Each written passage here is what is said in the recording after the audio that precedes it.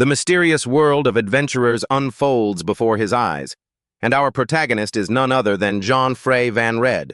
It's worth noting that ever since he was a kid, no matter what situation he faced, he always felt a strange sense of familiarity, as if he already knew everything about this world, as if he had already experienced all of this before. Today is no exception.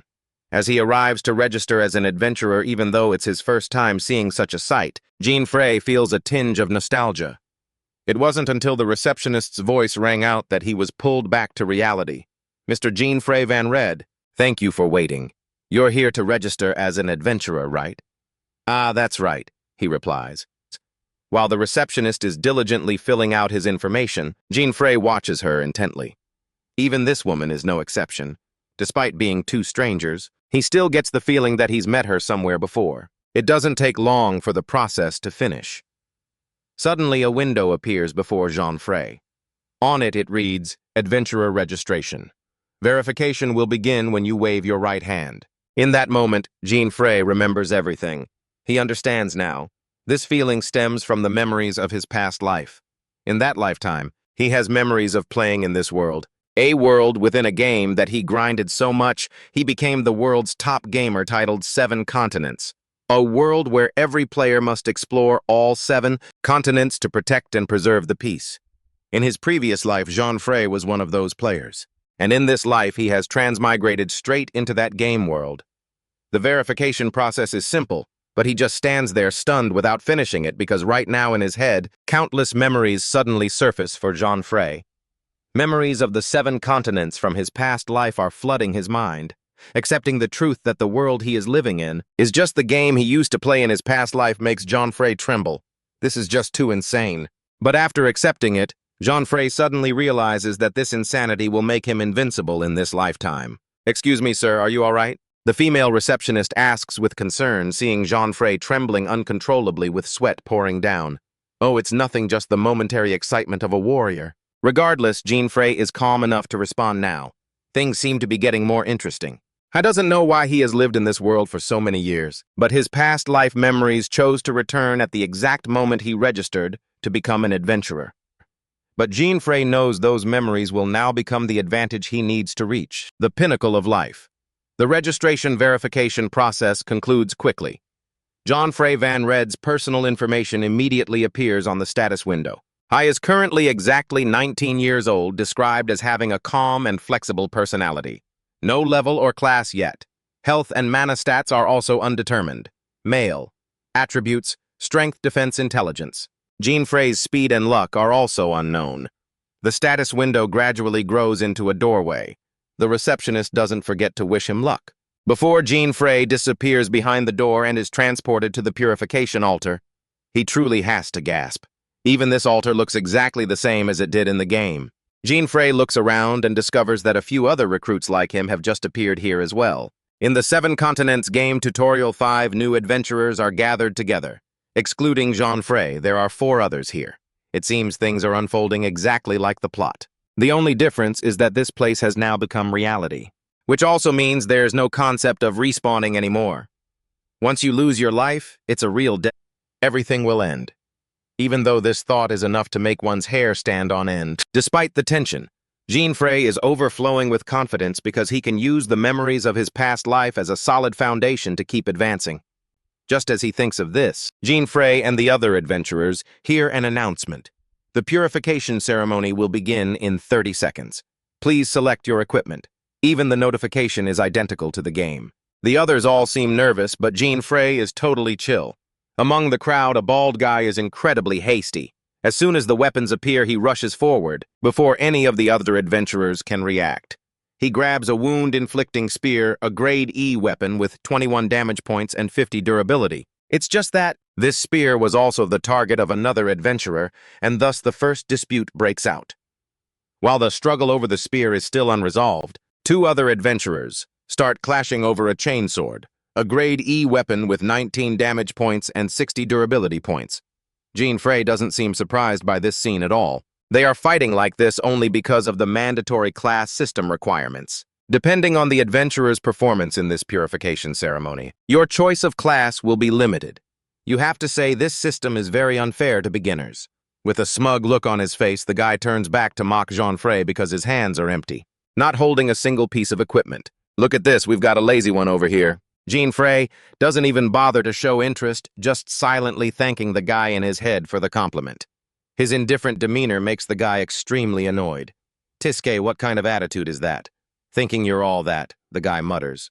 The truth is, he already had a target in mind for which weapon he should choose. And that item is something nobody else wants to pick because it's just a regular short sword, a grade F weapon with only 1 attack point but with 90 durability in return.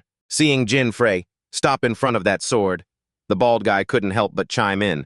Hey, that piece of junk only has 1 attack point, you know? Don't come crying to me later, when you end up stuck with a trash tier class. Ignoring the guy's warning, Jean Frey reached out and grabbed the short sword anyway. Sure, the common logics in this world is that an adventurer's strength is decided by their class. But what if that logic was dead wrong to begin with? How could the knowledge of amateurs ever compare to a veteran player? Jean Frey is the only true player here. Everyone else is just a total noob. And the first correct move here is picking this common short sword right before the weapon selection phase ends. The purification ceremony officially begins with a 5-minute time limit, and the goal is simple. Take down as many creatures as possible. To be specific, the creatures appearing are winged centipedes, a species of monster exclusive to the purification ceremony. Their venom is strong enough to paralyze anyone, and Jean Frey's expression turns serious, but the bald guy next to him mistakes it for fear and taunts. Try not to get yourself killed, kid.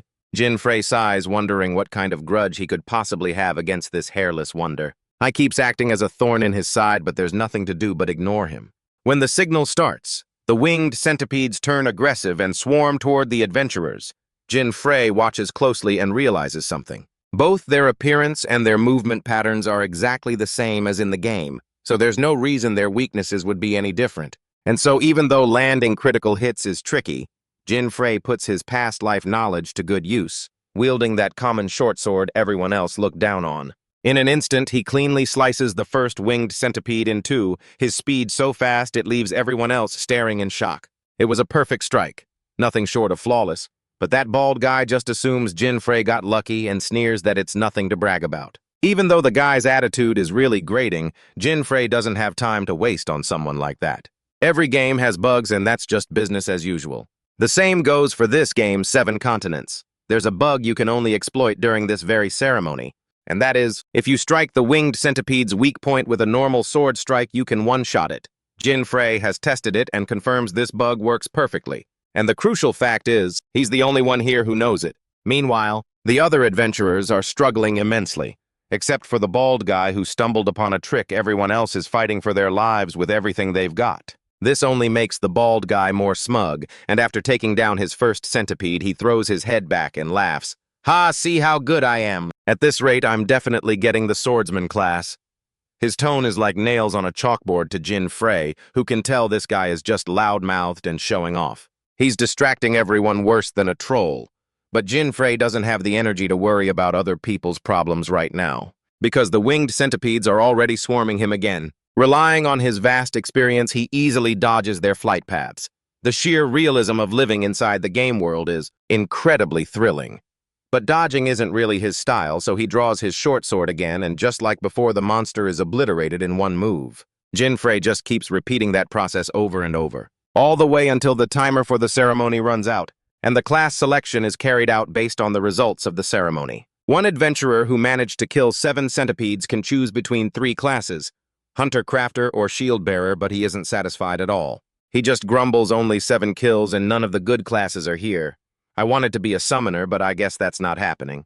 The girl next to him is equally disappointed, but the worst result belongs to an adventurer who couldn't even take down a single centipede, so he doesn't even get a chance to pick a class.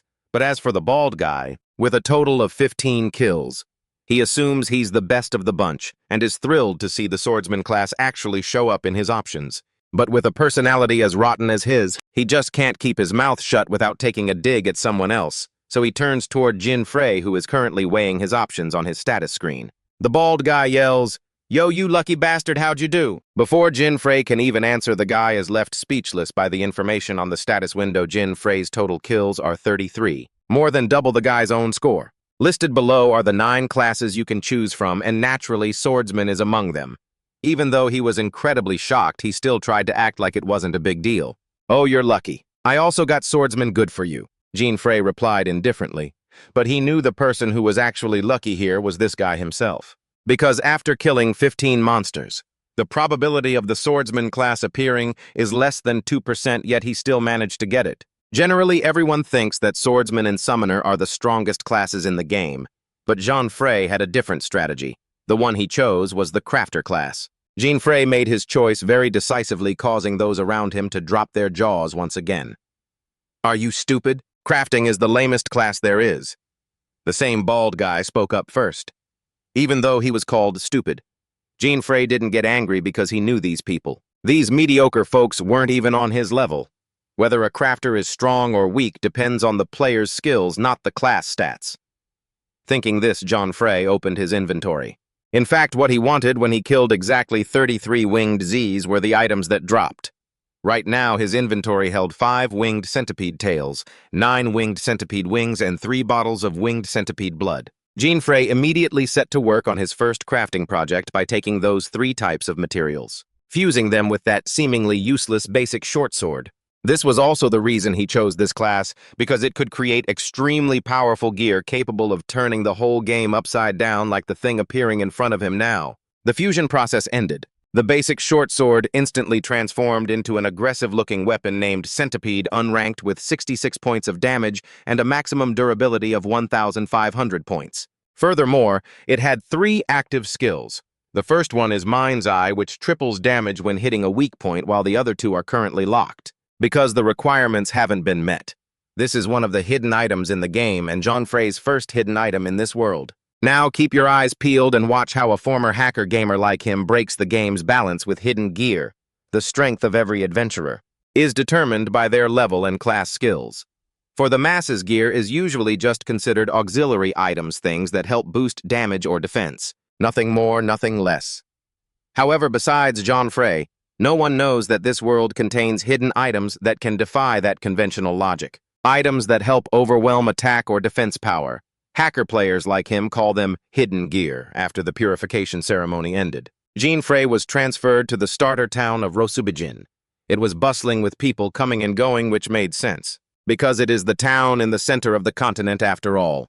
Everything was exactly the same as in the game, and Jean Frey quite enjoyed the feeling of strolling around this town. Hai had obtained his first hidden item just as planned, and currently Jean Frey didn't know how he should proceed. Actually, the objective of this game is quite simple. All 7 continents contain an S-rank dungeon, and the player must kill all 7 dungeon bosses to be considered as having cleared the game. But for now, Jean Frey didn't have the capacity to do that. Hai had to get stronger first, and the fastest way to get stronger is by dungeon grinding. Usually, adventurers will tackle dungeons in order, starting with F-rank dungeons. But Jean Frey is not a normal adventurer, so he went straight to the portal for the C-rank dungeon. The portal took him to a dungeon named Forest of the Guardian God. The condition to clear it is simple. Defeat the boss and the player cannot leave. Until this condition is met. Level 1. Jean Frey confidently stepped into the Forest of the Guardian God with 122 HP, 30 max MP, 21 points in strength, and 27 points in defense. 30 points in intelligence, 19 in speed, and 11 in luck. Since the recommended level before entering the dungeon is around 17 to 30, entering as a level 1 was no different from rushing to reincarnate. Even though Jean Frey possessed a hidden gear weapon, all his other gear was basic stuff, but once the arrow is on the string, you have to fire it. Especially since the monsters in the dungeon didn't give him any time to chill. Just as he stepped in, Jean Frey was already attacked by a level 17 wood demon. As far as he knew, this monster wasn't too hard to deal with, but a 16-level gap is still a breathtaking difference. If he took one hit from it, Jean Frey would be done for. So besides attacking precisely, he also had to defend with absolute caution. The wood demon was the first to strike. Its speed was very fast, but Jean Frey understood this type of attack well. After attacking, it would leave itself wide open, and that was the moment he had to speed up to counterattack. Just like that, Jean Frey succeeded. Just like when he took down the winged centipede using a single move to deal a critical hit. The level 17 wood demon was destroyed by him in one strike. The experience dropped from it helped Jean Frey jump 9 levels at once, leaping from level 1 to level 10. His health bar was now boosted to 158, and his max MP was 57 points. Additionally, Jean Frey received 45 free stat points to distribute. His damage was now sufficient, so Jean Frey dumped all 45 points into his defense stat. Seeing his level and stats increase so much, I was really happy. This achievement was, of course, mainly thanks to that hidden gear. You can't deny that the mind's eye skill of the centipede sword is quite useful. Even just its 66 points of damage alone could help you rush into a B-rank dungeon at level 6, one stage down. But that's still not the weapon's true power. Overall, with that in his hands, Jean Frey has become an absolute beast. Everything is going according to plan, and now it's time for him to level up along the way. Heading towards the boss now. But it wasn't long before Jean Frey was surrounded by monsters in the dungeon, and these weren't just any regular mobs. They were level 23 black serpents, a mini-boss of the dungeon. The odds of encountering 3 of them at once are less than 1%. Yet here Jean Frey is stuck in that exact predicament. He tries his best to attack these creatures. They were definitely even more ferocious than in the game, but then, in an instant, Jean Frey was blindsided by 2 of the black serpents, and he barely escaped being bitten. He tries to calm himself down.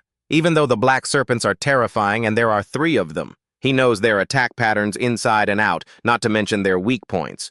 Jean Frey reassures himself, slowing down for a second to regain his rhythm before lunging forward again. He knows the only spot he can slash through is their neck, the neck of this type of monster. So if he gets it right, he can take one out in a single blow. However, a variable suddenly appeared. Just as Jean Frey dashed forward, aiming to slice across a black serpent's neck, the other one suddenly lunged out to block his path, protecting its kin. Jean Frey is completely stunned. He didn't think monsters would have such high intelligence. And the price for his split-second hesitation was getting bitten in his left shoulder by the serpent's sharp fangs. They sank deep into Jean Frey's flesh, causing him excruciating pain. He grit his teeth, swung his weapon in Go Kung, and decapitated the serpent attacking him. Jean Frey jumped straight to level 23, but he only had 8 HP remaining. He's in critical condition and needs to escape or heal immediately.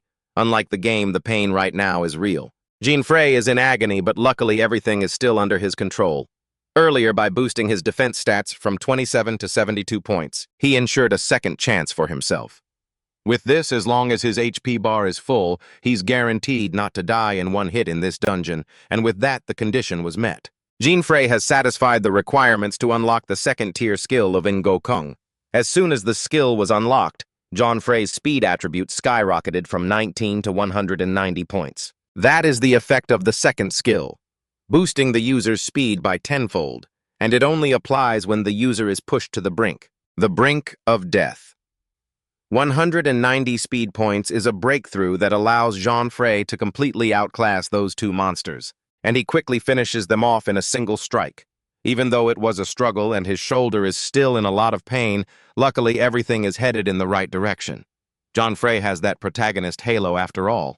Plus, as a hacker gamer, how could he possibly die uselessly in the very first dungeon? After taking out the last 2 black serpents, he successfully reached level 17, which is enough to challenge the boss. Jean Frey isn't in a hurry. He finds a large tree to sit down and rest. Normally, in this situation, he should heal his wounds first, but if he recovers HP, that tenfold speed boost effect will disappear. Jean Frey hesitates for a long while, feeling like he shouldn't waste this tenfold speed boost. Even though fighting a boss with only 8 HP is extremely dangerous, he believes that with his experience and knowledge, he will succeed. Then again, you have to admit having to take a hit just to get seriously injured isn't easy at all. After getting enough rest, Jean Frey continues his journey. Before officially facing the boss, he farms a few more monsters. After defeating those 3 black serpents, the monsters here have become much easier to handle, and with this steady leveling progress, Jean Frey is quite confident in his strength as the boss appears, but before that he has to craft some items. The materials needed this time are thorngrass water, sour berries, caterpillars, stone leaves, bloodcore flowers, and finally, hiriri seeds. All of that just to craft a D-rank item, and he hasn't even gathered them all yet. This makes Jean Frey feel incredibly annoyed, but sitting here complaining won't help. Jean Frey has to get back up and continue collecting materials before meeting the boss. Fortunately, things are going fairly smoothly. Jean Frey has gathered almost all 7 of the necessary ingredients. Just as he finds the sour berries, he suddenly hears a familiar voice. "Hey, isn't that Jean Frey?" Jean Frey turns around to see a very familiar face. He thought it was someone else, but it turns out to be a guy from his village, and a hateful one at that. The proof. He started mocking him the moment they met. Well, look at this. You're actually trying to be an adventurer. That useless Jean Frey, this blonde guy, is named Julius, a guy who has been registered as an adventurer for 2 or 3 years and is still hovering around C-rank dungeons. As for who is more useless, the answer is definitely not Jean Frey. Julius looks from him to the pile of items in his hand. Hey, what's with all that stuff? Are you a crafter? Good grief, that's pathetic. You can't even afford new gear. Julius, is that really your friend? The person next to Julius suddenly spoke up.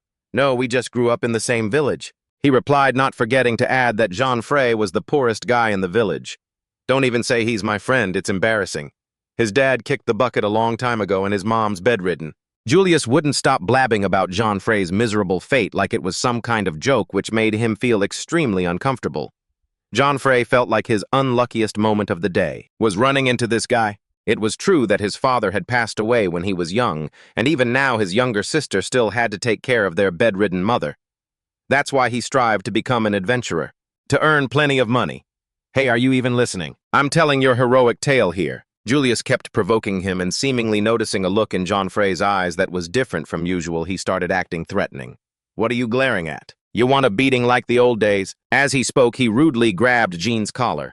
Jean Frey didn't react too drastically. He was simply thinking about what he should do with this piece of trash. But before he could even think of anything, both Jean Frey and Julius were startled by a ferocious roar. The boss had appeared a bit earlier than Jean Frey had anticipated. A level 31 one-eyed demon was now standing right in front of them. Julius immediately put his personal grudge aside because the most important thing right now was to run for his life.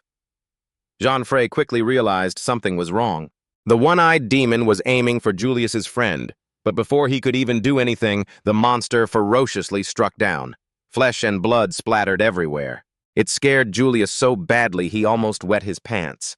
He fell backward, his whole body trembling uncontrollably. Even Jean Frey was feeling the tension now. The level gap between them was too massive, and the one-eyed demon's defense stat was incredibly high, too. It was hard for him to deal any damage. Its weapon was a massive wooden club. Just getting hit by that once would mean being pulverized. This is bad. The monster was currently locked onto Jean Frey. He could dodge 1 or 2 strikes, but he couldn't keep it up forever, and the enemy's one-eyed skill wouldn't allow for it. Jean Frey was running away from this fight. With no other choice, he had to take out his tools. Battle engagement. In the blink of an eye, the one-eyed demon launched another attack. Thanks to knowing the opponent's movements and the 10 times speed multiplier effect, Jean Frey could barely manage to dodge the blow. I even tried to counterattack, and this surprised Julius, who was still sitting on the ground not far away. He never thought someone he always called a loser like Jean Frey could go toe-to-toe with a C-rank dungeon boss like this. As for Jean Frey, he honestly still hadn't found a breakthrough. More than anyone, Jean Frey knew that just running around like this wouldn't solve a thing.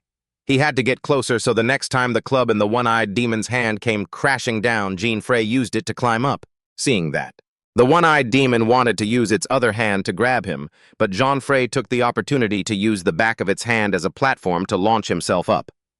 This beautiful jump accidentally made Jean Frey vanish from the one-eyed demon's sight. While it scanned its surroundings looking for him, it left an opening at the back of its neck. As he fell, Jean Frey locked onto his target, ready to strike. However, he only succeeded in making a very shallow cut on its neck. Jean Frey had foreseen this. The huge level difference made it difficult for him to deal high damage to the opponent. Plus, fighting on the ground wasn't easy either. The one-eyed demon discovered he had been backstabbed and immediately went berserk, swinging its club wildly, forcing Jean Frey to jump back down. He still struggled to fight, utilizing his speed and agility with the hope of slowly chipping away at the boss's health. Meanwhile, Julius just hid and cowered on the side, feeling both terrified and constantly observing Jean Frey's actions, wondering how he had changed so much in such a short time. Jean Frey tried to maintain the pace of the battle, but his mana points weren't infinite, and he was starting to get exhausted. If it goes on like this, even if he doesn't get hit by a fatal blow, he'll run out of energy soon. I have to make that thing quickly, Jean Frey thought to himself. He already had thorngrass, highly acidic berries, and fresh cornflowers. Now he needed to find the remaining ingredients. Jean Frey was pretty sure he could find them around here. It's just that because he was being attacked continuously, he didn't have a free hand. Even so, He kept observing, and finally Jean-Frey spotted the rest of the ingredients. They were right next to where Julius was hiding. Without a second thought, Jean-Frey bolted toward that spot. Naturally, that meant the one-eyed demon chased after him. Seeing that, Julius's heart jumped into his throat in fear. He even thought Jean-Frey was trying to ask him for help, which was why he ran over here. But he can't even save his own skin. So how is he supposed to save you? Naturally, Jean-Frey wasn't expecting anything from this useless loser. All he needed was an ingredient growing right next to him. Finally, the last ingredient was water. Luckily, there was a lake nearby, and Jean-Frey dove straight in. Now that he had all 7 ingredients, he quickly fused them together.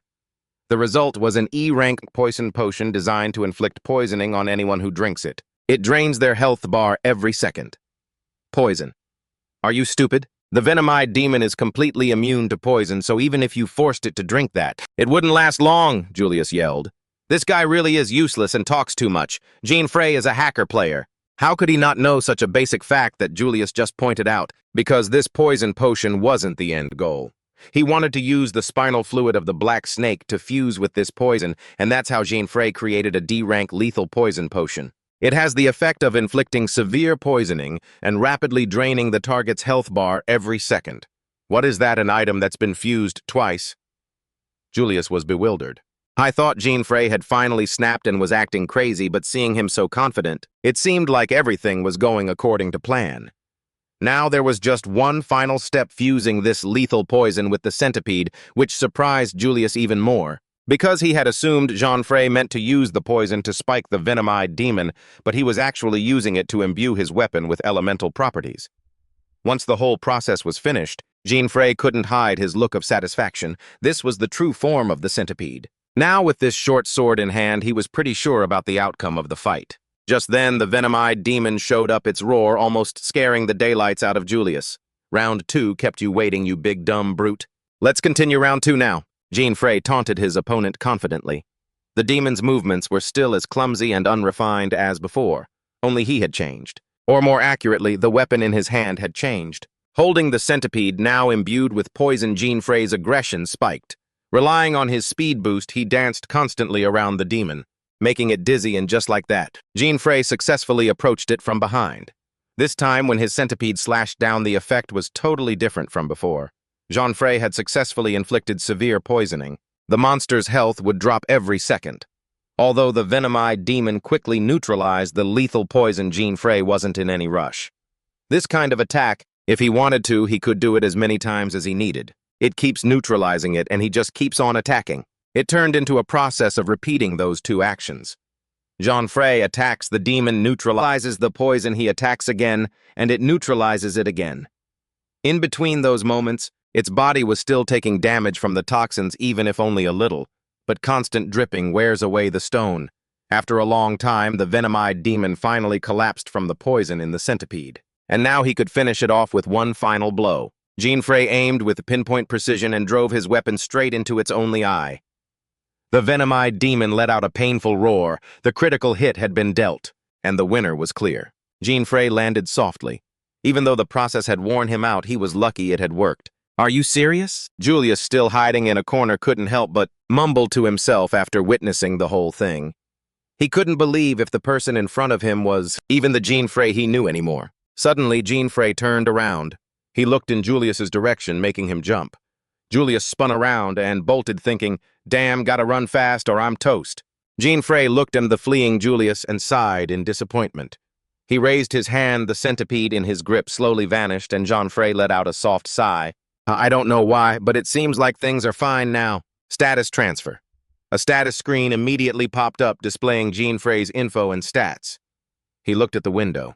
He shouted excitedly, nice, my level went up a bit. Jean-Frey waved his hand. The info windows slowly vanished. He called out, I'll deal with these unused support items later. Close equipment. The image of gold coins appeared, accompanied by a system notification summarizing the rewards Jean-Frey had earned. Jean-Frey smiled, clenched his fist, and thought to himself, great, I got quite a bit of gold from conquering this area. I'll send this gold to Mom. Jean-Frey moved his finger across the status window, muttering, one of the best things about playing solo is, having claimed all the rewards, it was time for the materials. An image of an eye appeared, followed by an item stat window.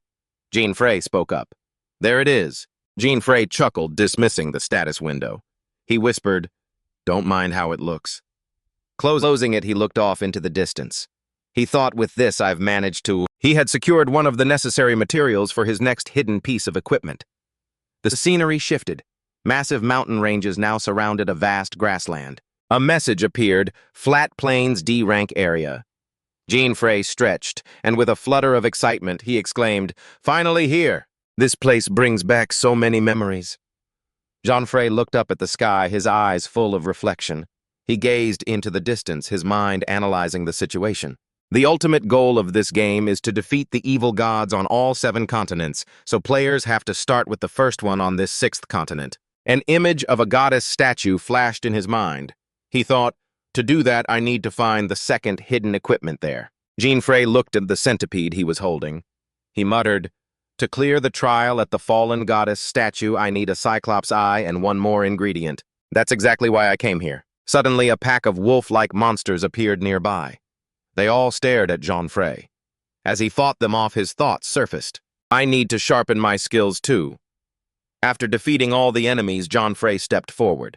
He thought to himself, defeat all the evil gods and build a peaceful sanctuary. Not a single monster remained.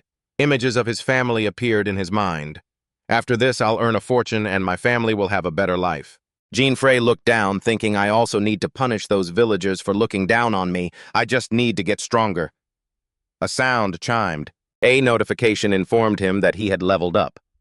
Wiping the blood from his face, he smiled and thought, with this, I'll have everything.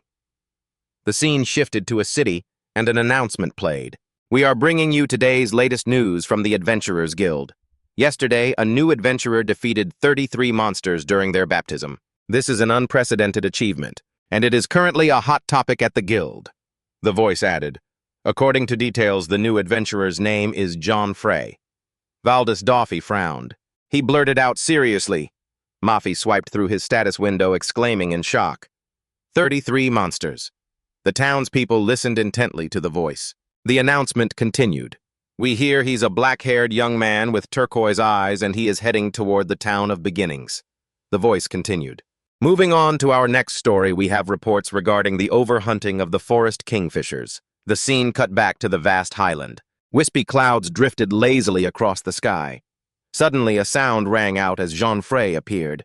On the ground lay a monster he had just finished off. He threw the centipede over his shoulder. Looking around, he exclaimed, strange. I've been looking for it this whole time, but I haven't seen a single one. The feathers of a forest kingfisher appeared in his mind. He muttered, I've collected a lot of materials already, but I still need the forest kingfisher feathers. Jean Frey scanned the area, saying, it's not like the forest kingfisher is rare or anything. The call of a bird echoed. Coo, coo. The sound played in Jean Frey's thoughts. A map appeared in his mind. He thought each continent has a total of 7 areas with 6 ranked from F to A, and the 7th area is where the evil god resides, ranked S. The image of the kingfisher appeared in his subconscious, his thoughts hesitant. The highest spawn rate for the forest kingfisher should be in the D rank area on the 6th continent. This is the place. But Jean Frey looked up at the sky. The centipede in his hand slowly vanished. Jean Frey sounded a bit helpless, man, no choice. I'll have to head back to town using teleportation and try to find more information there. The scene shifted. It was midday. Warm sunlight shone down on a small town nestled in the woods. Jean Frey wandered around. He looked around and said, there's got to be a general store around here somewhere. Jean Frey suddenly stopped in front of a sign, exclaiming, found it. If I ask a few people around here, Jean Frey walked up and reached for the door handle. Suddenly a scream erupted from inside the house. Wait up from inside. Sap appeared with a bag over his shoulder. He laughed heartily. Let's bounce, boys. Sap and his gang rushed out and Henry shoved Jean Frey aside. He barked, get lost, kid!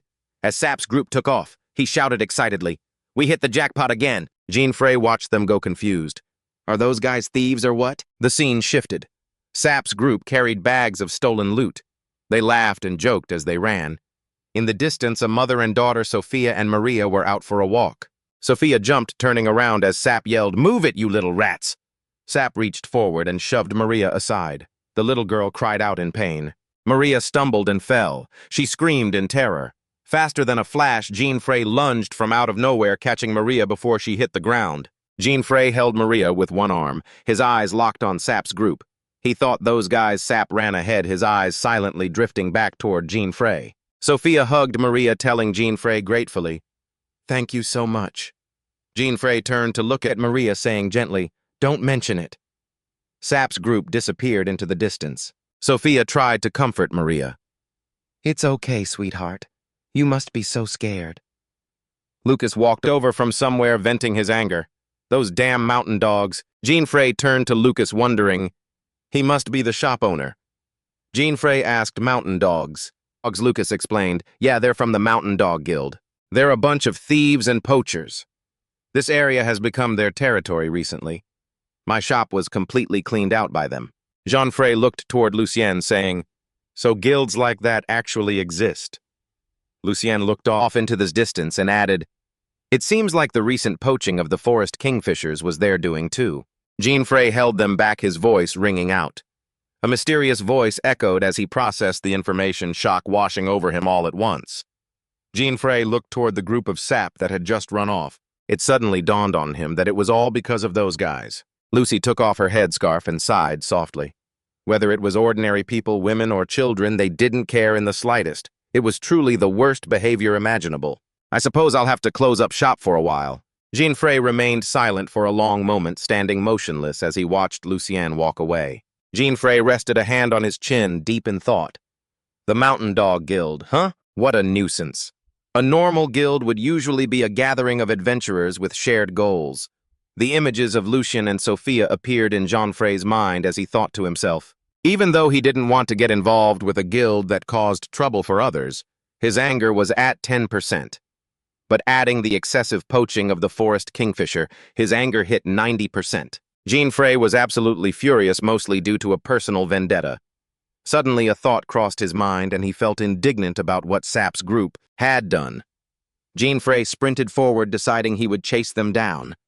The scene shifted to a small alleyway piled high with old junked items. Jean Frey appeared hiding behind a wall, his eyes fixed on the alleyway nearby. The members of the Mountain Dog Guild were chatting noisily, surrounded by the goods they had stolen. SAP held a bottle of alcohol in his hand, laughing as he said, "It looks like we've pretty much emptied the whole shop here." Henry, standing opposite, Sap replied, "That's right. The boss also said it's time to move out."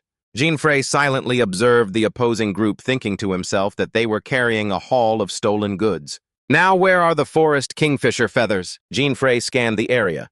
Sap's group still hadn't noticed his presence. Jean Frey's eyes suddenly landed on a shelf where there were several blue vials. Something was inside them. Inside those vials were lots of forest kingfisher feathers. His mind exclaimed, "There they are." Jean Frey frowned, realizing that these were the ones who had hunted this species to near extinction. Nearby, Sap held his bottle of alcohol and chatted with his teammates. "By the way, have you seen the news about that new adventurer?" "Yeah," the guy next to him replied loudly. "What's with that number 33? It sounds so unbelievable." Sap heard this and shouted, "You idiot, those guys are lying, it's all just tabloid trash." Someone's voice rang out from Sap's group. "It's probably true." Jean Frey, hiding behind the wall, wondered, "I can't hear anything. There are too many of them. What should I do?" Suddenly a voice came from right behind him. Jean Frey. "Hey, what the hell are you doing here?" Here Adrian appeared behind Jean Frey. He thought to himself, "Damn it, this must be that thief-type stealth skill. I didn't even notice he was close." Jean Frey quickly raised his hands, clarifying, "Ah, nothing, brother, I'm not a." Adrian pointed his weapon at Jean Frey. He cut him off. "You're not a suspect, just a lost traveler, right?" "Right. We just took out a spy from another guild who was spouting the same stuff just a moment ago. You know what I mean?" Hearing the other man's words, Jean Frey could only remain silent. His eyes darted away as if to avoid answering. Adrian swung his weapon forward. He began to attack Jean Frey. Jean Frey stepped back a few paces, successfully dodging the enemy's strike. His mind raced. That was a sudden move. Jean Frey opened his palm, and Ngo Kung appeared. Jean Frey whispered, "No other choice, then." Adrian thrust his weapon forward, and Jean Frey quickly dodged to the side. Jean Frey swung his leg with force, kicking hard at Adrian's ankle. Under Jean Frey's impact, Adrian's entire body began to topple forward. Jean Frey used the hilt of his blade. He quickly struck the back of Adrian's neck, a loud thud, echoing and attracting the attention of Sap and his cohorts. He wondered what was that noise. Someone in Sap's group shouted when they saw Jean Frey. "Hey, there's someone over there!" Jean Frey was startled, his mind shouting, "Great, another mess."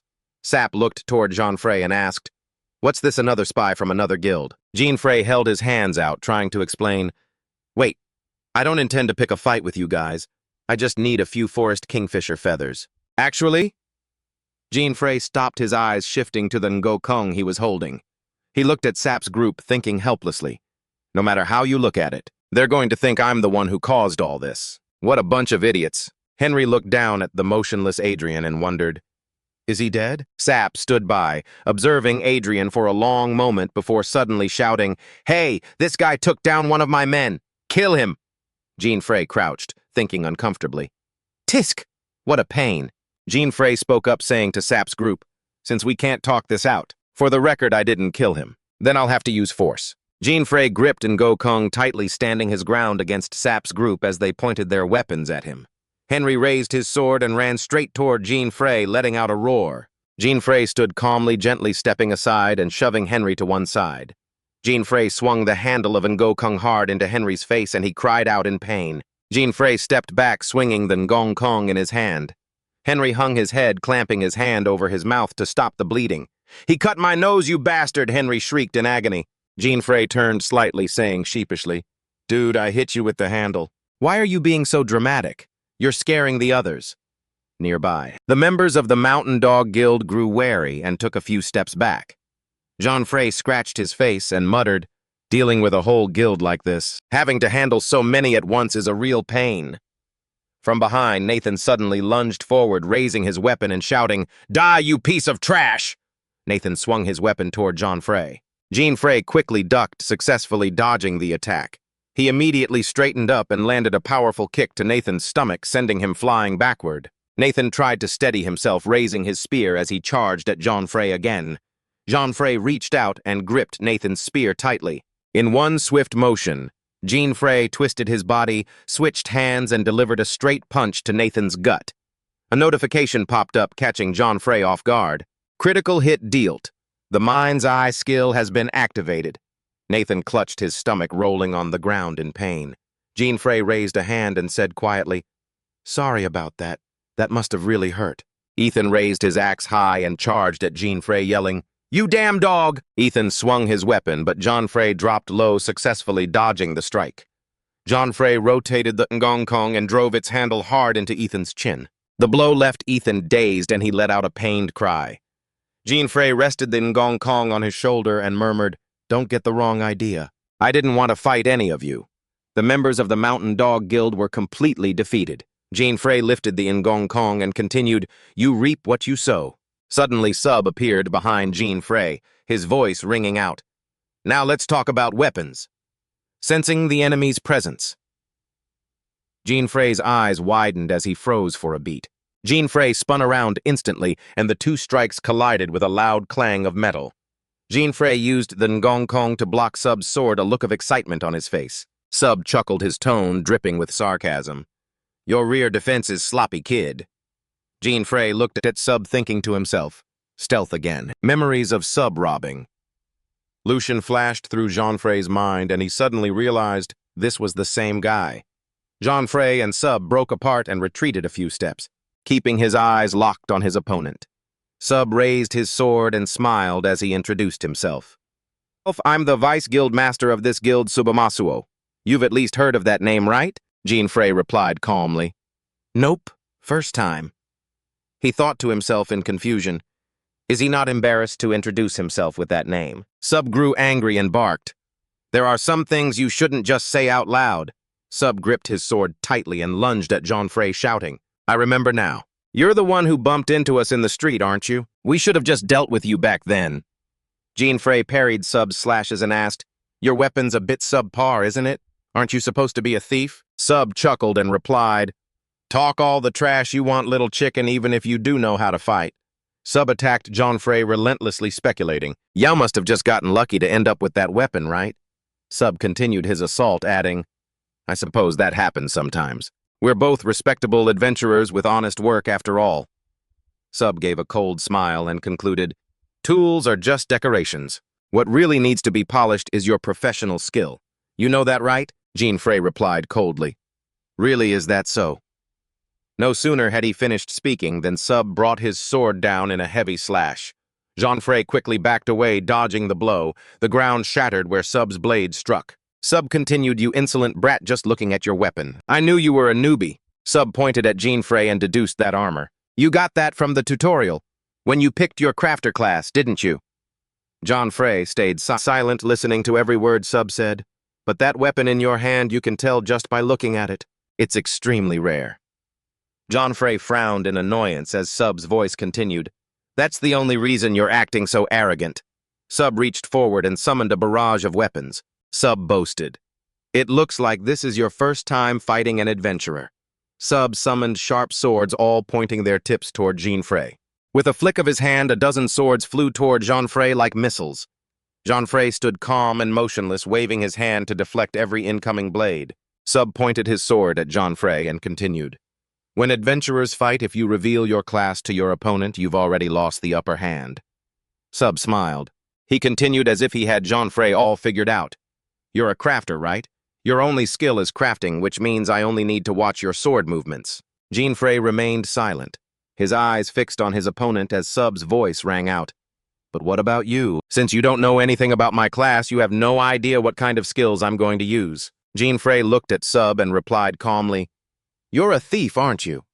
The only class that can use plunder is the thief. Sub shouted in anger. What? Sub gripped his sword tightly. He protested. No way, I'm a summoner, Jean Frey muttered. He thought to himself, with a hint of a pity, I'm starting to feel sorry for this guy. The image of the Ngong Kong being seized by Sub's plunder skill flashed in Jean Frey's mind, and he pondered, but I need to see if he actually learned the plunder skill. If the Ngong Kong gets stolen by his plunder, that would be a real headache. Jean Frey raised the Ngong Kong, his mind made up time to finish this quickly, without saying another word. Jean Frey gripped the Ngong Kong and lunged straight at Sub. His eyes stayed focused on his opponent, and he raised his weapon to strike, when suddenly from behind Jean Frey, Ellen and Mark suddenly appeared out of nowhere. Jean Frey turned around startled and blurted out in panic because he hadn't seen this coming. What the hell? Ellen and Mark grabbed their weapons and lunged at Jean Frey in unison. Jean realized they were using stealth too. Ellen swung his sword hard at Jean. Jean spun upward, planting one hand on the ground to balance himself. He dodged the attack, lowered his body, and slid backward while still keeping a hand on the ground. Jean lunged toward Sub and twisted his Ngokung sword around to strike. The hilt slammed straight into Sub's lower abdomen with a loud, sickening thud. A notification popped up confirming that Jean Frey had just landed a critical hit on Sub. Sub stood still in silence, his entire body appearing completely paralyzed. Sub let out a painful scream so loud that the surrounding windows shattered into pieces. Sub lost consciousness completely, and Ellen rushed over to call out to the vice captain. Mark, standing nearby, also yelled out anxiously. Vice Captain, wake up, Mark said to Ellen. It's not good, he's passed out. Ellen looked down at Sub, crying out his name. Jean Frey raised his hands in apology. My bad, and it was a double-hit critical strike too. Jean Frey lowered his head, let out a sigh, and muttered to himself. He stepped behind Ellen and Mark and spoke up. Looks like the outcome is decided. Sub lay completely motionless on the ground. Jean Frey's voice rang out. If you guys don't want to end up the same way. He raised Ngo Kung, his eyes sharp as he looked at Ellen and Mark. He warned them, then hand over the Lam Vu. John held his sword in one hand, gesturing with the other toward the two men sitting terrified on the floor. If you don't want to end up like him. His voice wavered slightly as he looked them straight in the eyes. He said firmly, then hurry up and give the Lam Vu to me. When the two heard the name Lam Vu, they panicked completely. Hey, did you just say Lam Vu? One of them promised. Of course, we'll bring it to you. Meanwhile, in the distance, Adrian and Henry were approaching. That's him, Henry's voice echoed. That's the guy who attacked our people. He's definitely with the enemy. In their hearts, the two on the floor thought, thank God they brought backup, seeing the two men in the distance. Jean Frey frowned and muttered, good grief, they keep crawling out like ants. The four of them quickly surrounded him, pushing him into the center of the circle. Adrian gripped his weapon and tried to intimidate him. You've got some nerve messing with the Mountain Dog Gang, kid. Henry frowned and asked, You called us here, just to beat up this one guy. Suddenly, Henry shouted as if he had just discovered something. When he saw Vice Captain Sub, he yelled, Wait! The Vice Captain! Everyone looked toward where Sub was sprawled on the floor. Vice Captain, what happened to you? There was no response from Sub, and he remained motionless. Seeing this, Henry declared, He's completely knocked out. Witnessing this unbelievable sight, Adrian asked in shock, That kid, he defeated the Vice Captain? Henry couldn't believe it and kept denying it. No way, this is the Vice Captain we're talking about. Maybe he just had too much to drink, Adrian replied. This guy beat up the Vice Captain while he was drunk. What a coward. Listening to them bicker, Jean thought about the guy's earlier arrogance. I am Vice Captain Masuo. Jean thought wearily. He wasn't actually drunk. He was just delusional. Suddenly, a voice called out, What's all this noise about? The remark made the group turn around to find the source. 3 men gradually came into view, led by a burly man. They were slowly approaching Jean Frey. The tall, burly man was Ju Masu, the leader of the Mountain Dog Gang. He glanced at Jean Frey. Seeing Ju, the Mountain Dog members scrambled over, shouting, Greetings, leader boss. The henchman quickly approached him, pointing at Jean Frey and whispering. Jean Frey calmly slung his Ngokung sword over his shoulder. He looked at the crowd and thought, So he's the leader of this gang. His name must be Ju Masuo. On Ju's side, he asked suspiciously, Someone came here to mess with our gang. A henchman quickly answered, Yes, sir, that's exactly what happened. The henchman gestured toward where Sub was lying, then turned to Jean Frey and said, Look, even the Vice Captain has been defeated. Ju's eyes darkened, his lips pressed tightly together, and he squinted at Jean Frey, deep in thought. John didn't back down, standing there silently staring back at him. Suddenly, Ju put his hands in his pockets and laughed loudly. That's definitely one of our gang members right there. Kid, which gang are you from? Jean Frey stood his ground. Around him lay the henchman who had been defeated. I work alone. I'm not in any gang. Surprised by the answer, Ju asked again as if he couldn't believe it. You did all this by yourself. Jean Frey answered calmly. That's right. After hearing that, Ju burst into laughter, clutching his forehead while saying, I see, I see. Ju's eyes flashed with a cunning light as he made an offer. I like you. I'll let you join my gang. Not believing what he just heard, Jean was stunned. His face blank, he blurted out, Huh, as if a flock of birds had just flown over his head. The underlings were just as stunned as Jean Frey. They hadn't expected things to turn out this way. They quickly gathered around to stop their leader, but he was dead set on it. Usually I'd beat a guy to a pulp for touching our gang, he said, his eyes squinting with a twisted, excited grin. But he did take down the vice leader after all. Not bad skill, kid. That's why I'm gonna let you join the crew. Seeing Jean standing there completely still, he leaned in and slung an arm around his shoulder, asking, What's wrong? Too happy for words, kid, come on now. Why don't we go grab a drink? Jean Frey stood frozen, his face stone cold as he calmly replied, I refuse, leaving Du completely baffled. Jean shrugged his arm off and stared him dead in the eye. I only want Lam Vu, he stated firmly, and I'm going to get revenge for the grocery store owner and that little girl, he added silently to himself. He spoke up again. Why on earth would I want to join your pathetic excuse for a gang? With Jean Frey standing his ground and demanding Lam Vu again, the guild members' faces darkened. Du was shaking with rage as he glared at him.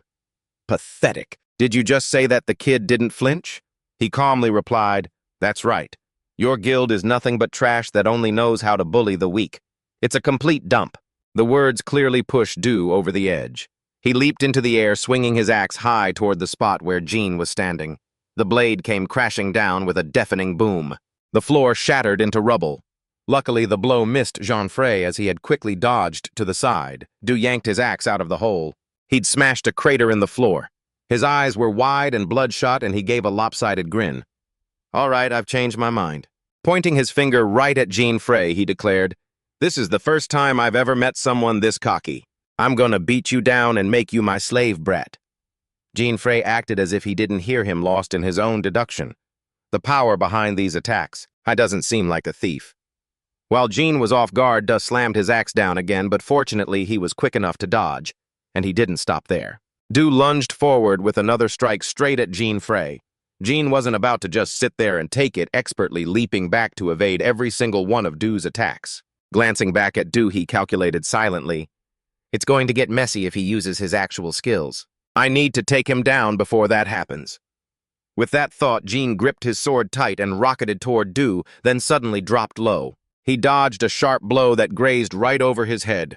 The effortless way he avoided the strike made Du's jaw drop in shock. Not giving him a moment to breathe, Jean delivered a precise, sharp sword strike. It grazed right past Du's body. Looking down at his side, Du gritted his teeth, thinking, he's attacking with the flat of his blade, what an arrogant little bastard. But Du kept his head in the game. Still, those hits are heavy. I need to avoid taking his attacks head on. Jean looked back over his shoulder at where Du was standing and thought, this guy is strong. Du's face was dark. He thought for a moment before saying, weapon stow. The weapon in his hand slowly faded and vanished right in front of Jean-Frey. That's strange, Jean thought, wondering to himself. Did he just put his weapon away? After a moment, realization hit him. I get it now. His class must be a brawler. Du's body suddenly bulked up, muscles bulging as a system window popped up. Brawler, hidden skill physical stats doubled for 3 minutes. As he stowed his weapon, his underlings cheered excitedly. There it is, the boss's brawler skill, seeing Du's physique and prowess. Jean concluded, he's a martial artist. Not wasting a second, Du clenched his fist and threw a punch straight at Jean-Frey. The fist flew like a bullet, stopping just centimeters from Jean's calm, handsome face. A loud bang rang out as Jean quickly leaned to the side. Du's fist slammed into the wall instead. A drop of sweat rolled down Jean's cheek as he mused to himself, a martial artist, I'd be blown to pieces if I took one of those hits. Du whipped around, throwing a heavy punch from above. He clenched his fist, lunged forward, and let out a savage roar. Die, you piece of trash! Jean-Frey's expression remained calm and stoic, his hand tight on his sword as he prepared to counter. Du rocketed toward him, his mouth twisted in rage as he screamed, Die, you little brat! Then his voice suddenly went silent. Under Jean-Frey's blade, a notification window appeared. Critical hit landed. Du couldn't do anything but gape eyes wide before letting out a pained Another notification appeared. Third eye skill activated. The underlings stood there, mouths agape in utter disbelief, staring at Du as he lay motionless on the floor. The crowd erupted. Boss. The underlings whispered in fear. Did he really just take down our boss? Wait, now that I think about it, isn't he that adventurer? The one from the news. As Jean-Frey stretched out and sighed in the distance, they whispered further. That's right. A man with black hair and blue eyes examined every feature on Jean's face, matching the rumor's black hair, blue eyes. They were filled with panic as the answer dawned on them. They screamed internally, it's really him, there's no doubt about it. He's blue-eyed Jean-Frey. He stood there with his hands on his hips, watching them whisper about him, not knowing what to say. Cutting through the noise, he spoke up. Hey, you guys! Before he could finish, the underlings scrambled to run away as fast as their legs could carry them, leaving Jean utterly bewildered. Hello? He muttered in confusion. How do they know my name? And are they just gonna leave their boss behind like that? Turning and walking in the opposite direction. Jean rubbed his head. Whatever, I'll just go find Lam Vu and return the treasure I swiped from the store. In a different area, the sound of running water echoed. System annotation B-rank dungeon. Jean stepped toward the cave entrance, thinking to himself, that boss fight was over way too quickly. It's different compared to the Cyclops fight. The system chimes in recording that you've taken down the beast. You've defeated the level 35 boss Baphomet. You've gained experience points. Jean-Frey thrusts his hands into his pockets, walking toward the statue of the angel placed on high. He stops right in front of it.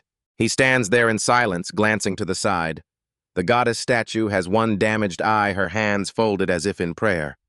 Jean-Frey whispers to himself, I remember you, fallen goddess.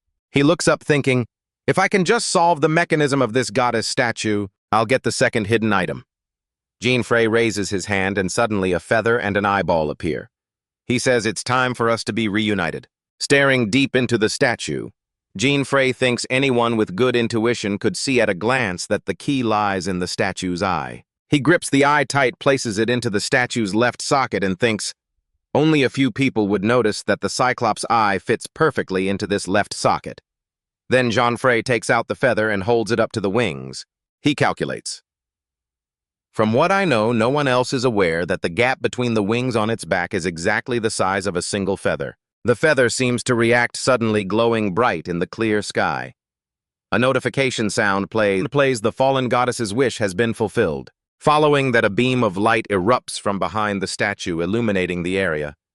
Tears begin to fall silently from the statue's left eye. As the tears land in a golden cup, the system chimes. The fallen goddess has shed tears of joy. Suddenly, a golden ring floats above the rim of the cup. The notification sounds again. The second hidden item is revealed. A long notification window filled with text appears detailing an item called Lucifer's Halo. Holding the golden ring, Jean Frey says naturally, as I thought. With a function like this, no wonder this thing was so hard to get. He looks up, gazing calmly at the goddess statue for a long time. A smug look appears on Jean Frey's face and he smiles. Lucifer's Halo, I'll make good use of this goddess. Above the goddess statue remains standing there, hands still folded in prayer. A voice prompts him, hurry up and equip it. Instantly, the ring floats up and settles over Jean Frey's head. He turns to walk away, muttering to himself, this thing makes me look like some kind of spirit or pixie. God, I didn't want to stand out this much. Though I'm sure people won't think this is a broken device just by how it looks. Jean Frey rolls his eyes, clenching his hand into a fist, smiling confidently. Now that I've got Lucifer's Halo, S-rank a dungeon, here I come. The cool blue sky shifts to a massive, imposing structure. Jean Frey furrows his brows, sweat dripping down his cheek, and curses. Damn it! At the Acne Volcano S-rank dungeon, towering mountains stand spewing lava furiously. This is exactly why there's a warning due to its extreme danger. Only groups of 7 or more are permitted to enter. He scratches his head, puzzled. There aren't any recruitment notices right now. The display shows the important details once you defeat the boss residing in an S-rank dungeon. The entire dungeon will disappear, but after some time it will randomly reappear in another location on the same continent. Once you slay the first demon god, you'll receive a title that allows you to travel to the second continent. Seeing this, Jean Frey lowers his head slightly, thinking, I want to get to the next continent as fast as I can. Suddenly, a group nearby starts getting noisy. Look, that's Fire Mage Frena's party. Oh, this is the first time I've seen them this close. The noise quickly catches Jean Frey's attention. He glances over with his blue eyes and sees a blonde girl sitting primly among a group of men. He asks himself, a fire mage, huh? The blonde girl is Frena Asbury, 23 years old, level 45 and a mage. The golden Lucifer's Halo above Jean Frey's head spins, chiming with a notification. He stands there listening to the system skill Mind Read has been activated. Looking at Frena, thanks to the Halo, he realizes you have sensed a strong desire. Frena wants to challenge the S-rank dungeon as soon as possible. However, the problem she's facing is that she doesn't have enough members. Knowing her thoughts, Jean Frey smiles slightly. He thinks to himself, great, Lucifer's Halo is already coming in handy. Over on Frena's side, she and her group are discussing a fire mage, let's go with that. One of the guys replies, yeah, let's just call it a day for now. From a distance, a pair of black shoes approaches, stopping near Frena. The person cuts into their conversation. Excuse me. Jean Frey steps forward, pointing at himself, and says confidently, mind if I join you guys? In his head, he thinks, seems like they're in need of some help. The group falls silent, staring at the halo above his head, forgetting to answer. Jean Frey has never felt more desperate than at this moment. He closes his eyes helplessly, thinking, damn it, I don't even need to use my skill to know what they're thinking about me right now. A man named Marcel, sitting on the ground, asks, what did you say? We've already discussed it and agreed to give up for today. If you need teammates, go ask someone else. Looking at him, Jean Frey knows through Lucifer's Halo. You have sensed pity. He's worried about his injured teammate currently in the hospital. He bites his lip, thinking, so that's how it is. One of them got hurt, so they don't have enough people. He looks keenly at Frena and says, I want to hear the captain's opinion. Jean Frey continues, you look a bit worried, you know. You know, is there something urgent you need to do in that S-rank dungeon? She hangs her head and sighs. A notification sound plays. You have sensed anxiety. Frena is worried about her father, an adventurer who hasn't returned from an S-rank dungeon in over a month. You realized she was worried about her father. Frena pressed her lips together, staring blankly at nothing. Another notification popped up, leaving Jean Frey puzzled. You sensed a different kind of anxiety. Without waiting for the notification sound to fade, you lunged forward and kicked it away, to the shock and confusion of everyone around.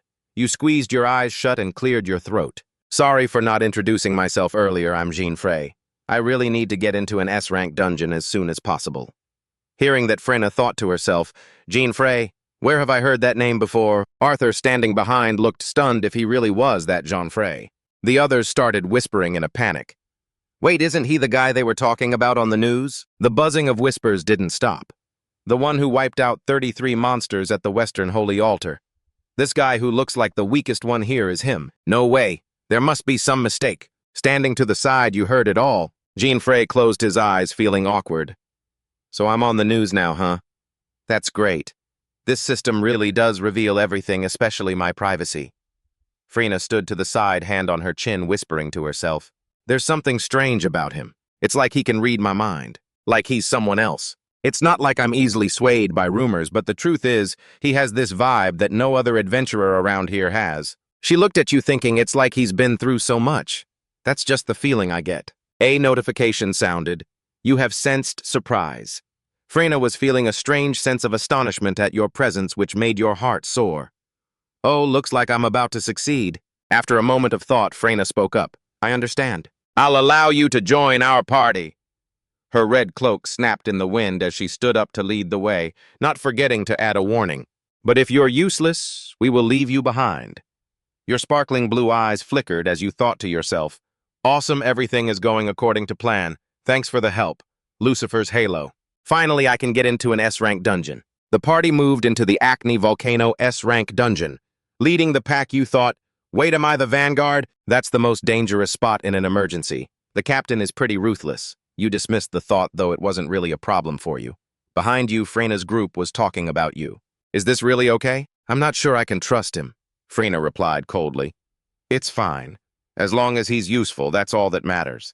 If necessary, he'll just be our bait. Once she said that, she looked at Jean Frey's back as he proudly led the way. Up ahead, Arthur struck up a conversation. Hey, are you really the guy from the news? Hearing the question, Jean Frey stammered. I guess so, even though he was secretly wondering. Wait, I've never even heard that news report. Arthur pursed his lips and rolled his eyes, looking away. Deep in thought, a notification pinged. You have sensed distrust. Arthur didn't believe you and Jean Frey could only sigh in his heart. He's so suspicious. Cedric, standing behind, spoke up loudly to Arthur. He's definitely lying. Look at him. Does he look like someone strong? He's even got that angel halo sitting on his head. Inside, Jean Frey was spiraling, crying blood internally. Can you stop poking at the sore spot? It might look stupid, but it's actually really useful. Suddenly, a notification flashed. Skill, magic detection, activated. Unknown magic source detected moving. Getting the alert, Jean Frey guessed. Are the monsters from near the summit all rushing down here at once? You whipped your head around and shouted, Hey, shield guy, use your defensive skill on everyone. Hearing your shout, Cedric just stood there blank and confused. Huh, ignoring your urgency, you yelled. Hurry up, the volcano is about to erupt. He furrowed his brows, clearly annoyed. Listen here, you. Before Cedric could finish, the volcano in the distance erupted violently. Rocks and debris rained down everywhere. I was still just standing there, forcing Jean Frey to shout again. Watch out. Get behind a shield. Hundreds of volcanic rocks came crashing down right where they stood. Cedric finally raised his hands, gritting his teeth as he braced himself. Counterforce, he muttered. An invisible net seemed to weave together, shielding the party from the volcanic barrage. Watching the scene unfold, Jean Frey calculated, molten rocks are falling from the sky.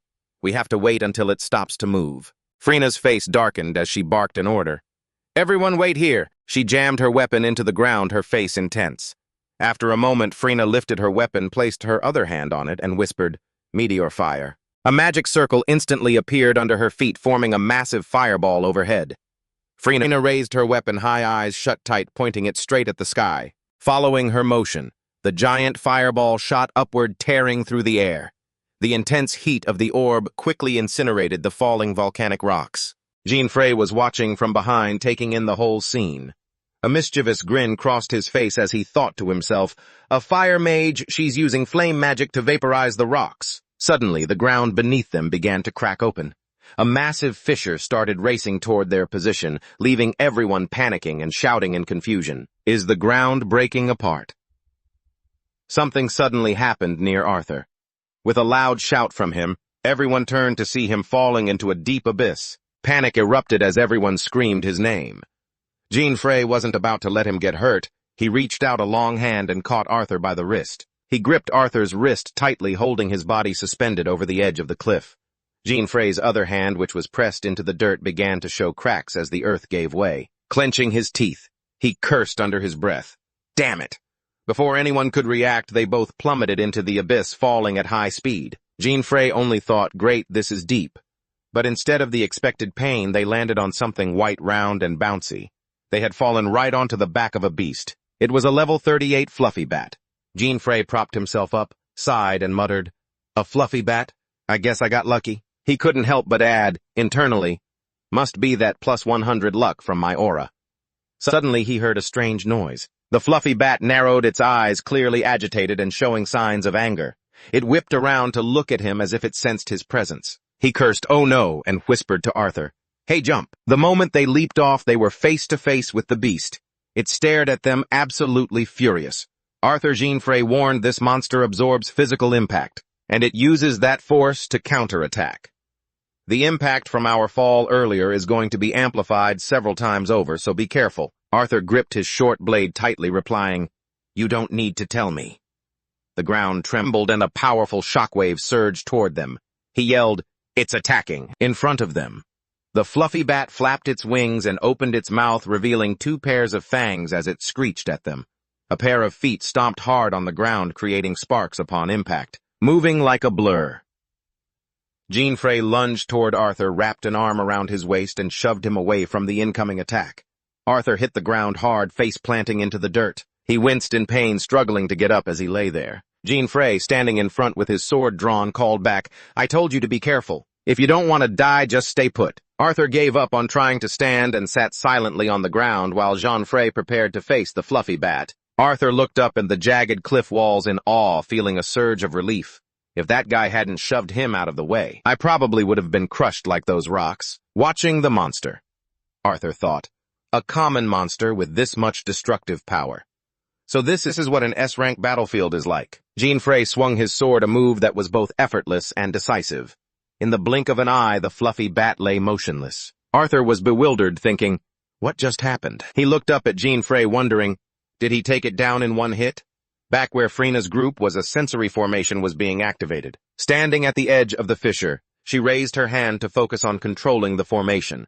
Cedric, standing behind her, asked anxiously, "Can you see anything?" Freena held a crystal-tipped cord, her expression cold and icy as she spoke. "Yes, Arthur is still alive." She recalled the dangerous scene from moments ago. She couldn't help but think to herself, that Jean Frey, he risked his life to save Arthur, and not only that, Freena remembered that he had also sensed the explosion before anyone else. The others were relieved and suggested, then we should go down there too. Freena shut them down. No.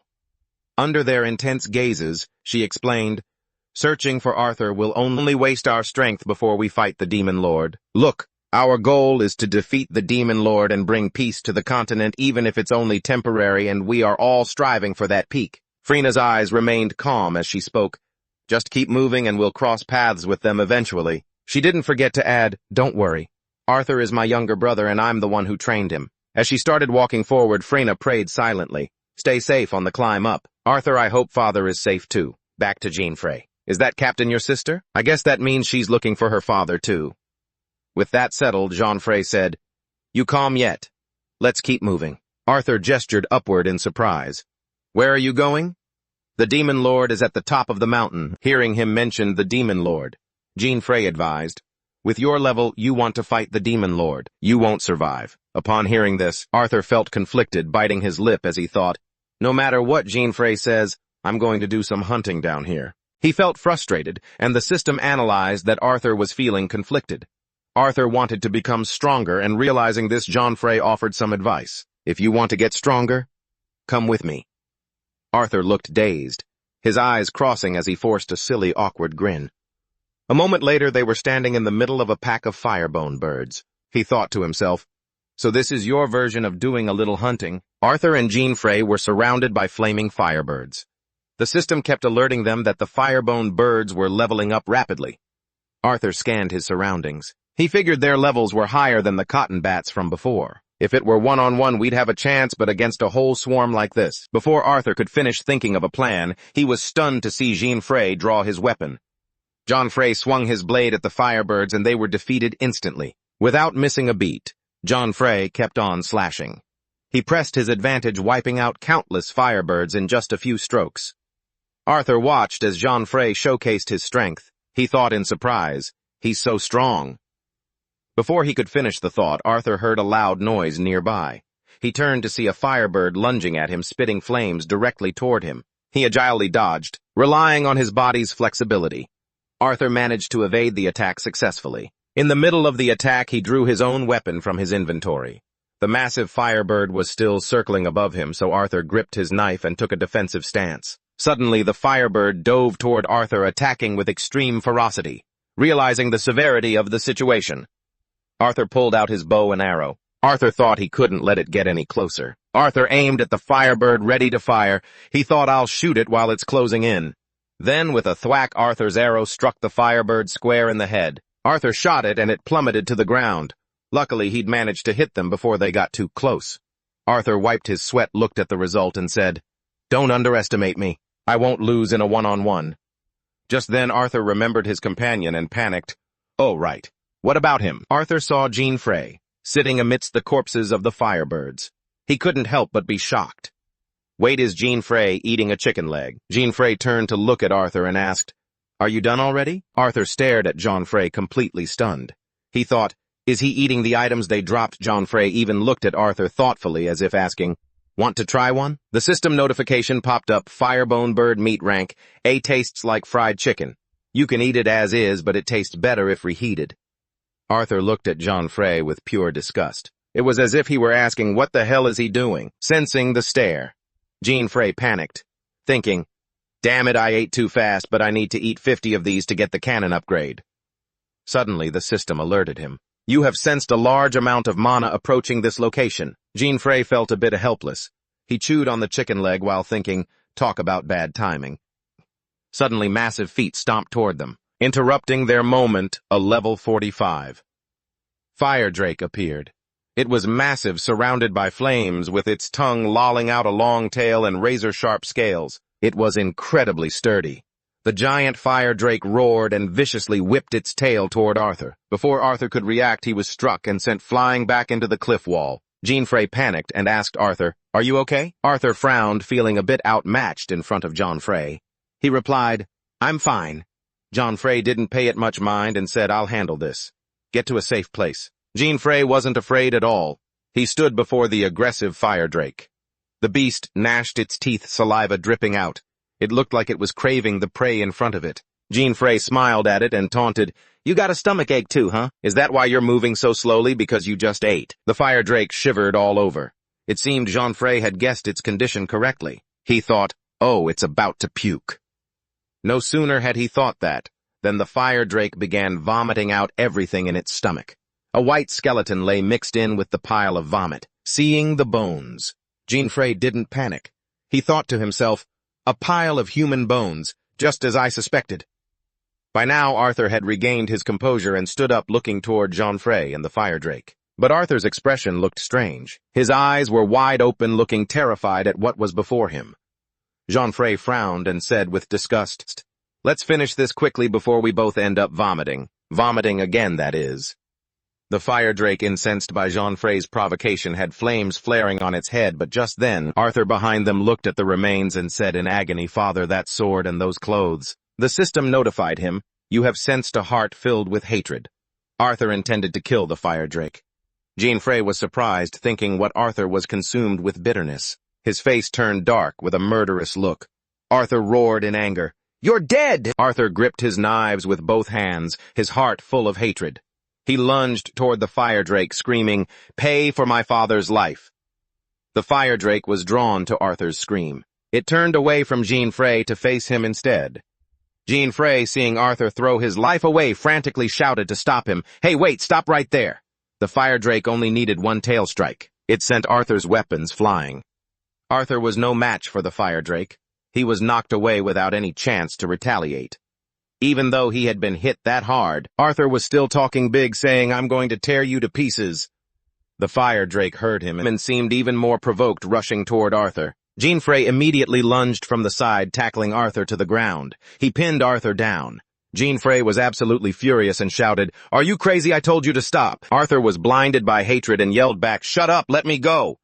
Jean Frey didn't back down and scolded him.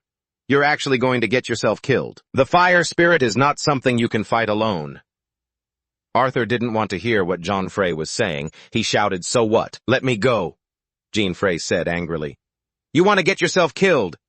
Arthur, can't you just calm down for a second? What do you think will happen to the rest of your family if you throw your life away here?" Hearing those words, Arthur suddenly froze as if he'd finally snapped back to reality. Jean Frey tried to reason with him. "You know I'm right, don't you? That thing is not something you can take down by yourself." Arthur knew it deep down, but he was still stubborn. "Of course I know that. But what else am I supposed to do?" Arthur burst into tears, feeling utterly helpless and devastated by his loss. "My father, that monster. My father." The system pinged Jean Frey. You can sense his rage. Arthur was furious at his own weakness. His hands were clenched into white-knuckled fists as Jean Frey watched his pain. Jean Frey gently let go, stood up, and turned away. Jean Frey said softly to Arthur, "Sorry for yelling at you like that." Jean Frey paused for a moment.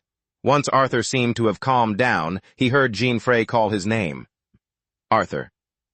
Jean Frey turned back and asked Arthur, "Your class is a hunter, right? So you can use battle cry. What do you have in your inventory right now?" Arthur listened, but he was a bit confused, not yet understanding what Jean Frey was up to. Arthur replied slowly to Jean Frey, "Some recovery herbs, a bow and arrows, and some cotton fluff fur." "Wait, why is that even in my inventory?" Jean Frey praised him. "That's from your ability. The hunter's hidden ability. Looks like you've got some good stuff in there." Arthur asked in surprise, "A hidden ability?" Jean Frey went straight to the point. "We'll talk about that later. Listen close. I've got a plan." Jean Frey looked confident as he told Arthur, "If everything goes right, we're going to take it down." Jean Frey turned serious and said quietly to Arthur, "All right, make sure you follow my lead." Arthur didn't answer, but he thought to himself a plan to defeat a fire spirit. A powerful fire spirit at that, and we're trying to take it down with just the two of us. Arthur frowned, deeply anxious because he still didn't believe in his own strength. On the other side, the fire spirit was still staring at them, not making a move yet. Jean Frey looked calm and with absolute confidence said, "Buff me." Arthur trusted him and followed through. "Got it." Arthur inhaled deeply, gathering his strength to begin the buff on Jean Frey. He raised his hands, tilted his head back, and chanted, "O spirits dwelling within my blade, rise with all your might and guide this man to victory." Arthur channeled all his power into Jean Frey to complete the buff. Arthur shouted battle cry. Instantly, Jean Frey was surrounded by crackling lightning. The system announced, "You have received the player Arthur's class skill battle cry. Player Jean Frey will be invigorated for the next 5 minutes. Strength and speed increased by 30%. The fire spirit watched the scene unfold. It seemed confused, not yet understanding what the two of them were planning. Arthur grabbed the item Jean Frey had asked for, handed it over, and said, "Here, the cotton fluff fur you asked for." Jean Frey took it and said, "Thanks. Thanks to the battle cry, my stomach feels a lot better now. Now follow the plan." Jean Frey then moved forward like a flash of lightning, his face filled with the confidence of someone who had already secured the win. The fire spirit let out a roar, erupted in flames, and charged into battle. Jean Frey looked tiny compared to the massive, aggressive fire spirit, but he didn't hesitate. As Jean Frey swung his sword, he silently analyzed, "This monster has a massive health pool. Normally, you'd need a whole party of players to wear it down." Jean Frey slashed repeatedly at the fire spirit. It was hit continuously and couldn't even counterattack. After Jean Frey's strikes, the fire spirit looked heavily injured. The system announced, "Mutated fire spirit has been severely poisoned." Jean Frey saw the results he wanted. He let out a soft sigh of relief. He had used the centipede poison on it. Suddenly, a sharp arrow whistled through the air toward the fire spirit. Jean Frey thought to himself, and the arrow hit its mark. It pinned itself right into the fire spirit's head, making it scream in agony. Jean Frey looked back. Arthur was aiming his bow at the beast. Jean Frey smiled with satisfaction, thinking, just as I calculated, the fire spirit's weak point is right between its eyebrows. Arthur had just fired that arrow. He stood there, stunned, still unable to believe he had actually done it. Arthur drew his bow again, thinking melee weapons have a hard time hitting that thing, so it's a good thing he's here. As soon as that thought crossed his mind, Arthur fired another arrow, pressing the advantage. "Over here." Jean Frey baited the fire spirit to attack him, and it opened its mouth wide as if to snap him up. The fire spirit went berserk, roaring constantly its massive tail, lashing out wildly in every direction. Countless arrows struck the fire spirit in the head and it wailed in pain. Jean-Frey frowned and glanced back. Arthur was still attacking the fire spirit. Jean-Frey said confidently, "Here we go." It took hit after hit. The fire lizard roared in agony and rage, putting every ounce of strength into it. The system announced it had entered a berserk state.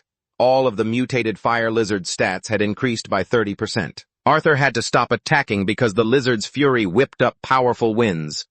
Arthur wiped his face, wondering, so this is its berserk state. Standing all the way over here, I can still clearly feel the waves of heat.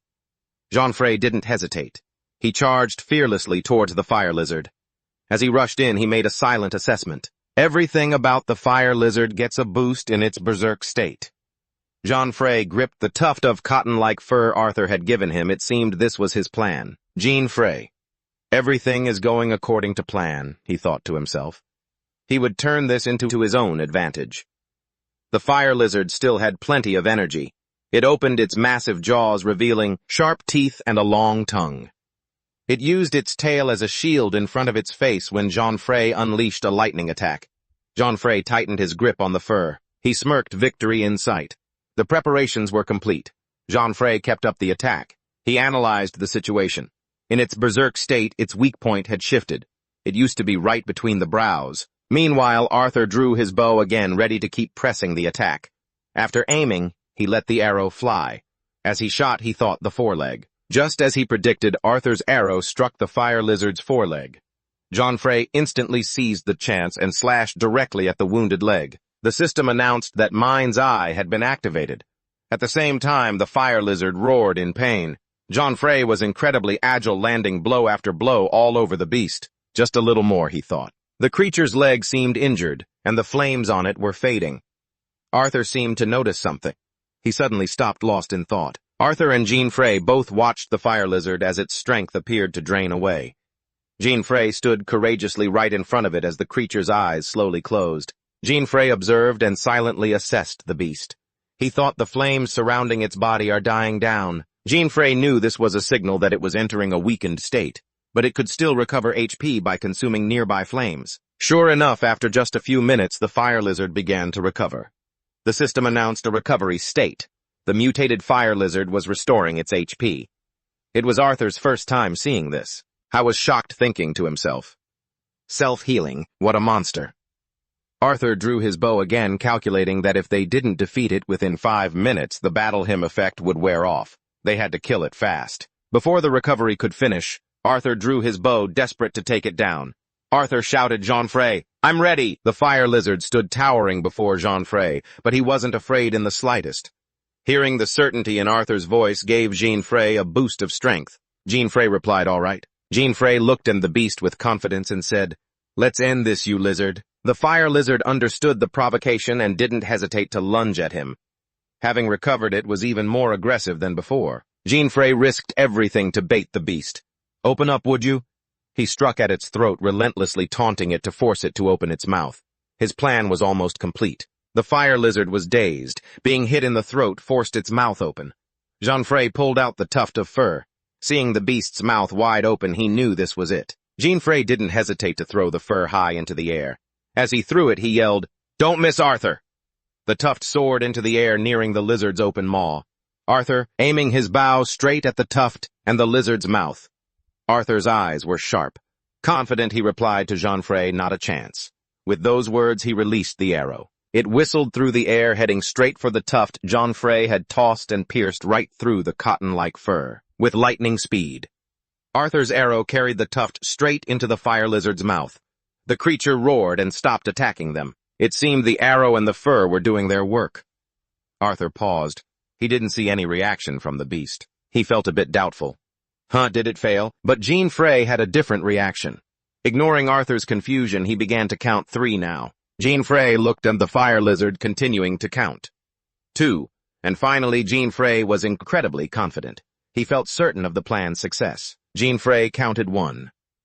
The moment he finished, the fire lizard's entire body began to swell, and a reaction triggered inside its mouth. Boom! A massive explosion rang out, and the fire lizard's giant head was blown to pieces. The cotton-like fur had acted as a bomb.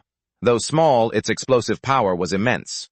Jean-Frey knew the hidden properties of the cotton fur. It absorbs attacks and reflects them back with triple the original intensity. Right then, the system displayed a notification. The battle hymn buff effect had worn off, and you have recovered from the stomach pain debuff after your 5-minute exertion. Jean-Frey let out a sigh of relief, thinking, just in time. The beast's massive legs began to lift off the ground, and with a thunderous crash, the giant fire lizard collapsed. As that heavy body hit the ground, the system announced, "You have defeated the mutated fire lizard. You have received experience." Jean-Frey sighed in relief and whispered, "Objective complete." Jean-Frey and Arthur stood there, both falling into silence after defeating the beast. Arthur looked ahead quietly, and Jean-Frey understood his mood, so he didn't say a word. Jean-Frey suddenly remembered something. The Lucifer aura was still on his head, so he told the system, "Remove." Suddenly, a group of people approached from behind. The girl in the lead called out to Arthur. Arthur recognized them and couldn't hide his joy as he called out, "Sister, everyone, Mage, Frenna, and their teammates had found them." She asked with concern, "Are you okay?" But then she saw the sword in Arthur's hand. Frenna asked Arthur.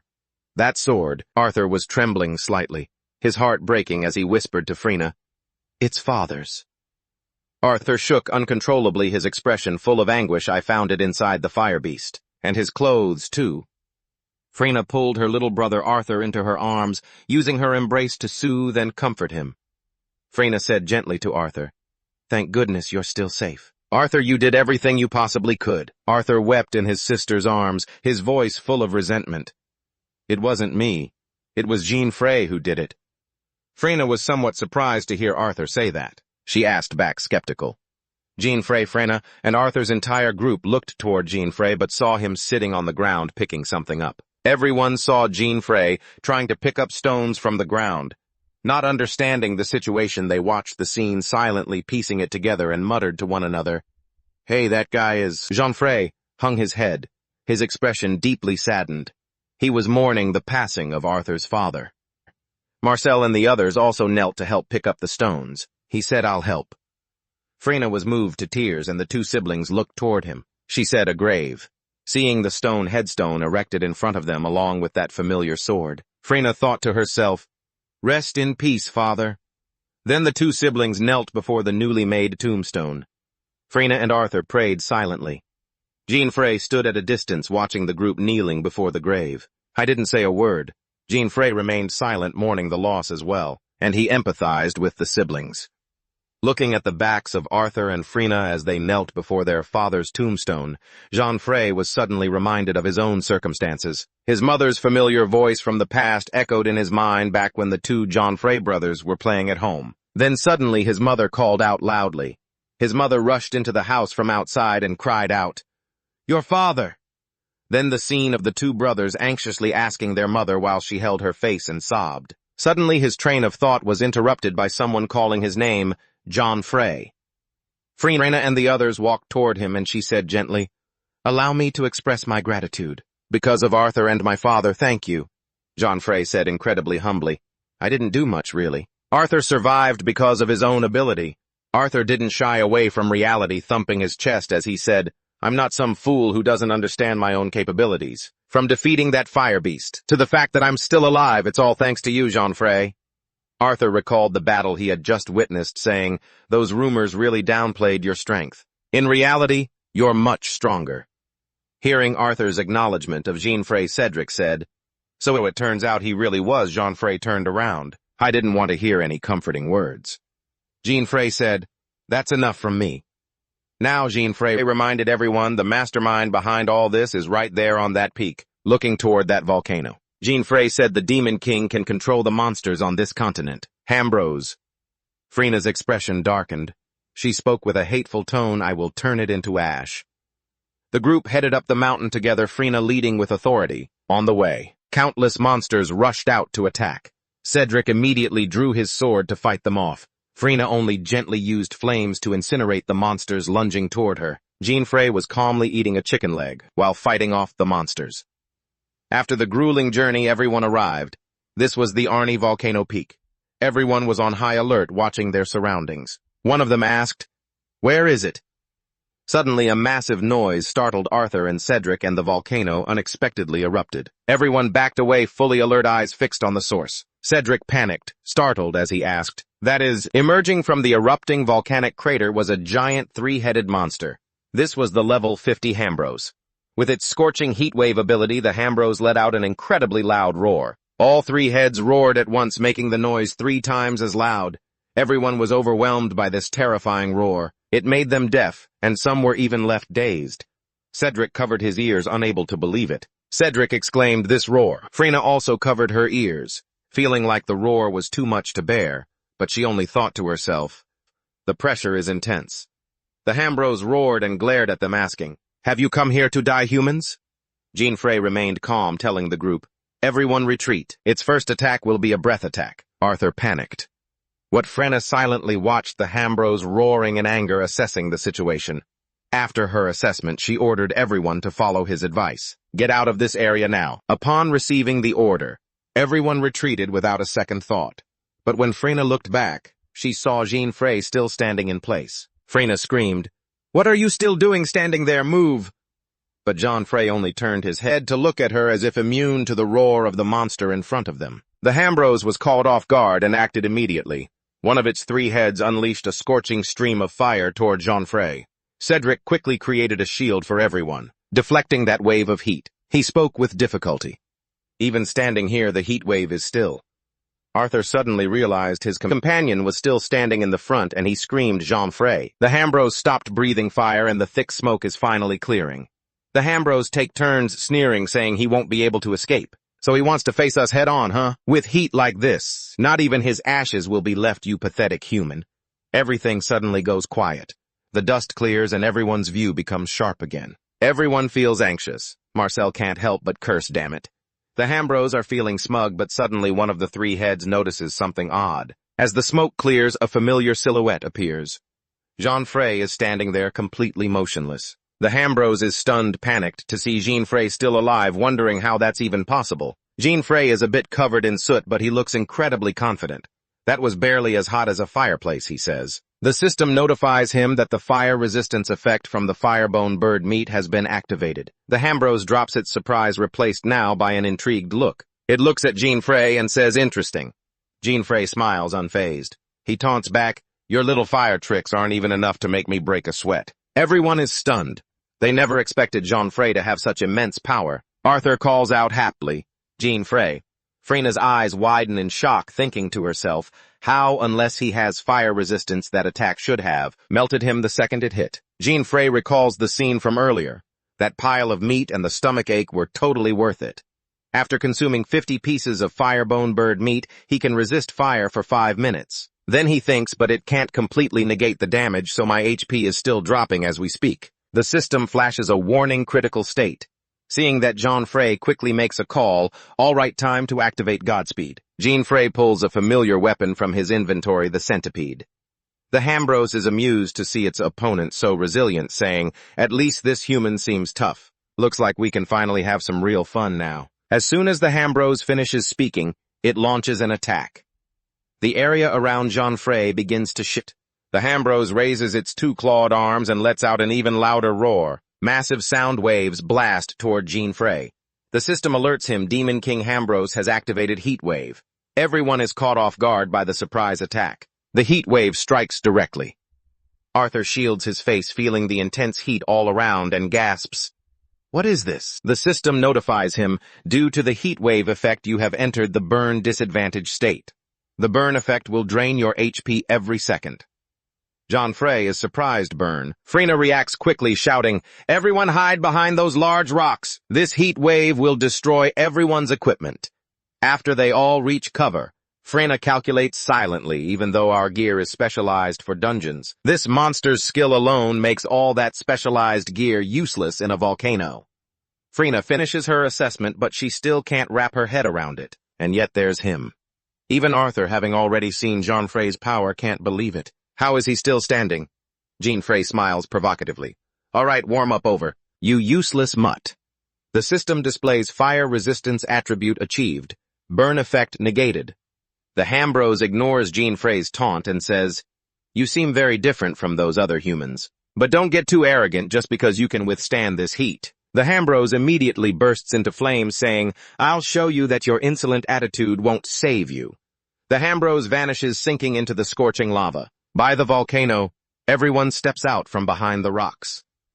Maxell wonders. It sank into the lava. What's going on? Jean Frey doesn't reply. He just silently draws the centipede blade forward, ready for battle. He takes his stance looking completely confident and without a hint of fear. Jean Frey stares at the bubbling lava thinking, based on what I remember about its attack patterns, this is probably.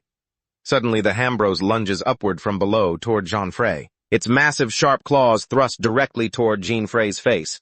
Jean Frey realizes it. Looking at the claws and the terrifying power of the Hambros, he knows this is its ultimate technique. Everyone hiding behind the rocks feels the impact of this attack as well. This tremor. Frina frowns a bit, shocked by the Hambros' power. She murmurs to herself, so fast. The Hambros sees Jean Frey blocking its ultimate technique with only the centipede. It's impressed. You can block that, interesting. The Hambros assesses Jean Frey, admitting, human, you've piqued my interest. The Hambros leaps out of the volcano's mouth, charging toward Jean Frey with an aggressive look. It glares at him and says with a haughty tone, you should feel honored now, I'll actually play with you. Then from beneath the molten lava, the Hambros moves with agility, soaring upward. The Hambros is out of sight, but its voice can still be heard. Human, can you withstand this one? Frina asks in surprise. Is its voice coming from underground? Arthur calls out, worried. Hey, Jean Frey, what are you doing? Even though Jean Frey hears these words, he continues to stand like a statue without making a single move. But you were still standing there like a statue, completely motionless. Arthur took a closer look. He was surprised. Why didn't the guy close his eyes? Suddenly, the Hambros burst out from the ground behind everyone, leaping high into the air. The Hambros appeared right behind Jean Frey. It reached out with its massive clawed hand, intent on grabbing him. Arthur and Frina, standing nearby, were completely panicked. Both of them were caught off guard, unable to react in time. But right at that moment, Jean Frey dodged the attack perfectly. Magic perception, he declared. Everyone was stunned. They couldn't believe how Jean Frey managed to dodge the Hambros. Even the Hambros itself couldn't believe it, because it was so confident it would catch Jean Frey easily. At that moment, the Lucifer halo above Jean Frey's head shone brighter. The system announced Lucifer's halo. Skill 2 Magic Perception detects adventurers and monsters within a 5-kilometer radius. The Hambros was incredibly surprised, forced to exclaim, your intuition is sharp, isn't it? Jean Frey smiled, saying arrogantly, it's not intuition. It's just that I know your every move like the back of my hand. Hearing the smugness in Jean Frey's voice, the Hambros growled, don't get cocky just because you got lucky. Then the Hambros sank back into the pool of molten lava. It vanished into it. The Hambros called out, don't think luck will always be on your side. You survived this time, but you might not be so lucky next time. Jean Frey started to get annoyed. How much longer do we have to play this game of whack-a-mole? Jean Frey started to get annoyed. How much longer do we have to play this game of whack-a-mole? He scolded the Hambros, shut your trap and get back up here. Jean Frey began calculating how to use magic perception to track it, planning to use his Godspeed effect for a counterattack. He tried to focus and remember. I've done this 1,000,000 times before. Suddenly, the ground rose up behind him again. Is the Hambros using the same trick? Arthur was hiding nearby. He screamed in worry. It's coming up behind him again. The monster used its claws to try and grab Jean Frey once more, but it was in for another surprise. The Hambros looked ahead, panicked, searching for Jean Frey. He had disappeared. Jean Frey pounced down from high above onto the Hambros' head. The Hambros looked up, frantic. Jean Frey raised his weapon, the centipede, and leaped down without any warning. Jean Frey slashed directly into the Hambros. It hadn't even reacted, and by the time it realized what was happening, it had already been ambushed. The Hambros could only gasp. What? Jean Frey waved the centipede and asked the beast. Now answer me, you mutt.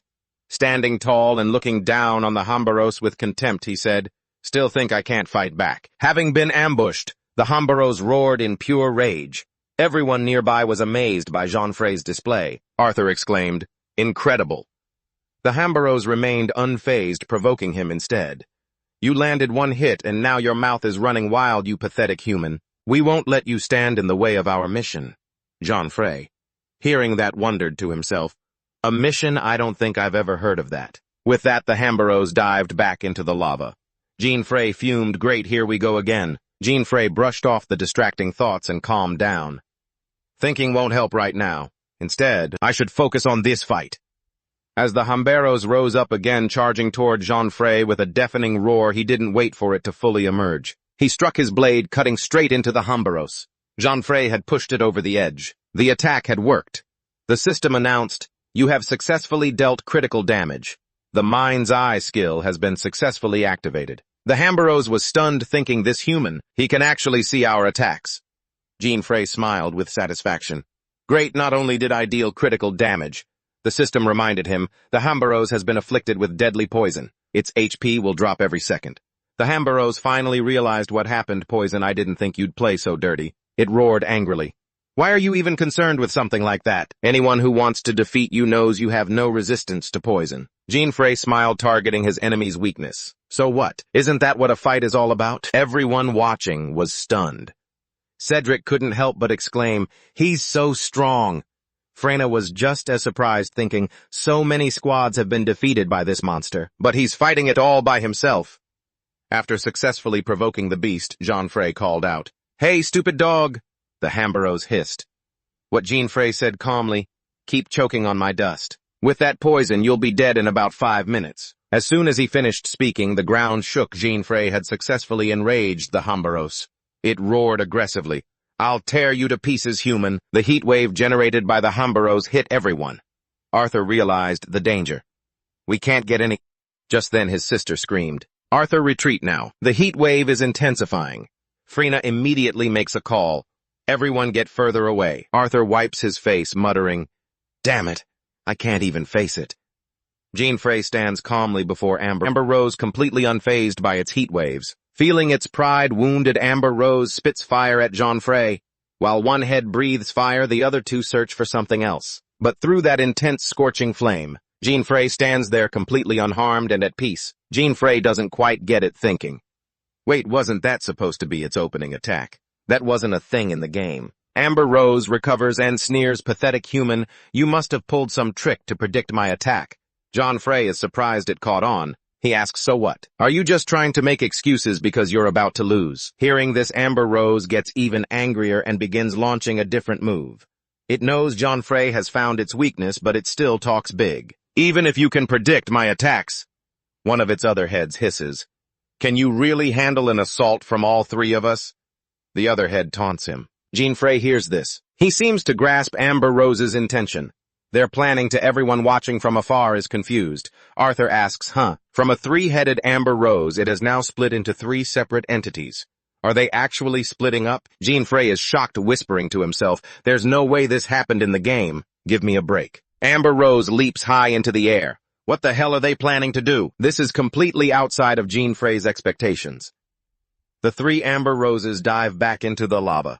Jean-Frey thinks seriously again. Great. He calculates quickly, they've figured out my weak point. Even if I can see where they're coming from, I can't fend off all 3 of them at once. Amidst the molten lava, an Amber Rose speaks. "You'll be the first to die, human." One Amber Rose suddenly appears behind Jean-Frey. He is busy calculating. Glancing at the system display of his own health, he thinks, my HP is way too low. Good thing I still have speed burst. I can't afford to get hit. Jean-Frey barely dodges the Amber Rose's strike, but his body is in danger. Another Amber Rose lunges at him. Jean-Frey thinks getting caught in a spot like this, despite the low health and facing 3 Amber Roses, he remains confident. Now this is what I call a thrill. Amber Rose says, "I've had a lot of fun, human. But don't worry, I'll make sure those burdens of yours go to hell with you so you won't be lonely." Jean-Frey starts breathing heavily, assessing his situation. Amber Rose rockets up from the ground, screaming, "This is the end." It opens its massive jaws to swallow Jean-Frey whole. He is stunned, but suddenly a streak of ice flashes across. A voice rings out, "Ice wall." A pair of legs appears. 3 against 1. That's a bit unfair, isn't it? Demon King Freyna has saved Jean-Frey's life. She adds, "And I don't like being called a burden." Amber Rose, full of aggression, glares at Freyna and snarls. Annoying, it roars, shifting its target to Freyna. To Freyna, "Then you die first." But Jean-Frey uses his centipede blade to slash the head of the Amber Rose that was about to lunge at Freyna. The head flies off into the distance, its tongue still hanging out. The Amber Rose head lands right next to Arthur's group, scaring them out of their wits. Jean-Frey is exhausted, his stamina clearly draining. He says to Freyna, Now let's... Jean Frey wipes blood from the corner of his mouth and says, let's finish this quickly. Only 2 left. The system notification chimes active skill, Mind's Eye activated. You have defeated the right head of Demon King Amber Rose. Arthur looks at him overjoyed, unable to hold back. All right. After the fierce battle, Jean Frey gasps for air while Frina stands tense behind him. A thought flashes through his mind, only 2 left. The monster roars in fury. How dare you kill my brothers? It charges with insane killing intent and savage aura. I'll tear you apart. Right at that moment, Jean Frey and Frena simultaneously unleash powerful magic to counter it. He asks in surprise, you can use ice magic. Frena answers honestly, yeah, but I'm better with fire magic. My ice magic is just for occasional use. Jean Frey quickly asks, what about its heat waves then? Can you handle being this close to it? She explains seriously, I used a spell to negate the burning effect, but it won't last long. He clenches his fists, determined. Right, just a little more is all I need. Pouring all his strength into the defense, Jean Frey struggles to hold back the monster's blow. He shouts, activate skill speed burst. His power surges instantly. He won't miss this chance. Jean Frey immediately launches a powerful counterattack, putting his entire weight into the momentum. Then Jean Frey stomped it hard onto the ground, and in that crucial moment you rushed up from behind to support her. Frina gasped. What the system continued to chime with notifications. Active skill, Eye of Vision activated. The mechanical voice confirmed, achievement unlocked. You have defeated the Demon King Ambrose. Scanning the results, Jean Frey thought to himself. Thanks to the poison, taking it down was pretty easy. His eyes darted forward, calculating, so only 1 left, huh? Jean Frey turned to instruct her. It should be fine now. Go hide. She nodded and replied, all right. Frina looked at him and added, but please let me do what I can. She raised her hand to activate the solar fire magic. The system immediately displayed buff effect, solar fire activated. Your attack power will increase for 3 minutes. Your fire resistance will also increase along with other secondary effects. You thought to yourself in surprise, my fire resistance stat is still climbing. Frina explained further, and per the conditions of this spell, if the buff is active, I won't be able to use other magic. She gave a faint smile and turned to walk away. That's all I can do for now. Good luck. Hearing that, Jean Frey offered a polite, charming smile in return. Thank you, my lady fire mage. Deep within the gloomy depths, Ambrose was slumped at the base of the rock cliff. It roared with hatred. Damn it, I never thought we'd end up in a state like this. Because of one lowly human, you pesky bastards. Just wait until I recover, I'll tear you to pieces. You coldly mocked. How much longer do you plan on sitting down there, you lazy dog? Are you tired of playing whack-a-mole with me already? Diving down from the air with overwhelming force, Jean Frey swooped down toward it, his face twisted in sarcasm. He sneered with utter contempt as he looked at it, and the monster shrieked in a panic. What, I'm inside a volcano, for heaven's sake, it growled angrily. How could a lowly human like you, Jean Frey gestured with a mocking pose, save the talk mutt? The raw truth left it completely stunned. Impossible. You swung your sword, your eyes cold and fixed on the monster with lethal intent. In its final moments, it thought a demon king like me actually dying at the hands of a human. The ground shook violently as the volcano suddenly erupted with lava. Cedric looked ahead, shouting in panic, "It's erupting!" Frina suddenly realized something important. Her expression shifted instantly. "No, that's..." Arthur yelled out in panic. Jean Frey. Amidst the scorching lava, Jean Frey struggled to climb out from under the volcano. Everyone immediately rushed over, voices hurried. "Jean Frey, are you okay?" Cedric stammered. Is it over?" Marcel immediately shouted. "Someone bring healing potions. Hurry!" You sighed with relief and said softly, "Yeah, it's all done." Arthur still couldn't believe it. "So you really killed the Demon King?" Jean Frey nodded. "That's right." She choked back tears and spoke. "Sister." She smiled and replied softly, "Yes." Frina looked into the distance and said, "Now our father can finally rest in peace." The system chimed. You have defeated the level 50 Demon King Ambrose. You have received rewards and experience points. You couldn't hide your joy. Amazing, Jean Frey calculated quickly in his head. 800,000 gold coins. Mom is going to be so happy when she gets this money. The system listed the rewards. 800,000 gold coins, Ambrose Claws, S rank, rarity, and Ambrose Fangs, A rank rarity. A loot notification window appeared before his eyes. Jean Frey thought to himself, Even though the claws and fangs are rare and valuable items, the thing I really wanted is, Freyna suddenly said with emotion. Jean Frey, I don't know how to thank you enough. Arthur followed up sincerely. If it weren't for you, we wouldn't have survived. We might not even have made it to the peak of the mountain. He bowed his head on behalf of everyone and said seriously, we all want to thank you. You waved your hands dismissively. Why are you being so formal all of a sudden? From the start, this wasn't all just my doing. She laughed and continued, we clearly just followed your lead. Yet somehow, it counted as a joint battle and I even got materials dropped by the Demon King. Jean Frey said honestly, I'd say you deserve that reward. You smiled and added, that buff was amazing. Thank you, Freyna thought to herself, but he probably would have won even without the buff. She hesitated, then said, at the very least, I want to give you a few things. To show my gratitude, but the best item I received, Freyna said shyly, it's just a B-rank firestone. Jean Frey thought in astonishment. A firestone. He was secretly shocked when he heard her and then blurted out, that's it! That exclamation caught Freyna by surprise and Jean Frey quickly proposed. Do you want to trade that firestone for my claws? Freyna repeated in surprise. A trade. Cedric turned around, stunned. Did he just say claws? Arthur's eyes widened. That S-rank item. Freyna nodded slowly. All right. The system announced new location discovered Rosubisen, the central town of the first continent. She said her goodbyes seriously. We'll head back to our town to take care of the aftermath. Goodbye for now. I'll see you again sometime, Father. Arthur clenched his fists, determined. Next time we meet, I'll definitely be stronger than you. And really thank you for everything. Jean Frey looked at him for a long time. He smiled faintly and replied, I'll be looking forward to that, feeling relieved. He thought I finally got the firestone. Most of the materials I needed for the first continent were thanks to my memories from my past life, but I'm truly grateful for them, and for the people I've met along the way. Jean Frey continued to weigh his plans. I've already sent the money home. Maybe I should head to the next location. The system confirmed the journey teleportation from the first continent to the second. A passerby whispered, Hey, that guy over there, is that the kid who defeated the Demon King? Another immediately dismissed it. No way. Just look at his gear. That's just beginner equipment for crafters. He nodded in agreement. I guess you're right.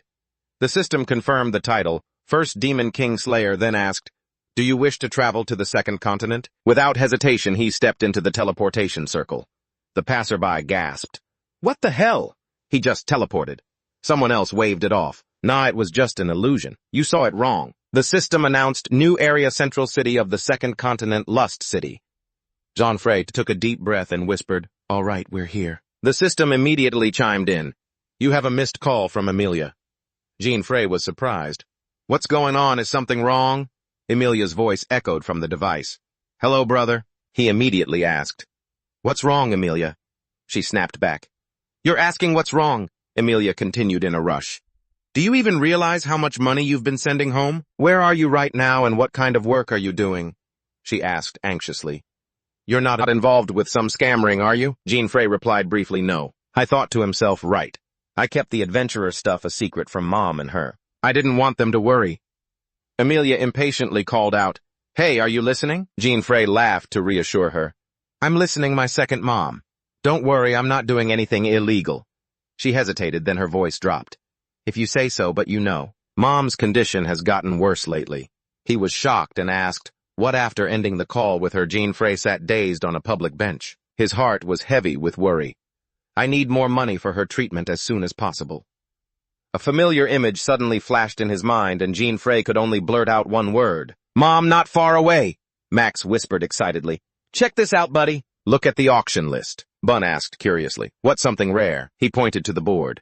Yeah, look. High-tier spirit tears. The familiar name made Jean Frey's heart race. High-tier spirit tears. He immediately understood its value. That's an essential ingredient for a miracle cure. Something like this usually doesn't appear on the second continent. I could use this to cure Mom. The item appeared right in front of Jean Frey. The shimmering vial appeared before him. But his reason quickly analyzed the situation. But this is an auction house where the wealthy gather. It might be worth hundreds of millions of coins. It won't be easy, but I have to get it at any cost. I need to find a way to make money. The scene shifted to another location. The system displayed the target area, Second Continent E-rank dungeon, the Field of Eternal Snow. Jean Frey considered his money-making tactics. If the main goal is money, I should go to high-level dungeons to hunt monsters, but that creature is in this dungeon. Suddenly, he stopped in amazement. Jean-Frey was stunned at what he saw. The system quickly alerted him. Spirit Beast appeared. Level 66, Quetzit has appeared. His eyes lit up and he felt a spark of joy. Jean-Frey muttered, "Found you." He quickly planned to use the items he had picked up on his way here. When the Quetzit saw the object in front of it, its eyes sparkled with delight. Jean-Frey spoke in a coaxing tone. "Come here, little kitty. Come and get your gift." He continued to present the gift. "Look, this is a soft bed made of warm grass. You really like it, don't you?" Seeing it intrigued, Jean-Frey added gently, "Of course you can have it." In return for his kindness, the Quetzit happily offered him a gold coin. The system immediately displayed the information. Quetzit's gold coin rank A. A shimmering gold coin, a luck-boosting item that can double the amount of money you earn. Holding it, Jean-Frey said with happy surprise. "You're giving this to me?" "Thanks." Joy flooded his heart. "Awesome, I've got the Quetzit's gold coin now." Feeling satisfied, the Quetzit excitedly took the item Jean-Frey had offered. He quickly assessed the benefits. This was a hidden item only obtainable from a Quetzit. "Thanks to this, I can double the gold I earn. This is incredibly convenient. Now it looks like I need to start hunting monsters right away." Without a moment's hesitation, Jean-Frey dived right back into his monster hunting quest. As the battle raged on, he fought tooth and nail to secure his reward. Jean-Frey glanced at the board and muttered that he couldn't just let the boss slide. "This should be enough for now." Your money kept doubling. The system updated your balance to 12,664,000 gold. You decided on your next move. All right, time to head back to town and make some more. Jean-Frey walked to a familiar spot and entered a small-scale casino. The system's mechanical voice chimed in, confirming the location as an underground casino. He thought to himself. This place was full of people obsessed with money, convinced it could buy anything. A dark corner where status and rank meant nothing. No need to hold back here. Jean-Frey scanned the room, then turned his gaze toward Entei with a loud, boastful laugh. "How boring, I won again. I don't think I'm going to lose today," he continued smugly. "The goddess of luck must be on my side." The system immediately detected cheating. "You have sensed a lie." Entei had earned 10,220,000 gold by cheating. You quickly analyzed the situation. Someone's cheating here. He's won a lot, so he must have plenty of cash. Time to target him. Now what should I do? Seeing Jean-Frey approach, Entei gave him a once-over and said, "Another newbie." He offered a provocative, confident grin. "Hey pal, are you trying to challenge me? Just remember not to run away when you lose. Luck is on my side today, just so you know." You feigned hesitation and replied, "Go easy on me, okay?" Jean-Frey continued to play the innocent fool.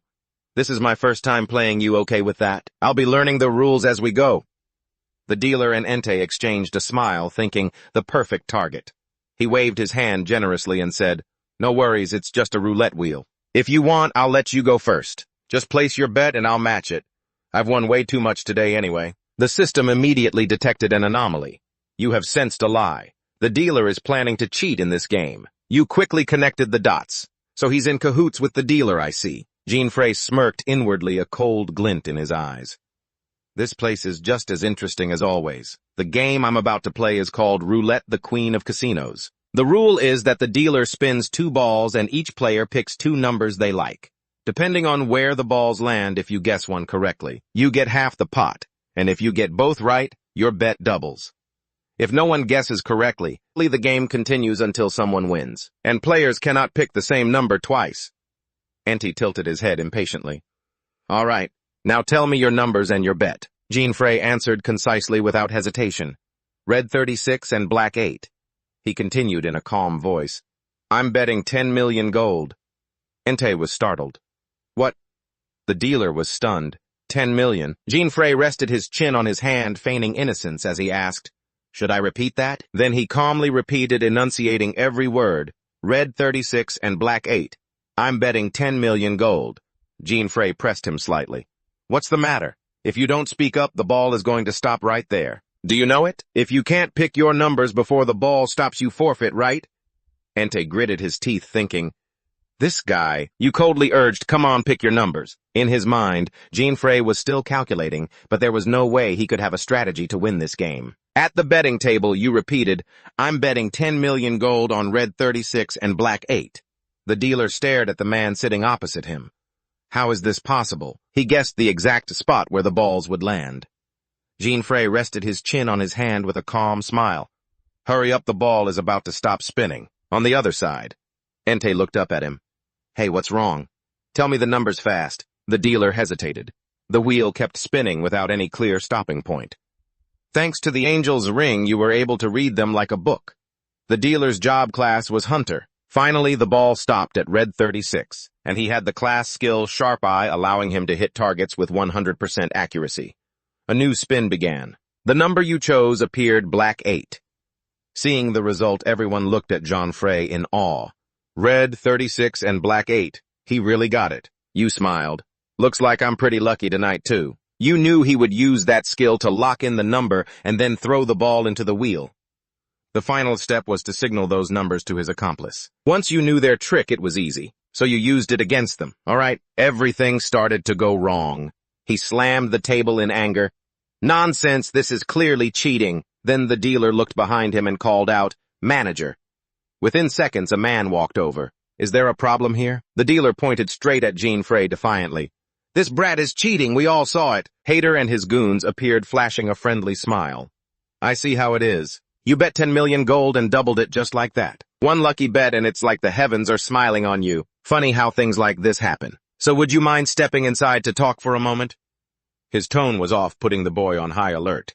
This wasn't a normal conversation. The manager must be in on this too. Sure enough, after the sweet talk, Hader resorted to force. Jean-Frey was agile. In an instant, he sprung up and kicked the roulette table flying. I didn't expect someone else to ambush him from the side.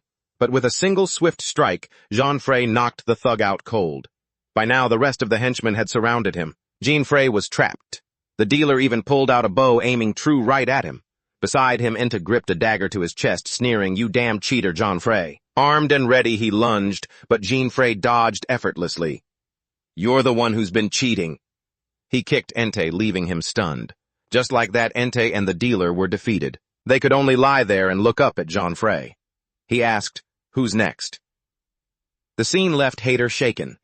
This kid was way more trouble than he'd thought.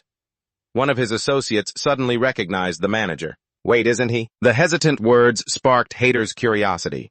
What without holding back, the man went straight to the point. His appearance was identical to the one mentioned on the news. The rookie who broke the record during the purification ritual yesterday. The news hit him like a lightning bolt. Could it really be true? The crowd outside started whispering among themselves. If he had already reached the second continent, did that mean he had defeated the demon lord Hamburg? While they were busy gossiping, Jean-Frey appeared, picking at his ear. Hey, what are you guys still doing? If you're going to throw me out, hurry up. He secretly thought, this feels familiar. No sooner had he finished speaking than Hader came rushing up from behind, face-planting into the ground as he pleaded, We are so sorry for thinking you were a cheater. We sincerely apologize. It was unbelievable, but beneath the pleading voice was a calculating look on his face. If the rumors are true, we don't stand a chance of winning against him, but we can try to reconcile and minimize the damage. He watched the situation unfold. Flashing a frantic smile, he said, Oh my. Hader's voice echoed relentlessly. We offer our sincerest apologies. If there's anything you need, I, the manager, will make it up to you. After a moment of thought, Jean-Frey spoke decisively. Oh, I have something in mind. He leaned in close to his ear and whispered his demand. Empty this casino and give me all the gold. At the amount, Hader's face went pale. All of it, as he pulled up the account details. Jean-Frey added, You have the auction invitations too, right? Hand those over. He was stunned. The auction invitations too, Jean-Frey exposed him. I know all your little tricks. Call it karma. Catching up to you, understand. Here is my account number. A moment later, he left with a warning. If you refuse, I'll send a report to the officials, or you can try to keep me here again, by fighting. A single sentence left the man helpless. Fine, fine. I'll give you everything. That morning at the large auction center, Jean-Frey pointed at the sign and muttered, I thought there would be more than this. Well, this should be enough. If I miss this chance, who knows when the tears of a high-level spirit will appear again. Jean-Frey had gotten in safely thanks to the manager's invitation, so now he just needed to successfully win the items. Everything Jean-Frey needed. Scene change, the Seconds Club was temporarily closed. Hader fell into deep thought. Damn it, that bastard took everything. That bastard was Jean-Frey. He wore a sly smile. I'll take these auction invitations. In his worst moment, Hader saw someone approach and he gasped in awe. Branch manager. Scene changed to the auction. Ladies and gentlemen, thank you for your patience. The auction will now officially begin. We have many rare items for you today. You can view the 11 items up for auction in your info windows. The first item today is an ancient sword. Though this is for collectors and not for combat, it is an A-rank item desired by collectors worldwide. Starting bid 2 million gold. Jean Frey thought to himself, I need 3 ingredients to make the miracle medicine to cure my mother. Jean Frey, the first item is the Spirit's Tears. They can be found in a secret dungeon in Area 6. The second and third items, the Ice Demon's Fang and the Ancient Red Earth, can be obtained by defeating the Lords, the demons of Area 2 and Area 3. And since all the items are here today, everything will be much easier. If he could get those items right now, Jean Frey wouldn't have to waste time fighting demon lords to get them, which would save a lot of work for Jean Frey. The Azure Dragon Spear. If I get this, Jean Frey could get the hidden gear in no time. The announcement continued. Moving on to the fifth item today, the Ice Demon's Fang. This is a rare monster material found only in S-rank dungeons in Area 2. Starting bid is 500,000 gold. Jean Frey bid 1 million. The host announced. I see a bid for 1 million. Oh, there's another bidder. A guest on the other side bid 10 million gold. Jean Frey was shocked and quickly turned his head to see who it was. Is there someone really willing to throw away 10 million gold just to buy a Frost Demon Fang? Who could it be? Looking at the 10 million gold bid on the board, Jean Frey quickly realized it was him. He laughed provokingly. How does it feel, you bastard? Things aren't going to go your way. Did you really think I'd just sit back and do nothing? Jean Frey remembered the time he ransacked that guy's family grave. That jerk. Does he have a secret stash of money or something? The Spirit's Tear must be the final auction item. Jean Frey had to get it at any cost, so he needed to save his money to win. Then a notification popped up, leaving Jean Frey feeling helpless. The Frost Demon Fang has been sold. It was sold to the Wine Snake Guild for 10 million gold. Everyone in the auction hall started whispering, I saw the Wind Snake Guild at the auction today. They're a massive guild. They're world famous with branches on every continent. If they want something you're eyeing, you might as well just give up. Jean Frey heard the rumors and pondered. He already knew the guy was a member of the Wind Snake Guild. Even after reading his thoughts, he hadn't expected the guild to be this huge. Hader recounted all the humiliations he suffered to Salmon. Is that the guy? Salmon replied. That's right. He's the bastard who trashed the club and drained my money. He even stole my invitation to this auction. I can't just let him get away with it. Salmon understood and answered. All right, let's teach him a lesson so he knows what happens when you mess with the guild that rules the underworld. The notification sounded again, signaling the 7th auction item. Ancient Red Earth, a mysterious item obtained from an S-rank dungeon in Sector 3. The starting price was 7 million gold. Jean Frey bid 50 million. Oh, someone bid 50 million, but he was even more shocked when, the Wind Snake Guild bid 200 million gold. Jean Frey felt frozen. He knew it was an auction, but 200 million is a bit too much, isn't it? Do they really have that much money? The notification sounded again. Jean Frey lost once more. The Ancient Red Earth went to the Wind Snake Guild for an overwhelming 200 million gold. Hader laughed arrogantly, smugly looking toward Jean Frey. He chuckled. Heh heh heh. The system notified you are being targeted by malicious tactics. He plans to take revenge by outbidding you on every item you want. Jean Frey gritted his teeth in frustration. This would be a problem if he couldn't get the Spirit's Tear. He started thinking of another trick. Jean Frey's current opponent was a major guild. Trying to outspend them was stupid. Wait, could it be that these people, Jean Frey, bid 40 million? The notification sounded again. It was the Wind Snake Guild again. The 8th item. Mermaid Scales went to them for 40 million gold. Then Jean Frey bid 15 million and the Wind Snake Guild. The 9th item. The Blood-Killing Sword went to them for 20 million gold. Jean Frey kept bidding 200 million gold and this time they went to 300 million. The 10th item. Blue Dragon Wine went to the Wind Snake Guild. It seemed like a duel since they were only bidding on the items the man with the halo was after. Hader laughed in Jean Frey's face. Ha ha ha, all alone. An individual can never beat a major guild. I'll buy everything you want. Jean Frey smiled cryptically. Ha ha ha, you're the real idiot here. Jean Frey's plan was to let them win the bids. Inside the auction room, Michael started the introduction. Ladies and gentlemen, we now arrive at the final item of today's auction, an item both sacred and mystical, known as the most beautiful tier in the world. This is the item that has stolen the hearts and gazes of so many. Introducing item number 11, the high-level spirits tier. After a full description of the item, he looked down at the audience with this precious treasure. The starting price is 50 million gold. Without a moment's hesitation from the guest seats, Jean-Frey raised his hand and bid 500 million. The number he threw out left many guests outraged. 500 million on the first bid. Forget it. Seems like there's no choice but to give up. Seeing the precious item about to be his, Jean-Frey smiled smugly. Finally, it's done. I won't let it slip through my fingers this time. Wait is another war about to start. If they were sitting in the other auction seats watching, Hater wanted to fight to the bitter end. Who are you trying to act tough for now? Like that's going to change anything. We're doubling the bid. Suddenly an arm went up with a statement that left him stunned. Here it comes. The Wind Snake Guild is doubling their bid again. A total of 1 billion gold.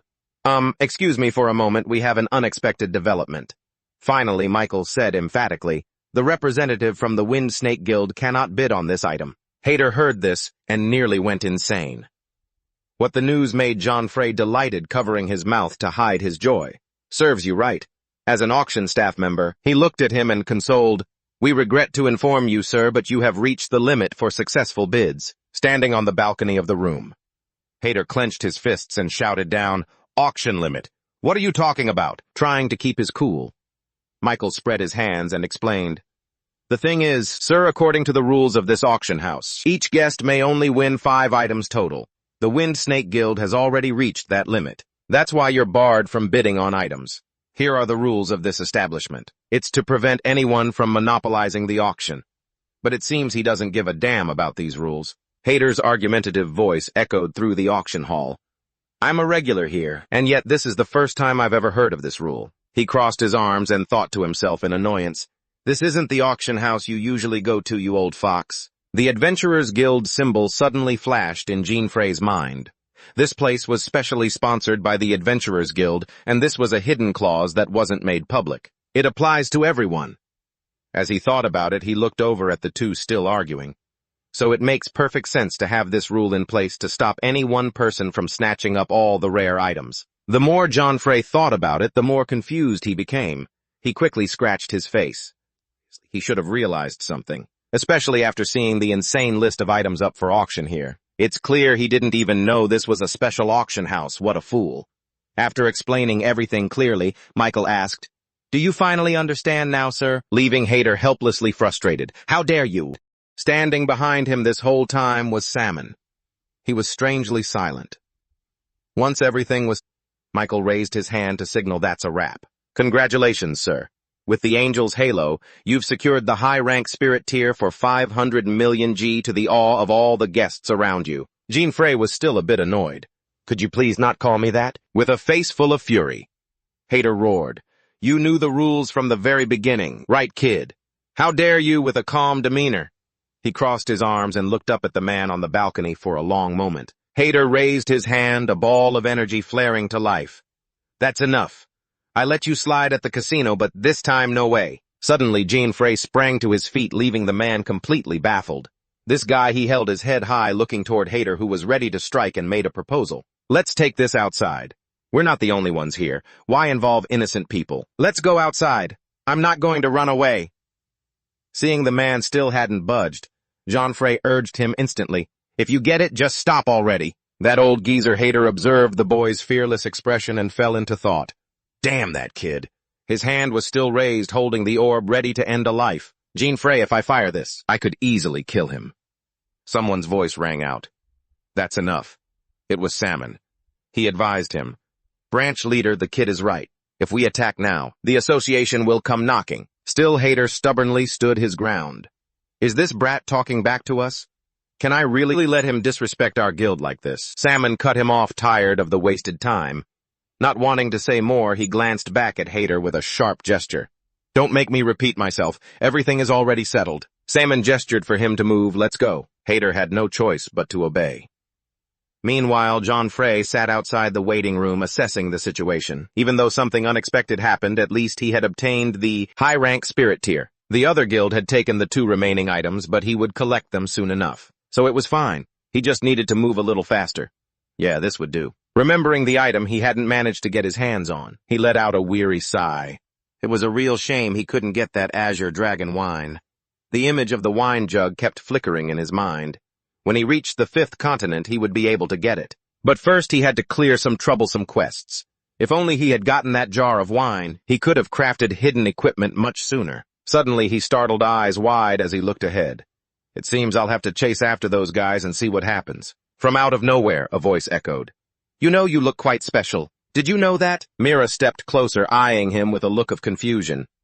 The halo on your head, I've never seen anything like it. Jean Frey was on guard.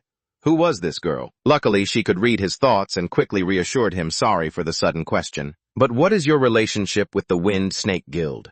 Have you ever met their branch leader before? Jean Frey began to describe him in detail, his voice echoing through the room. The branch leader, the long-haired man standing next to the manager. He's the head of the Wind Snake Guild branch on the 2nd continent. Immediately, Salmon's image flickered in both their minds. A moment later, he refused to say more. No, I don't know him, but it's true I have some issues with the guild. But let's set that aside. Who are you? Hearing the question, Mira put her hands on her hips and admitted the truth. I'm an adventurer. Her eyes dimmed, looking down at the ground. And currently, I'm tracking them. Mira had been tasked by the Adventurers Association to investigate the Wind Snake Guild. Her position shocked him. He stared eyes wide. A task from the association. Is she one of the 8 guardians? An emblem along with 8 warriors appeared in John Frey's mind. The 8 guardians was the title given to the 8 S-rank adventurers officially recognized by the Adventurers Association. The people who hold this title can take on quests from the association and receive massive rewards. In other words, she was an adventurer who had it all: power, honor, and wealth. Thinking of this, he smirked slightly. The 8 guardians. Huh, such nostalgia. Back when he played the game after finishing all the quests, he would occasionally take a few missions from the Adventurers Association. Jean Frey looked at Mira. If that's the case, they've probably already left. Aren't you going to chase after them? Hearing his reply, she nodded. I intend to. But before that, I want to ask you one thing. Hands on her hips. Mira looked at the ring on his head and got straight to the point. Where did you get that thing floating above your head? The question left John Frey deep in thought. Does she not know about the existence of hidden equipment? To be honest, these were items that even the Adventurers Association hadn't recorded yet. If they found out and took them, it would be a huge headache. He felt a slight tinge of anxiety. Now how am I supposed to explain this? Then, with a scratch of his head, he fumbled for an answer. Oh, you mean this? Suddenly, a notification screen popped up. Your curiosity was piqued. Your strange equipment had caught Mira's interest, and the updated intel left Jean Frey completely stunned. Interest. Ha. With its superior features, the system fully captured. Mira's inner monologue. That angel ring is so cute, I want it. Seeing him stutter, she put her hands on her hips and asked, Are you annoyed? Is something the matter? Jean Frey's face turned bright red and he shook his head repeatedly. No, it's a long story. We'd probably have to talk for quite a while face to face. An ambiguous, tense atmosphere enveloped them both. Sensing the awkwardness and realizing he wouldn't give up any info, Mira shook her head and signaled, Fine, never mind. I'll just go find out for myself. She strode away from the stairs, moving forward with a quick, thanks. Left behind. Jean Frey stood there, still shaken. Man, that scared the hell out of me. I never expected one of the 8 guardians to be interested in this. It seems I've been targeted, he pondered, realizing it after their conversation. Maybe she really is one of the top 8 guardians. After walking a few steps, Mira glanced back, full of confusion. That piece of gear, even after I reached the 7th continent, I still haven't ever seen anything like it. She couldn't stop thinking about Jean Frey's background. Who on earth was he? Not far away, he stood silently, caught in the middle of an event. This shouldn't be possible in the game. Scene shift to an A-rank dungeon on the 2nd continent. The Moonlight Desert. A massive tremor shook the ground, but Jean Frey had already taken down the monsters all by himself. A notification appeared. You have defeated the level 80 giant goblin boss. He immediately collected the loot thinking, there it is. The Goblin Robber's Gloves, A-rank rarity. When facing an enemy that is too strong, you can steal one item from their inventory and make it your own. With the item in hand, Jean-Frey grinned triumphantly. My level is rising fast, too. He shaded his eyes with his hand and looked off into the distance. The original plan was to go to the Castle of Blessing, an S-rank dungeon on the second continent to get the Chimera's Fang, but I've decided to go for the hidden equipment first. And while I'm at it, I should swipe some things from them. Not far away were Salmon and Hater. It was all about the Blue Dragon Liquor, a necessary item for crafting the next piece of hidden gear. Like a keen sixth sense, Jean-Frey tracked them with magic detection. I used magic sensing to pinpoint their location. Now I'm just tailing them, waiting for the perfect moment to strike. He also spotted the girl hiding behind a tree. It was Mira. That girl is here too. She took this quest before I did. He shifted his gaze toward the people in front. Whoa, look who it is. Is he tailing the Wind Serpent Guild too? Suddenly he widened his eyes in surprise as if something had just happened. He saw Hater and Salmon walk into a hidden tunnel. He was shocked. They're going through a secret passage in the wall. Beyond the dark corridor lay a vast open space, the private territory of the Wind Serpent Guild. Watching Salmon tenderly care for the flowers, Hater spoke up. What do you think of this year's harvest leader? He was secretly terrified. If this doesn't make him feel any better, I'm toast for sure. I might not even live to see tomorrow. Without a second thought, he got straight to the point. It looks like we can sell these at an even higher price. The response made Hater joyful. Indeed. That way we can supplement our finances. He tentatively suggested to Salmon, I'll find someone to help process them into the final product immediately. Suddenly a familiar voice cut in. Is your hobby related to gardening? Jean-Frey held a flower in one hand while waving at Hater with the other, teasing them. His sudden appearance left the two of them completely bewildered and flustered. Enraged Hater shouted, demanding an explanation. How did you? Hater was furious. You bastard, have you been tailing us? Holding the flower, he began to analyze it. This flower is called the Moonlight Azalea. Depending on how it's used, it can even become an ingredient for magic-stimulating drugs.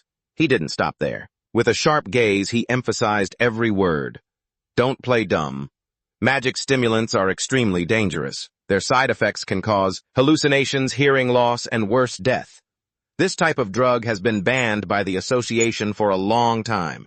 So what exactly are you guys trying to do? Facing him, Hater fell into a state of helplessness. Stuttering, he denied it.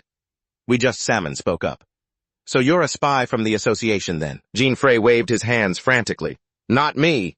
He made a demand that made Salmon smirk. The Blue Dragon Liquor. If you give that to me, I won't pursue this any further. Jean-Frey stood tall, arms crossed, smiling as he looked ahead. What do you say? Hearing his unreasonable proposal, the leader flew into a rage. You insolent bastard, who do you think you're talking to? Just as Hater finished forming an energy orb, Jean-Frey struck from behind him. Elsewhere, hiding under some bushes, Mira watched. Fighting already, I can't hear a thing from here. I didn't attack Hater, he just tapped him lightly on the shoulder. Don't misunderstand. I'm not here to threaten you. I'm trying to make a deal. This is just the natural price to pay. Hearing that, Hater forced a wry smile. So your main purpose for entering the auction was the Blue Dragon Liquor. Then we're definitely not handing it over. You only have yourself to blame. However, just under his arm at that moment, he summoned a sharp blade. Seeing the deal fall through, Jean-Frey just sighed. Well, all right then, if that's how it is. I guess I have no choice. I don't really want to do this, but I suppose I have to report this flower field to the guild. At that very moment, Hater lunged forward with his knife, then just died. Jean-Frey was neither surprised nor afraid. He calmly dodged the attack with ease, then summoned his own weapon, gripping it tightly to finish this. You're the one who asked for this. Jean-Frey delivered a downward slash, aiming straight for Hater's neck. Just like that, he was done for, collapsing to the ground in front of Salmon and the side character Mira. Watching from outside the flower field, she was stunned. Just one strike, that short sword. I've never even seen it before. Seeing his close associate killed, he was furious. What a persistent fly, you've got some nerve. Daring to lay a hand on my people. Salmon raised his hand, summoning his weapon with a wicked grin.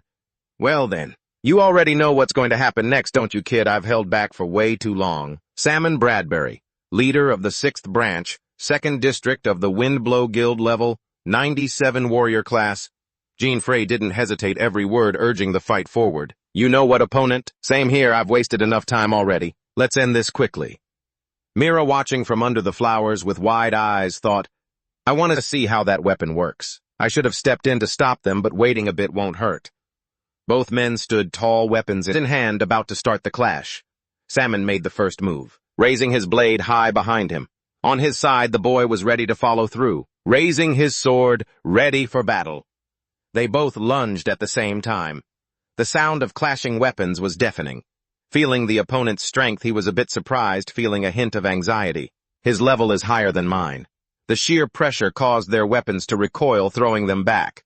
That marked the beginning of a relentless exchange of slashes from both sides. The overwhelming power from Salmon forced Jean Frey to give ground, looking cautious. Mira, sitting on the ground in the field, watched it all. I've only just heard about him. Jean Frey from the guild is a newcomer who broke all records during the purification ritual, and he seems to have great combat ability. But if we're talking about raw strength, Salmon completely dominates. The tide turned in Salmon's favor. He dominated, completely attacking incessantly. A fatal slash forced Jean Frey to lose his footing and stumble back, flying back quite a distance. Looking at his miserable state right now, Salmon was incredibly smug. For a rookie, that's not bad, but you still can't beat me. You think of yourself as a hero, that just enduring suffering is enough to win. Gritting his teeth against the pain, Jean Frey stumbled to his feet and spoke up. I don't care about being a hero or dying, you old geezer. I have my own goal to reach, so I won't be stopping. At least not yet. His fighting spirit made Salmon scoff as he lunged forward. Weakling, you sure talk big. Keep running your mouth while you still can. A barrage of slashes from Salmon closed in on Jean Frey's body. He took a deep breath, quickly recoiling, planting his feet firmly. Then Jean Frey gripped his weapon with renewed force, countering his blade. It seemed his power had truly awakened. Jean Frey pushed Salmon's weapon away with a very smug smile, coming from him. Finally, the ring on Jean Frey's head began to activate its role. The third skill of the angel ring was unlocked. The brilliant light drew Mira's attention. From the outside, this light radiated from the angel ring on his head. So the condition to unlock the third skill was reaching the maximum level of the skill you received from this equipment. Magic Sensing level 252. It can be leveled up by dodging enemy attacks in combat, and the skill's experience points are calculated based on the amount of damage that you have taken after this battle. And the fight with the Demon King on the first continent, Jean Frey had successfully leveled this skill to the maximum. With the power now in his hands, Jean Frey smirked. It should have taken longer, but because this guy is so strong, I was able to level up much sooner than expected. How lucky. Suddenly, he widened his eyes in confusion as if something was happening to him. It turned out Salmon had ambushed him from behind, delivering a direct slash to his body. Watching Jean Frey fall, he looked on with disdain. You idiot. I didn't think you'd let your guard down like that in a fight. You lost because you didn't know your own limits. The situation thrilled him, laughing out loud. The world is vast, and there's always someone stronger than you. Have you learned your lesson yet? However, behind. Salmon, a pair of feet, slowly approached, making him alert. It was none other than Jean Frey. He was still alive. Talked enough, old man. Now who's the better one? Jean Frey's return left. Salmon stunned, wondering how he was still alive without a scratch.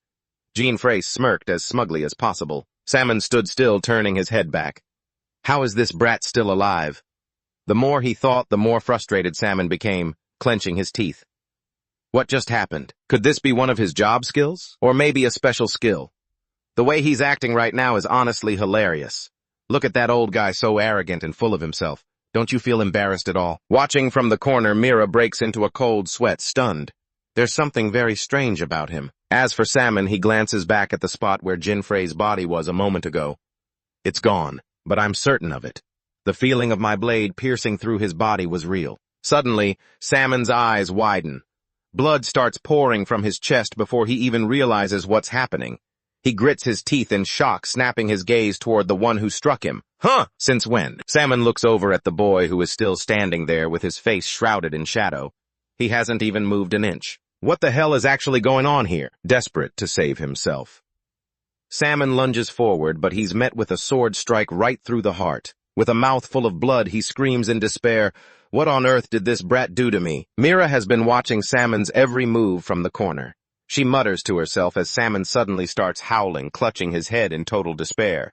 She's completely bewildered what is happening. Standing right behind Salmon is none other than Jin Frey holding his weapon in silence. He offers a smug, faint smile. This is the third skill of the Angel's Ring, Shadow Player. Like you said, old man, this world is a vast place. A notification window pops up Lucifer's Angel's Ring. Third skill, Shadow Player. It creates illusions for anyone who has made eye contact with the user. With a 72-hour cooldown, he's now no different from a vegetable just standing there frozen. Jin Frey sneers, as if I wouldn't notice something like that. Back on the sidelines after watching the whole thing go down, Mira steps out to confront Jin Frey. Seeing her slightly awkward expression, he isn't exactly surprised. It's you, huh? Turning his head slightly, Jin Frey emphasizes every word to Mira. Is stalking us fun? That question makes her flinch slightly. So you knew. Mira's justification echoes through the flower forest. I wasn't stalking you. The person I'm supposed to be monitoring is him. I see, he asks. You're here because of a guild mission, right? Saying you discovered they were growing moonlit azaleas should be enough, I guess. Ignoring Mira's explanation, he quietly waves his hand and starts to head off. Good luck to you. I'll leave these guys for you to deal with. I'm not involved in this at all. Looking at his palm, Jin Frey suddenly remembers something important. Right almost forgot the most important thing. He quickly summons his blue interface. He taps rapidly on the keyboard, searching much to Mira's confusion. A moment later, he summons the Goblin's Robber Gloves. Goblin's Robber Gloves rank a rarity. When your enemy is unable to fight, you can steal one item from their inventory and make it your own.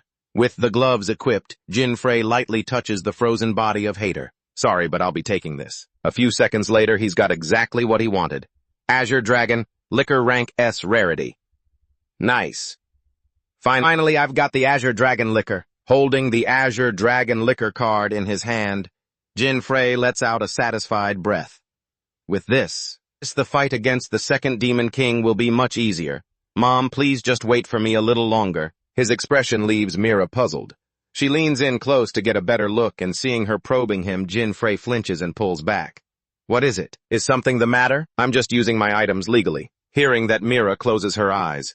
She's done investigating for now. Fine. I don't have any objections. To escape her scrutiny, Jin Frey quickly makes his exit. All right then. I'm actually leaving now. Still, Mira's eyes track every one of his gestures as he walks away. Then she shifts her gaze towards Salmon, who is still standing there like a statue in the middle of the battle. There's no evidence pointing to him using any items or job skills. Then Mira remembers the ring on Jin Frey's head. If that's the case, the most logical conclusion is, it's the power of an equipment piece. The more she thinks about it, the more helpless she feels, reaching up to rub her chin.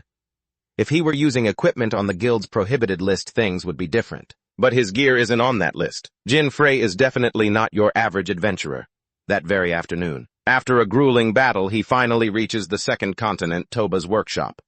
Finally here, Jin Frey holds a cutting board in one hand and the Azure Dragon Liquor in the other, grinning. Time to craft the next hidden piece of equipment using the Azure Dragon Liquor. I've even got the cutting board ready. Two young men burst out from the house shouting, "What the hell is wrong with you anyway? You block-headed jerk just shoved that legendary blacksmith title where the sun don't shine." Watching them storm off in frustration, he shook his head and thought to himself, I feel you, bro. Unless you bring the right gift, that old guy won't give you the time of day. Jin Frey took a deep breath, stepped inside, and flashed a bright smile. Excuse me. Before he could finish, a pile of tools came flying at him. Thanks to his experience, he reacted instantly and used a cutting board to deflect everything. Toba, the legendary blacksmith, barked, "Oh, wonderful, another idiot. Don't bother me while I'm working." He stormed over, fuming, and yelled at Jin Frey, "Get the hell out of here. I am never forging anything for you."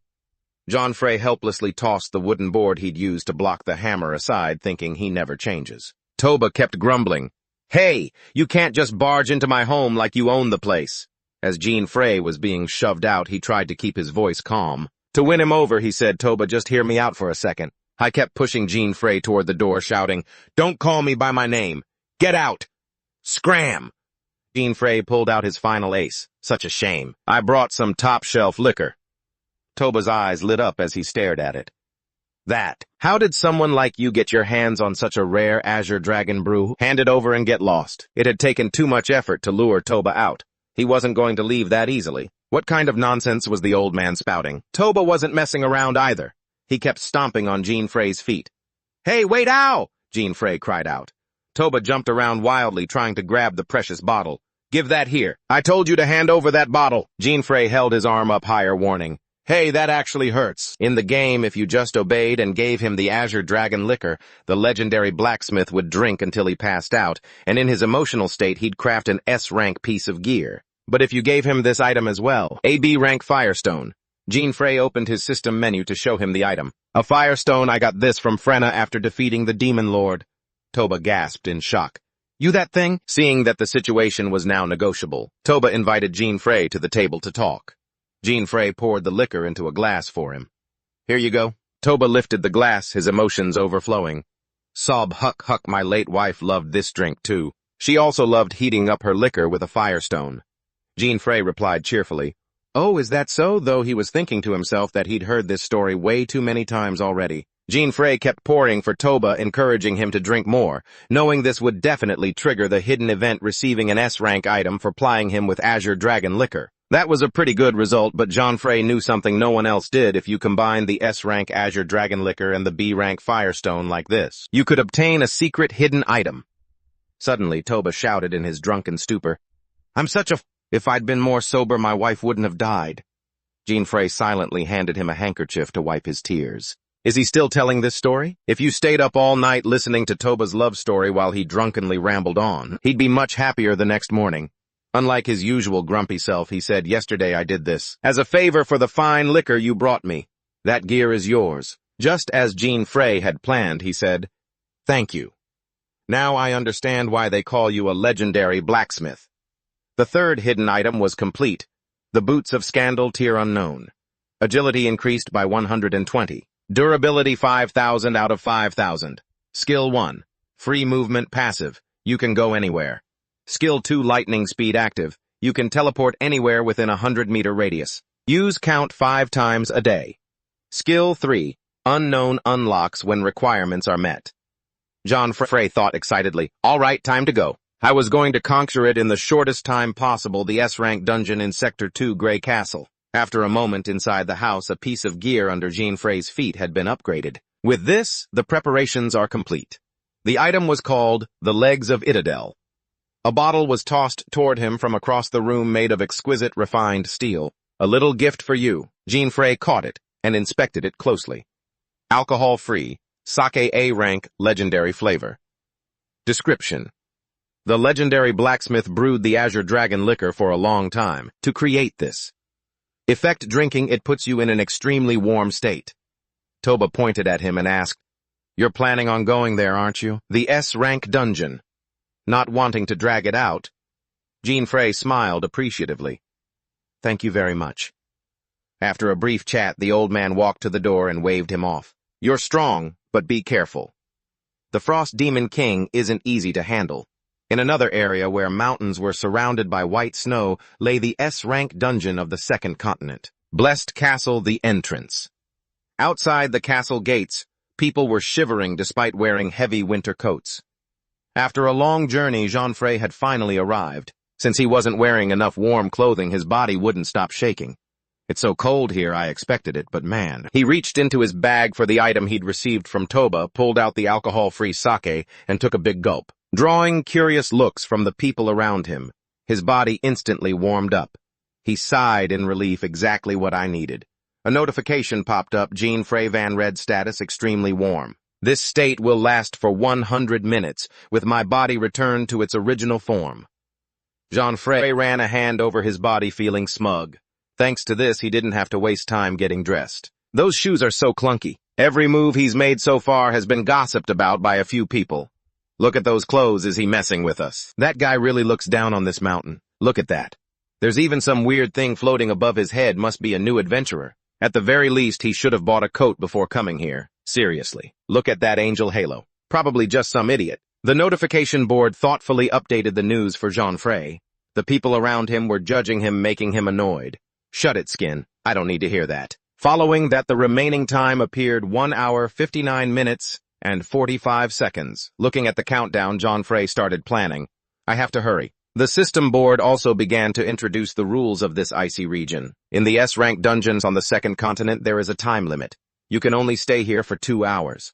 If you exceed the time limit, not only will you be banned from teleporting to the city. When you lose, the player has to pay the price, losing half their inventory as well as money as a penalty.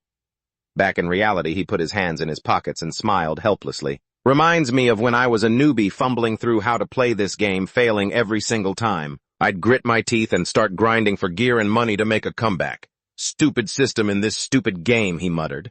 To not waste any more time, Jean Frey started sprinting forward. Inside the castle, magical currents had already appeared, right in front of him now. There were many others already blocking the path into the castle. Jean Frey narrowed his eyes to observe the situation carefully. It looked like there were plenty of people ahead of him. I need to get to the Demon King's hallway before them because the Chimera Fangs are the materials I need, and they're in that area too. In another location, 2 young men were struggling against a snowstorm. A pair of sturdy legs kicked hard into the ground, struggling to find the best path through the blizzard. Noel complained from behind, just trying to move forward is such a pain. Felix completely agreed with that sentiment. At this rate, the time would run out pretty fast. They hadn't moved very far before the two encountered an obstacle, a giant monster. It opened its massive jaw with razor-sharp teeth, its sharp claws raised high. It was a level 82 Kunikuros, both scared and irritated. Felix raised his spear towards it. It's back again. We're busy trying to make it in time right now. At this rate, we'll never make it. To the Demon King's castle. Seeing Noel frozen, he shouted in anger. What are you doing? Hurry up and back me up. Turns out right above both their heads was Jin. Frey was using a skywalking technique. He glided gently past the two of them while the monster stared at him without blinking, all thanks to the halo on his head, which he found incredibly entertaining. Man, this is awesome. Walking in the sky is just like a dream. Skill 1, passive freedom of movement. You can move freely regardless of terrain.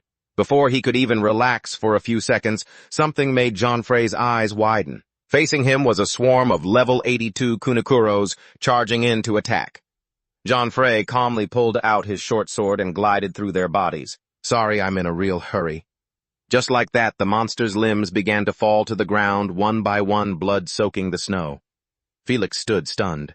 That gear. Is that the same idiot from the gate earlier? Next to him, Noel looked dazed.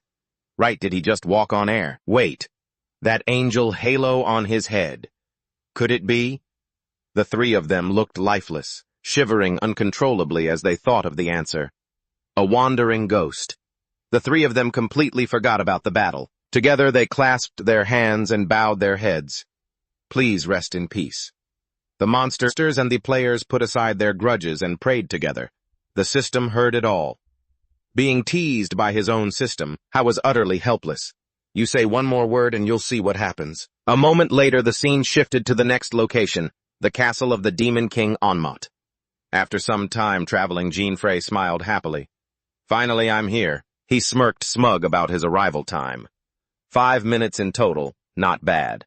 Once again, an unexpected situation occurred that Jean Frey couldn't help but react to. Wait, what? Turns out beneath the vast white snow was the silhouette of Mira moving forward.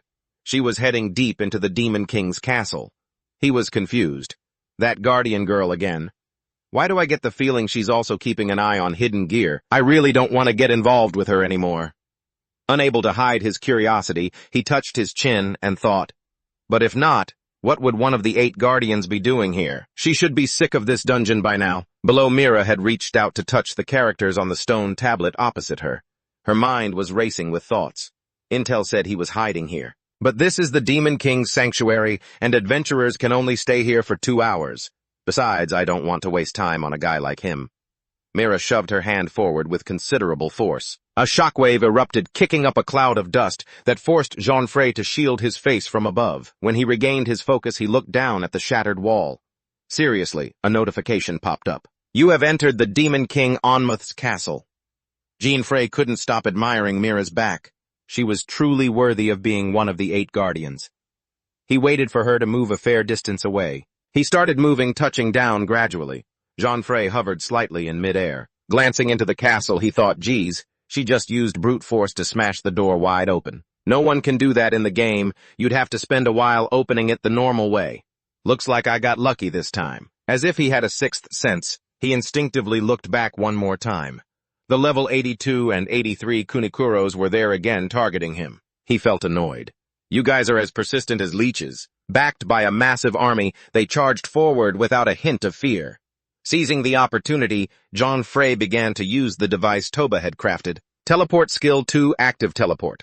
It can teleport within a 100-meter radius limited to 5 uses per day. In a flash, he completely vanished, surrounded by aggressive monsters. A few seconds later, John Frey landed on a higher floor of the castle. A notification appeared. You have entered the Demon King Onmuth's castle. 9th floor of the main building, the hallway leading to the extreme cold room. He quickly hopped to his feet, thrilled with his own performance. Amazing, I actually made it in, thanks to using the teleport skill.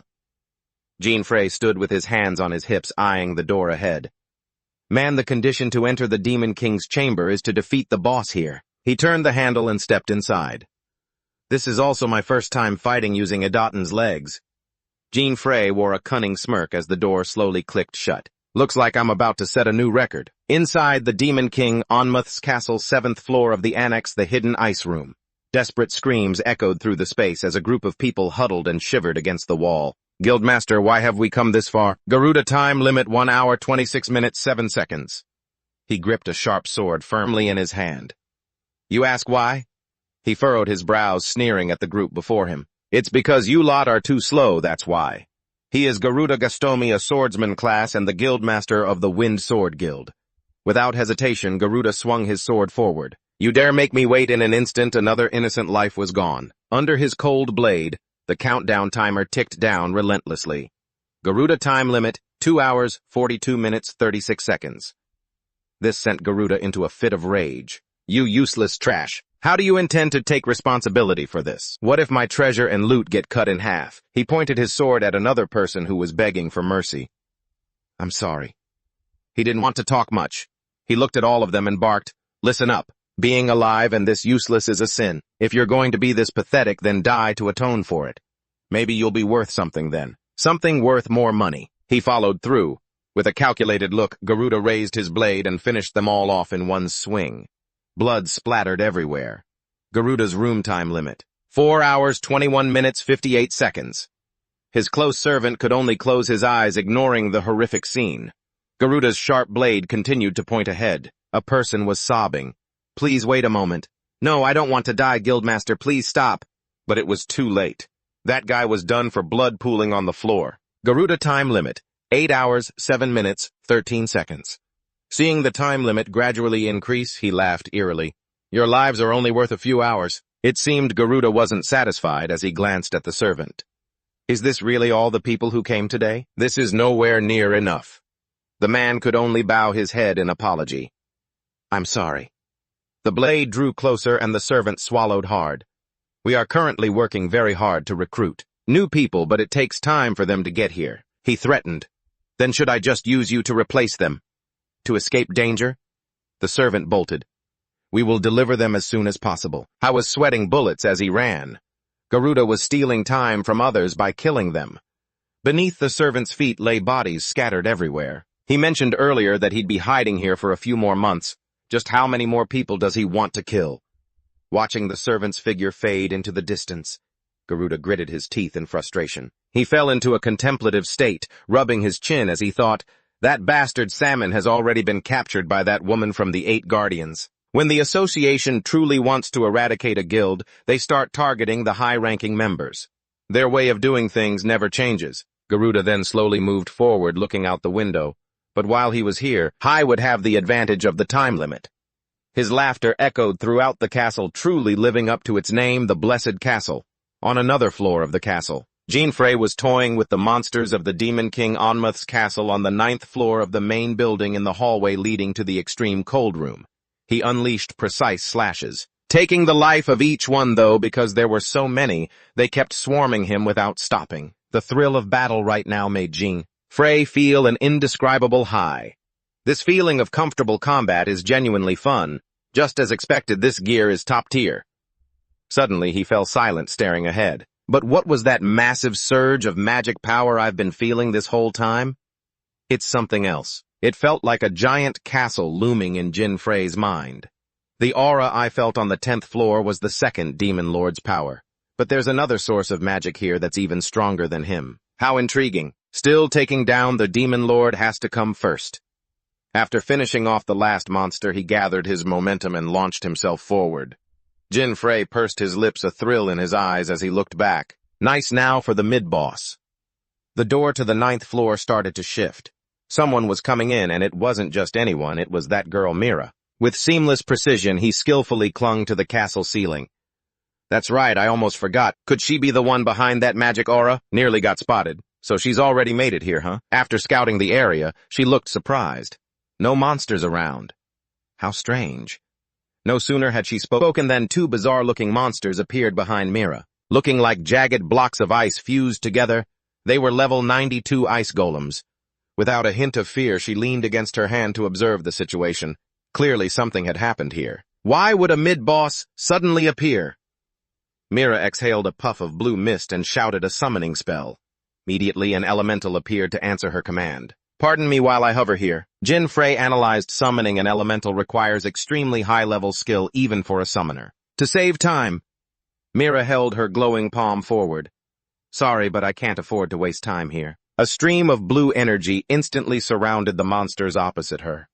All those currents obeyed her control as everything fell into place. Mira clenched her palm shut, and in an instant, those 2 ice-type mid-bosses were crushed, left with no chance to fight back. Even Jin Frey was taken aback by this. My God, she took out 2 mid-bosses at once with a single move. After finishing the job, she waved her hand dismissively. She's on a completely different level. Mira's gaze locked onto the door at the top of the stairs. Jin Frey, still hovering above, instantly realized what she was looking at. That door only appears once the mid-boss is defeated. Going through it leads straight to the Demon Lord's chamber. Suddenly, Mira changed course, turning toward a different direction. She just walked right past, not even noticing him. I'm watching every move she makes. Looks like I need to keep a closer eye on things. Heading to the annex to check it out, I see. Jin Frey watched her back fade away in silence. So she's out there looking for someone. I should probably be glad she isn't planning to mess with the Demon Lord. After walking a bit, Mira suddenly stopped, having sensed something. She looked up towards the ceiling. Even though she didn't find anyone when she scanned the area earlier, Mira was on high alert. It felt like she was being watched. Is it just my imagination? No point wasting time, she thought, quickly moving ahead to focus on her mission. Meanwhile, on the next floor of the castle, Jin Frey had arrived. The Demon Lord Onmuth's castle main building, 10th floor. In the hallway leading to the Demon Lord's chamber, he pressed his palm against the door to unlock it. Jin Frey stepped inside all by himself. Along the edges of the path lay bodies pierced by ice. He looked ahead and offered a friendly smile. Long time no see, second Demon Lord Onmuth. There sat the Demon Lord Qin, resting lightly on his hand. The second Demon Lord Onmuth, level 100. With his deadly frost ability, he reduces the stats of any challenger who enters his room by 80%. Onmuth bared his sharp teeth in a savage grin. Another snack has walked right into my lair. They stood face to face, a human on one side and a terrifying demon lord on the other, unable to hide his excitement. Onmuth declared bluntly to Jin Frey, "You'll be joining them soon enough." On the left, a human body was pinned by ice. To the right, 2 others had been finished off long ago. Observing the scene, he realized something. No mana detected, perhaps they were. But then a surge of magic power caught Jin Frey's attention, making him drop his gaze. No. Jin Frey looked at the body pierced by the largest ice shard. One person was still alive, holding on to their last bit of strength, but Richard was kind enough to urge him to run. Not wanting to lose a juicy meal, the Demon Lord activated his skill. A barrage of sharp, small ice shards shot forward. Jin Frey didn't budge. A quick glance was enough for him to grasp the situation. Its first move was exactly like the one in the game, but just like the original, who knew when it would actually strike. It's evolved beyond what I knew. Not far away. Onmuth spread his clawed hands in mockery. You humans are all equally useless, but at least you look tasty. He bared his razor-sharp teeth in a grotesque grin. So many guests today, you're the 10th one. Onmuth flicked his long, grotesque tongue over his bloodthirsty lips. Looks like I'll have a feast tonight. The surviving man. Richard saw this scene, but could only remain silent. He furrowed his brows, cursing himself. The pressure was immense. Back then, we actually thought we could defeat that thing. What a foolish decision. Back to the boy. Jin Frey stood perfectly still, expressionless. To make it quick, Onmut lunged forward with his palm outstretched. Time to catch my prey. He activated his skill to grab his meal, but Jin Frey effortlessly dodged the teleportation attack. Skill 2 Active Teleportation. It has a range of 100 meters, a limit of 5 uses per day, and you only have 3 uses left for today. Along with that, Jin Frey landed a slash across his face, and blood poured down like rain. The rare sight left the man impaled by the ice slightly stunned. Onmut, on the other hand, was acting quite dramatic, flailing about in a desperate display. Even though he was seriously wounded, he was still gossiping every second what exactly just happened. Digging a finger into his ear, he told him to stop screaming. "You're not even hurt," he said. Sure enough, his bluff was called, and the guy started grinning, chattering away. "So you figured it out. Pretty smart, aren't you?" Onmut locked his eyes on Jin Frey, gripping his weapon tight. "What? Stretching my limbs before a meal sounds good." Above his head at that moment were jagged, razor-sharp icicles. On his command, they all fell from the ceiling at once, targeting the boy. In an instant, the fallen ice gathered together, forming a new block. A massive one. Watching from the sidelines, Onmut couldn't stop grinning, his lips pursed in triumph at how easily he'd supposedly taken Jin Frey down. There was no way he could have escaped that. He must be dead for sure. But suddenly a twist, the boy was still perfectly fine, thrusting his weapon deep into Onmut's chest. Caught off guard, the demon was severely wounded, blood gushing from his mouth. Centipede skill Active Mind. It triples the damage of a critical hit. Onmut lost consciousness for a split second, his legs buckling as blood pooled on the floor. His eyes glazed over, glowing with a hazy, vacant look. "What was that? I couldn't even see it," Onmut muttered to himself while kneeling on the floor. It felt like he'd teleported right in front of him in a blink. After a moment of contact, Jin Frey let out an annoyed sigh. With 300 hidden nodes on his body, Onmut wasn't really a monster worth worrying about. This guy was actually pretty stupid. A thought flashed through his mind just then. "I want to end this as quickly as possible, but I still need him to summon the Ice Chimera, so I can't let him die yet." No sooner said than done. Weapon in hand, Jin Frey bolted forward. Onmut, still disoriented and frustrated, could only grit his teeth, unable to counterattack before a blood-soaked corpse was shoved right in his face. Jin Frey recoiled instinctively, pulling his weapon back to defend himself. Onmut stuck his tongue out, using the corpse as a shield to taunt him. "What's the matter? Why'd you stop? You know he's already dead, don't you?" It was nothing more than a meat shield. Seeing Onmut playing so dirty, Jin Frey felt helpless. The bastard didn't stop there. He even had the nerve to start interrogating him. "Hey, what was that power you used earlier?" Holding a corpse as a shield in one hand, Onmut raised his other arm to do something. He shouted out the name of his ability, Puppeteer. Instantly, the corpses on the ice block began to twitch and crawl off, and it wasn't just a few. His right flank began to move the same way under Onmut's control. In a heartbeat, he had a puppet shield made from the bodies of the fallen. Because he hadn't been finished off yet, the guy was still riddled with ice spikes. Surveying the pile of corpses, they looked no different from the living just being controlled. With a sweep of his hand, he gave them a cold final order: "Kill him, as you command, master." The undead swarmed Jin Frey, leaving him no path to survival. The scene reminded Jin Frey of a battle from the past. "This is the first time I've seen this technique. It's just like when I faced Hambaros, I don't know why. But these demon lords are acting very differently than they did in the game." Onmut noticed someone else was still standing. "Oh, still got a survivor, huh?" Richard frowned in a slight panic as he was spotted. "He found me." Just as Onmut went to end the man's life, his arm was sliced clean off. He gritted his teeth in pure rage. Meanwhile, Richard stood there completely stunned. To keep him out of it, Jin Frey pointed at himself. "Where are you looking? I'm the one fighting you." Attacked so suddenly, Onmut seemed to grind his teeth in fury. "How dare you!" His complexion shifted from green to a toxic purple. Demon Lord Onmut had been poisoned. It would drain 10 HP every second. Desperate to avoid a pathetic defeat, he screamed until his throat went hoarse to summon the Ice Chimera. 3 emerged instantly. Each one was incredibly vicious. Level 99 Ice Chimera. Confirming their appearance, Jin Frey narrowed his eyes. Finally they show up. He lunged forward. He moved at a speed too fast for the naked eye to track. Thinking Jin Frey was about to be defeated, Onmut laughed triumphantly. "What's wrong? What are you going to do now?"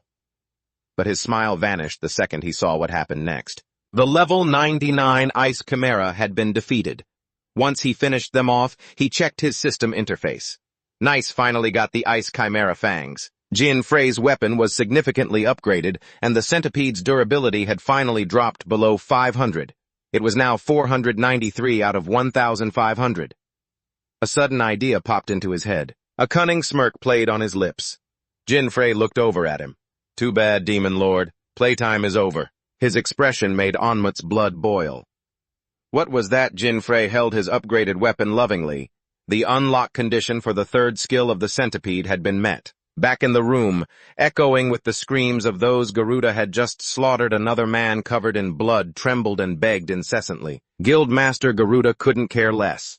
He dug a finger into his ear and barked, "Shut up." This place was a good hideout. He didn't want any hassle, so he raised the sword in his hand. But lately, there's been way too much trouble. The man below just covered his head, waiting for his inevitable end. Suddenly, a powerful gust of wind burst into the room. With immense force, the wind knocked the blade right out of Garuda's hand and sent it skidding across the floor. A voice echoing with accusations filled the room. "Found you, the leader of the Wind Snake Guild, Garuda Gastomi." A pair of feet walked in as Garuda's crimes were listed off one by one: murder, human trafficking, illegal gambling, production of contraband. Her hair and sharp gaze locked onto him. "But I've only scratched the surface of your crimes, haven't I?" It was none other than Mira the detective. With her element manifesting behind her, she continued, "Are you killing your own guild members now just to extend your time limit? You really live up to your name. Summoning an elemental to boost my power." She summoned a new element, the water spirit, and followed by a second one, radiating intense heat, the fire spirit Ifrit, and the spirit from earlier Mira, using the wind spirit, Sinfit, to attack Garuda. The three spirits of different elements surrounded her, shielding her from this dangerous foe, watching Mira's every move. Garuda felt a slight twinge of worry. Among all summoners, spirits were the hardest to call forth. Yet she summoned them, all three at once, without breaking a single sweat. Shaking off his tension, he spoke up, "Young lady, where are your manners? Who are you? And did you come with the guild?" Without holding back, Mira introduced herself. Mira Golden. With a blank face, she got straight to the point. "In the name of the 8 protectors, I will apprehend you and bring you back to the Adventurers Guild." Back at the 10th floor, where the weapon had just been updated and the conditions were met. The third skill was unlocked. Jean Frey held the weapon and smirked. "This is exactly what I've been waiting for."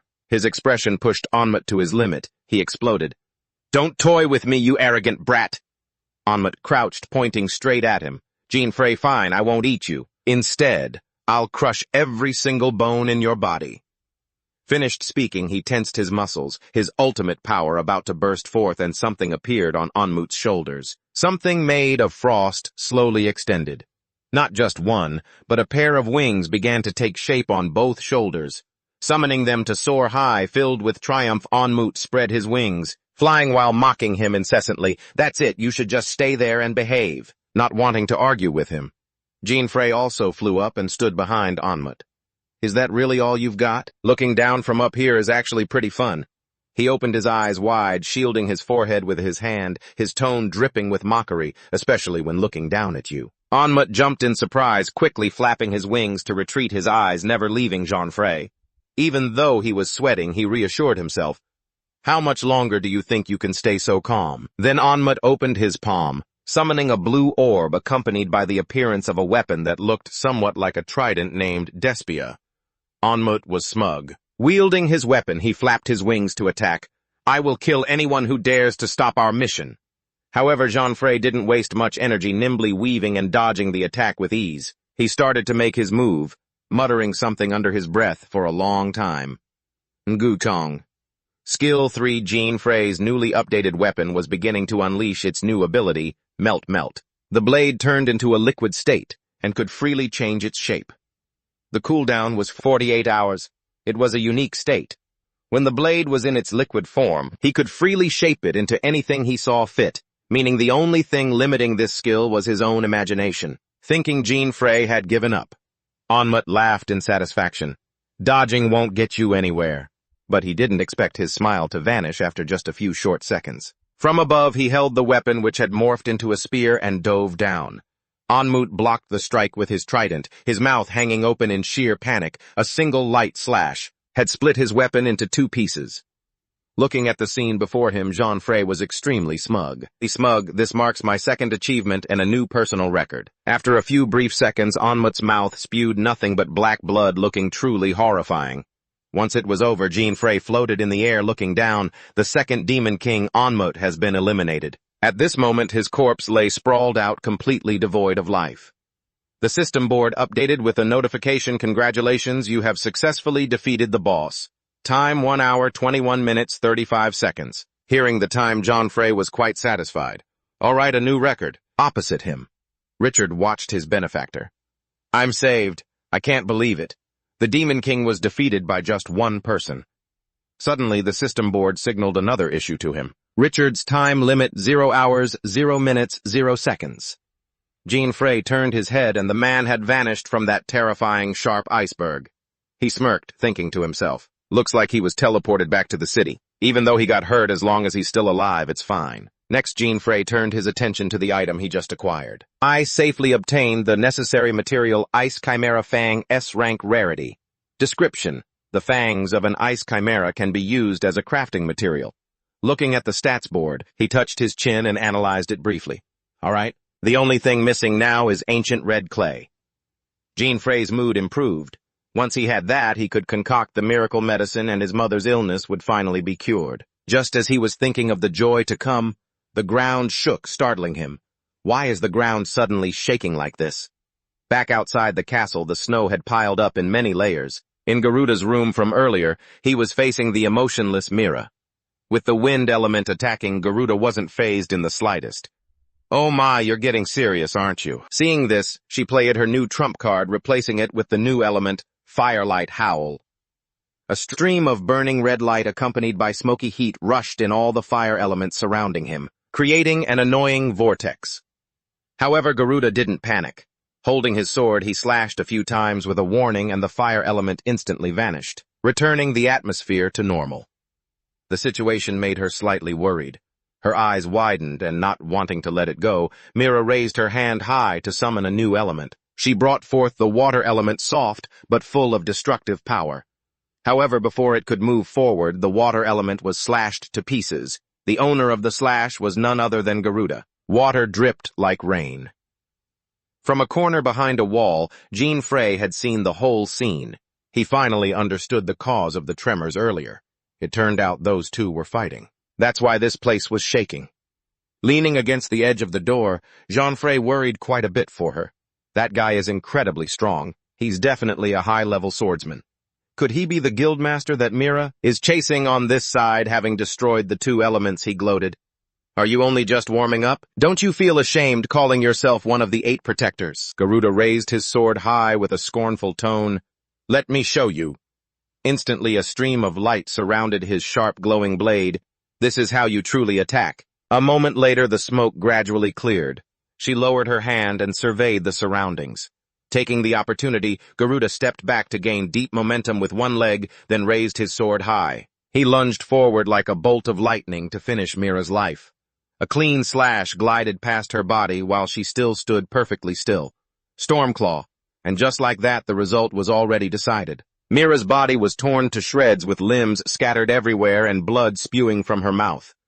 The scene was more gruesome than any horror movie. Hiding behind a wall, Jean Frey felt a twinge of sadness seeing Mira gone like that. Unlike him, Garuda's expression was the complete opposite. He looked delighted. Is it over already? You're weaker than I thought. Your fighting spirit isn't anything special either. However, a familiar voice rang out. Have you ever heard of people who are too stupid to realize the power gap between themselves and their opponent? That voice made him cringe. He couldn't believe his eyes. Mira wasn't dead. She was sitting cross-legged on the railing, looking down at Garuda and the former member of the 8 Garuda Guardians, Gaston. He panicked, trembling as he looked back. Garuda looked down at the ground in confusion, then back up at Mira. Was that just an afterimage? No, just an illusion. Knowing. He still didn't believe it. She pursed her lips and offered, Allow me to teach you a lesson, you fool who was kicked out of the organization and foolishly walked down the wrong path. Mira raised her hand, aiming straight ahead. This is how you strike with precision. A surge of energy appeared behind him in a flash. It was the lightning element. Wait, this aura, a spirit she summoned, stepped forward proudly. Spirit of heavenly thunder, summon Karen.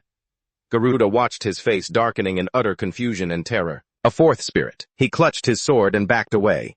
This was bad, really bad. Seizing the moment, Garuda turned to flee from the danger ahead. Wait! Right then, Mira appeared right in his face and grilled him. Do you ever stop when someone tells you to wait? In a blink. Heavenly thunder struck and the spirit unleashed lightning that jolted his entire body, leaving no spot untouched. Just a few seconds later, Garuda's body was smoking with no signs of life left. Watching from behind the wall, Jean Frey broke into a cold sweat. Damn, if you get on her bad side, you're going to have a rough time. As if she had a sixth sense, she quickly turned to look toward the wall where he had been hiding. Seeing Jean Frey's back retreating, Mira hurriedly called out his name. Are you still there? Jean Frey Van Red tried to keep his cool. He walked over thinking, damn it, she noticed me. He scratched his head and explained to Mira, I'm not a spy or anything. She replied, reassuring Jean Frey. Jean Frey, it's fine. You didn't interfere with my mission anyway. Let's call it even, just like last time. Garuda's body was being escorted away by Mira's elemental spirits. As for him, Jean Frey was still wondering about that answer. A mission. So he really was the leader of the Wind Snake Guild. Seeing that Mira chimed in with new information, I can no longer sense the Demon King's presence. Did you defeat him? Without holding anything back, he replied truthfully. That's right.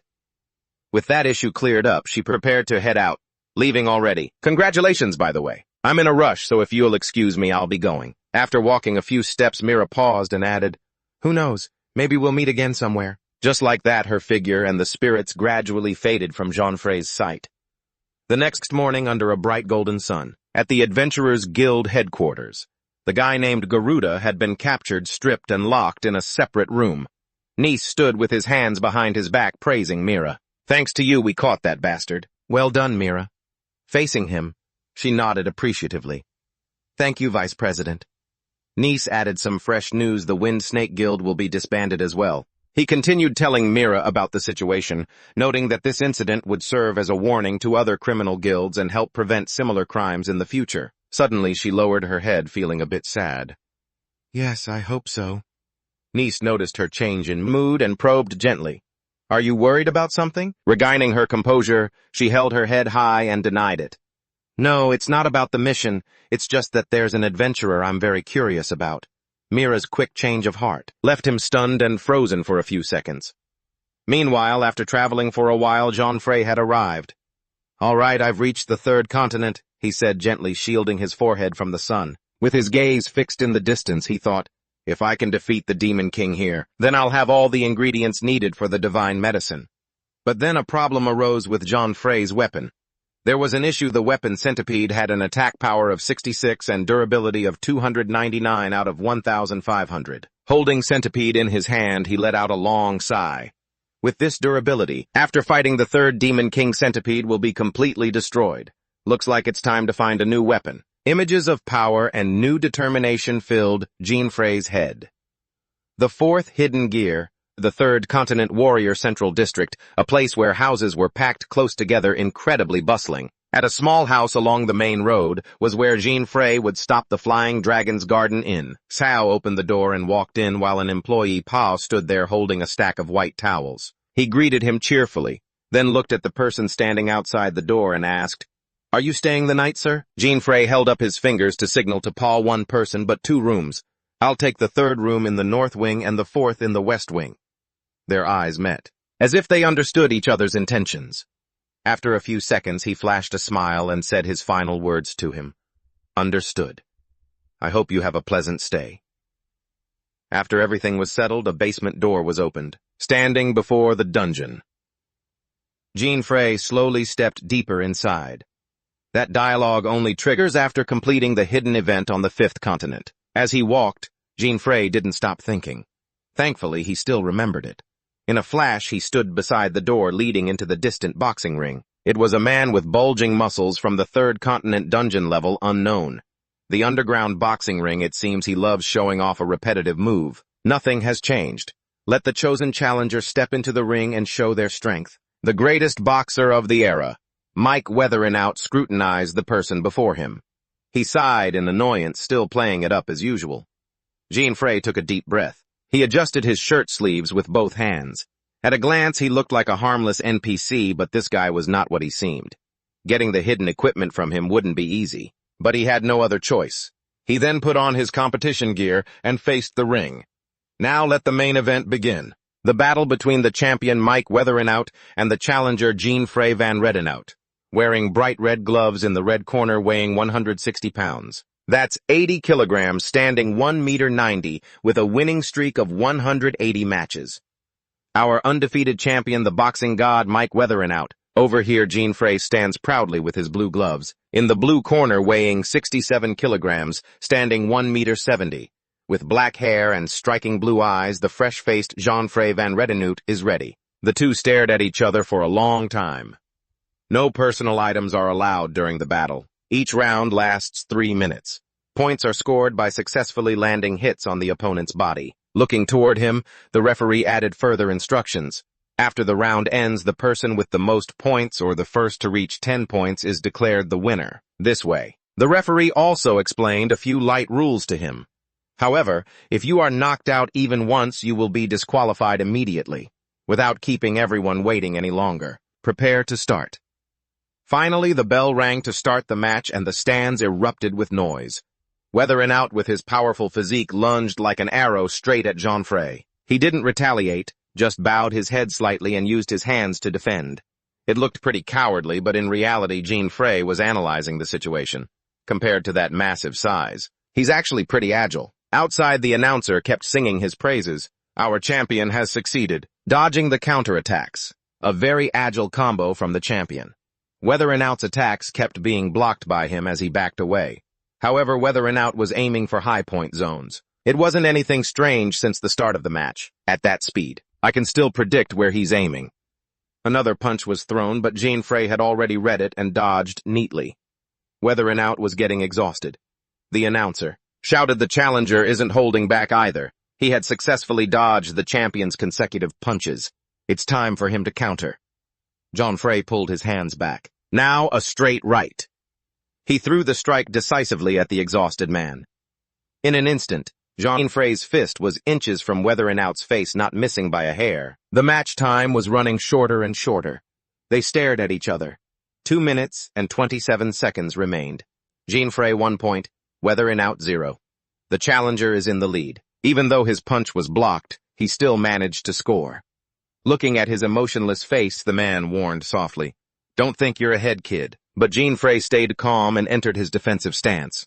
Of course not. You let me score on purpose, didn't you? Stop pretending, fight for real champion. His attitude seemed to excite Weatherin'out. He smirked, an interesting kid. Weatherin'out tensed up his back muscles, bulging into 2 huge lumps. Then it's my turn. A punch with immense power was thrown straight at Jean-Frey. Yet with just a tilt of his head, he neatly dodged the crushing blow from Weatherin'out, who looked slightly surprised. He reassured himself, even though his eyes were sharp, his stamina would run out soon. This kid can't last long, even so. Weatherin'out's subsequent punches were all neatly dodged, no matter how dangerous the moves were. Covering his face with his hands, Jean-Frey kept thinking, I can't afford to be knocked out. Even if I let him score, I have to keep defending. He looked at Weatherin'out. The secret here was that this stage was an event you were destined to lose. With every point scored, Weatherin'out's strength and speed would increase. He was still quite smug. Where did your confidence from earlier go? Your guard is dropping. Because of dodging the punches, he was getting closer and closer to the edge of the ring. 1 minute and 38 seconds remained. Jean-Frey 1 point, Weatherin'out 49. The announcer was screaming in a frenzy. Our champion has unleashed his ultimate move. The challenger has been quickly cornered. Flexing his arms, Weatherin'out mocked him. Looks like you don't have the energy to fight back. Then he threw a lethal punch. It got closer and closer to Jean-Frey's face.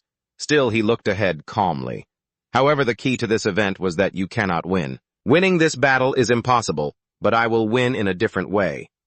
The condition to receive the 4th hidden item is to survive on the ring. Within the 3 minutes, the opportunity finally arrived. He crouched, dodging Weatherin'out's fist like a flash.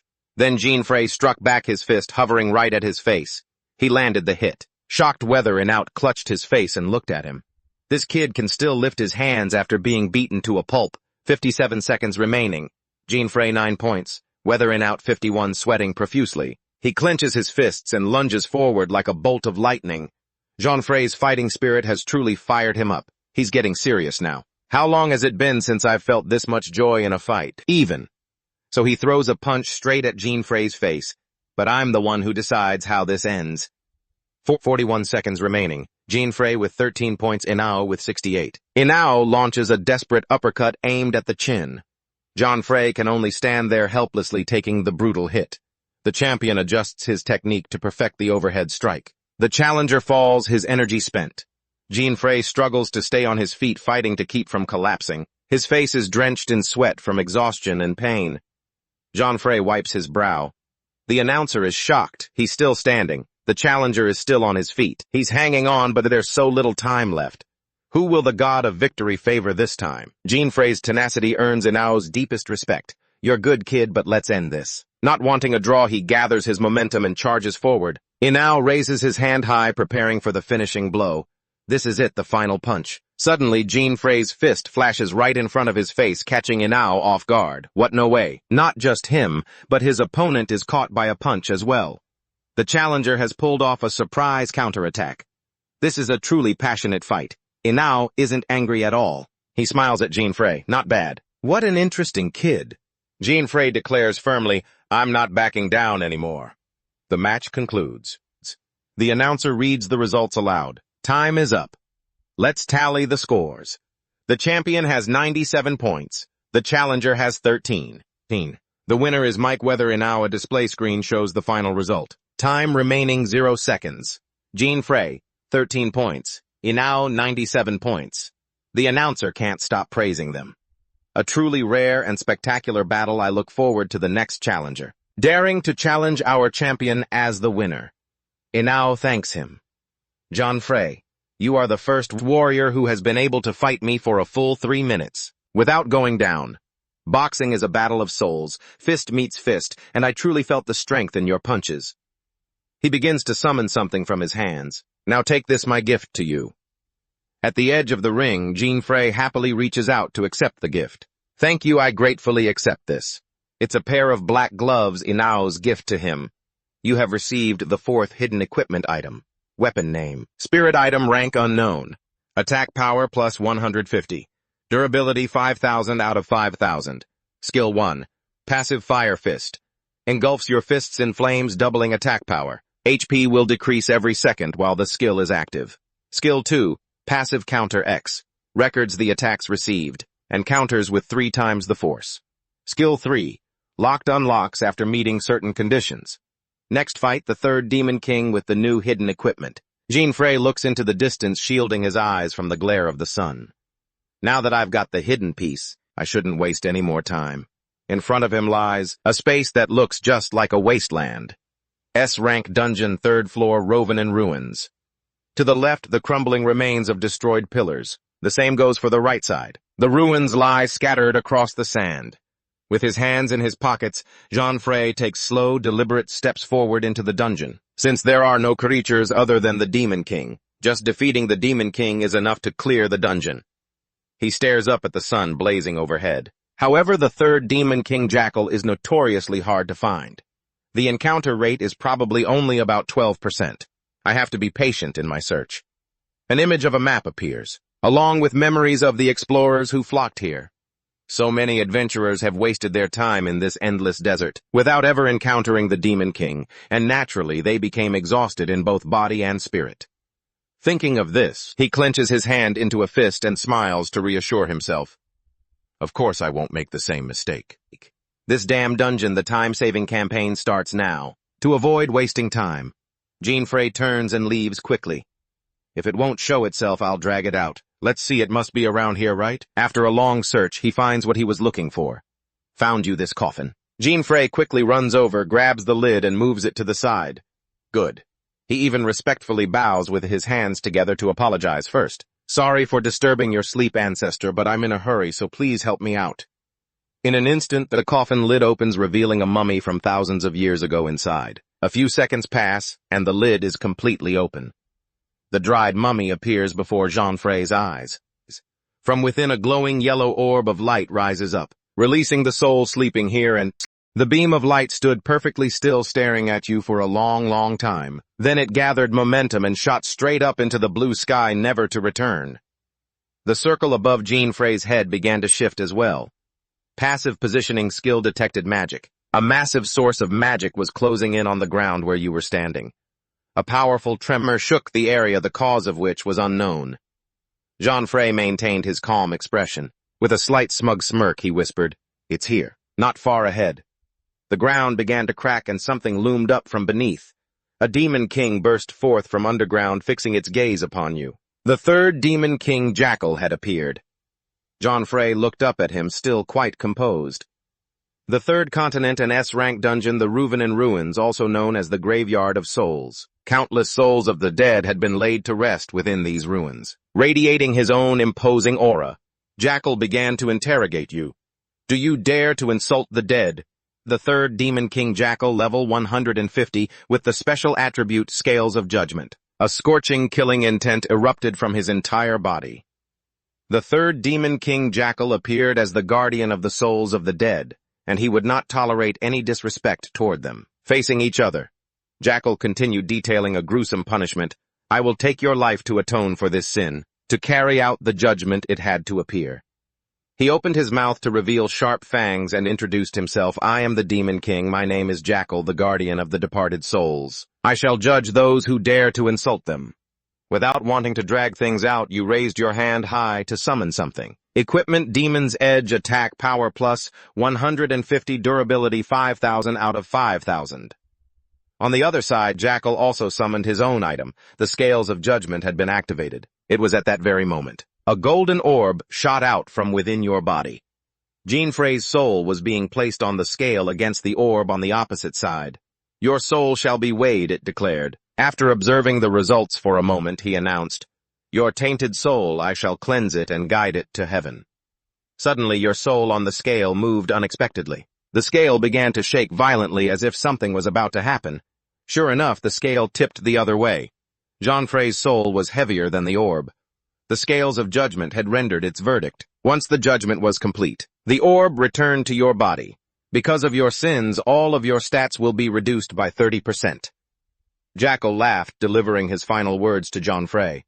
"The punishment for those who dare to be disrespectful to the souls of the departed, spend the rest of your life atoning for your crimes. You, however, were different.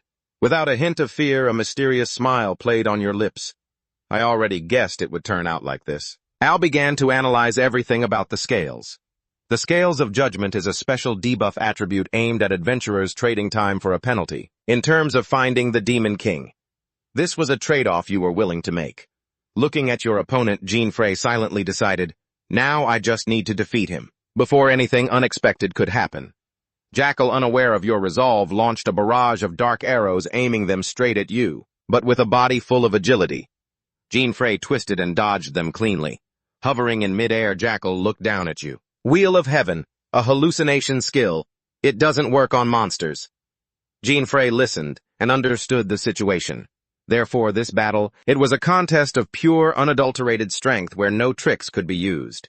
You quickly used the gloves Ian gave you to gain momentum and punched forward. However, he used teleportation and appeared behind you in an instant. Dark arrows, once again pitch-black arrows, targeted Jean Frey and attacked in rapid succession. You quickly dodged and launched yourself into the sky. The time was ripe. Jean Frey gathered his energy and with all his might threw a powerful punch forward.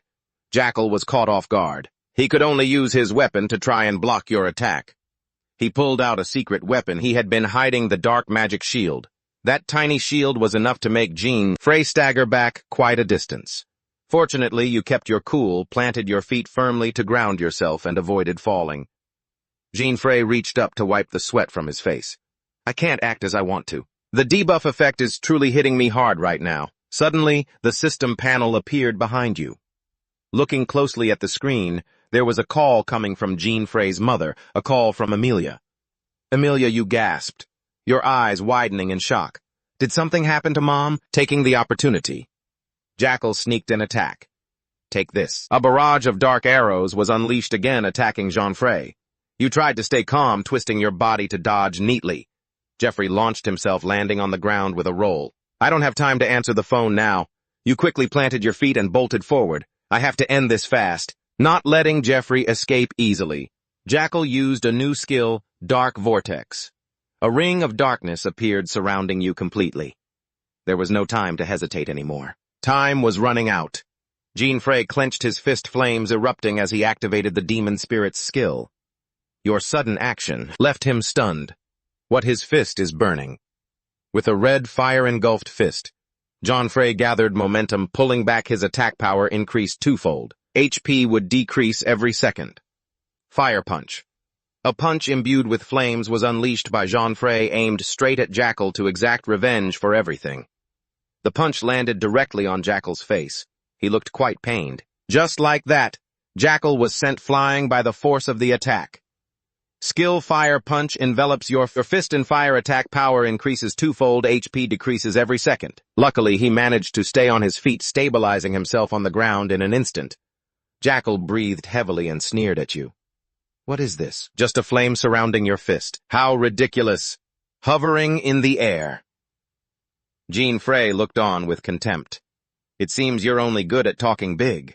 That remark touched a nerve. You humans truly don't know when to keep your mouths shut.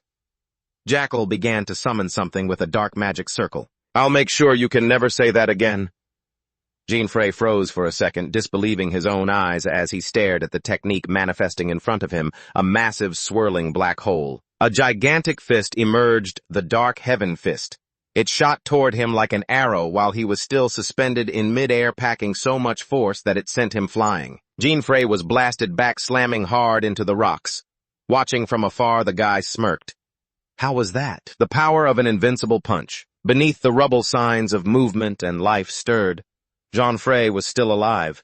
He wiped his face with a hand, thinking to himself, just as I thought, that's a move I've never seen before. Jean-Frey stared at Jackal with a look of confusion, wondering, what is wrong with the Demon Kings in this world? Why are they the only ones different from the game? And this system menu, his mother's caller ID kept flashing on his screen, a call from Amelia. Jean-Frey gritted his teeth in frustration. Not now, I don't have time to answer this. He declined the call.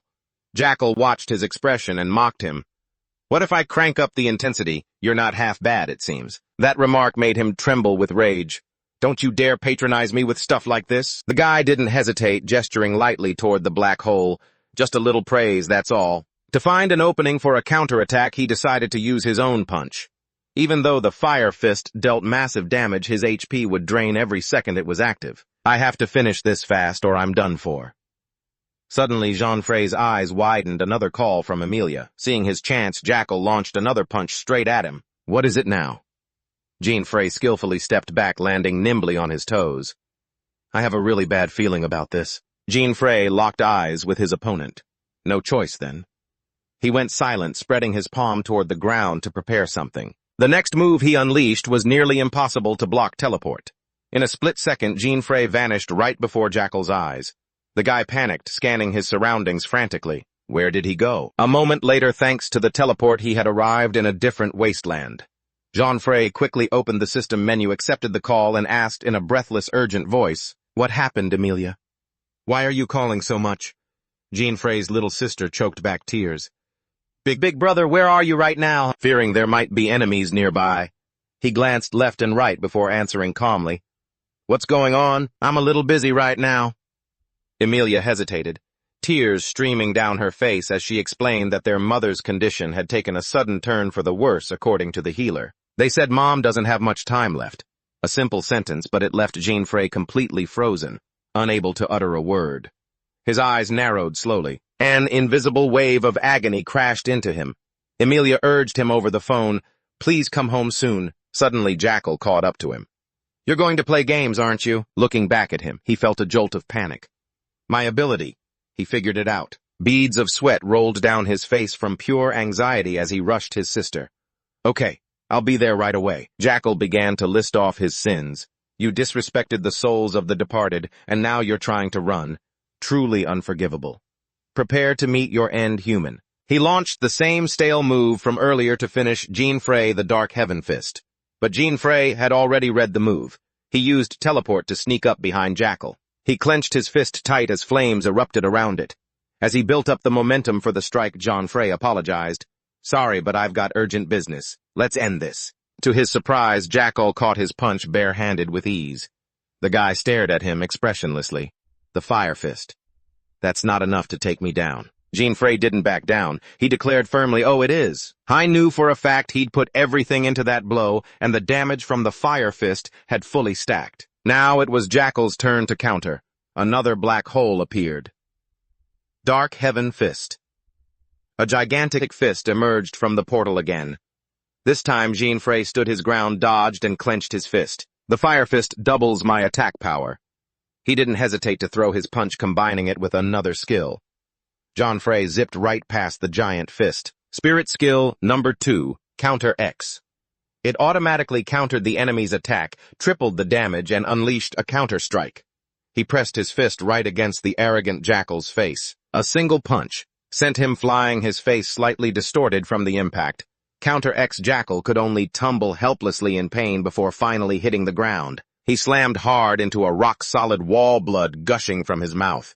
It poured out like rain, soaking the ground as he lay there defeated and pathetic. Jean-Frey spoke up. My attack power doubled, plus the Dark Heaven Fist's power tripled like I said. Let's end this quick. A system notification pinged. Defeated level 150 Jackal. Experience points and rewards acquired. Bonus 3 million Jackal souls. S rank rarity. Ancient Earth rarity A.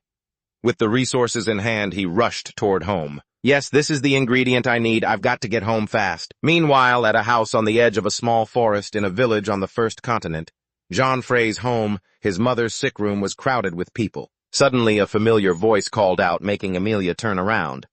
Jean-Frey stood at the door. He sighed, exhausted, muttering as he walked in. How is Mom? Seeing her brother return, she ran to him, relieved. Brother Roland sighed and explained the situation. Their mother was suffering heavily from the final stages of the illness. Mana depletion, black spots have appeared on her skin. Isabella's face was already covered in dark marks. His mother weakly added that her condition was literally caused by the loss of mana. It's caused your mother's blood pressure to plummet and her heart and lung functions to decline sharply. Even high-level primary treatment is useless at this point. Unfortunately, hearing this news will probably break Jean-Frey's little sister's heart, seeing her mother in this state. Jean-Frey comforted her with a gentle hand on her shoulder. It's okay, Amelia. I won't let Mom die. Don't cry.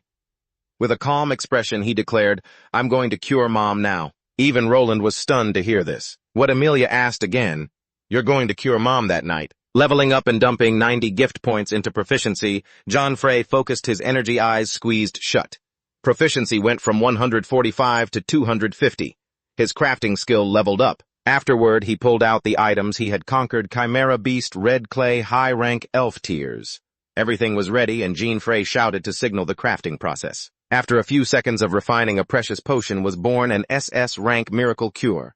It heals all abnormal states and illnesses in just one gulp. A rare medicinal potion was complete. Fast, it's done. Holding it in his hand, Jean-Frey beamed with joy. A miracle cure. Even Roland was amazed by what he saw. I've never seen a potion like that before. Could that be the legendary miracle cure? Amelia was still stunned, unable to believe her eyes.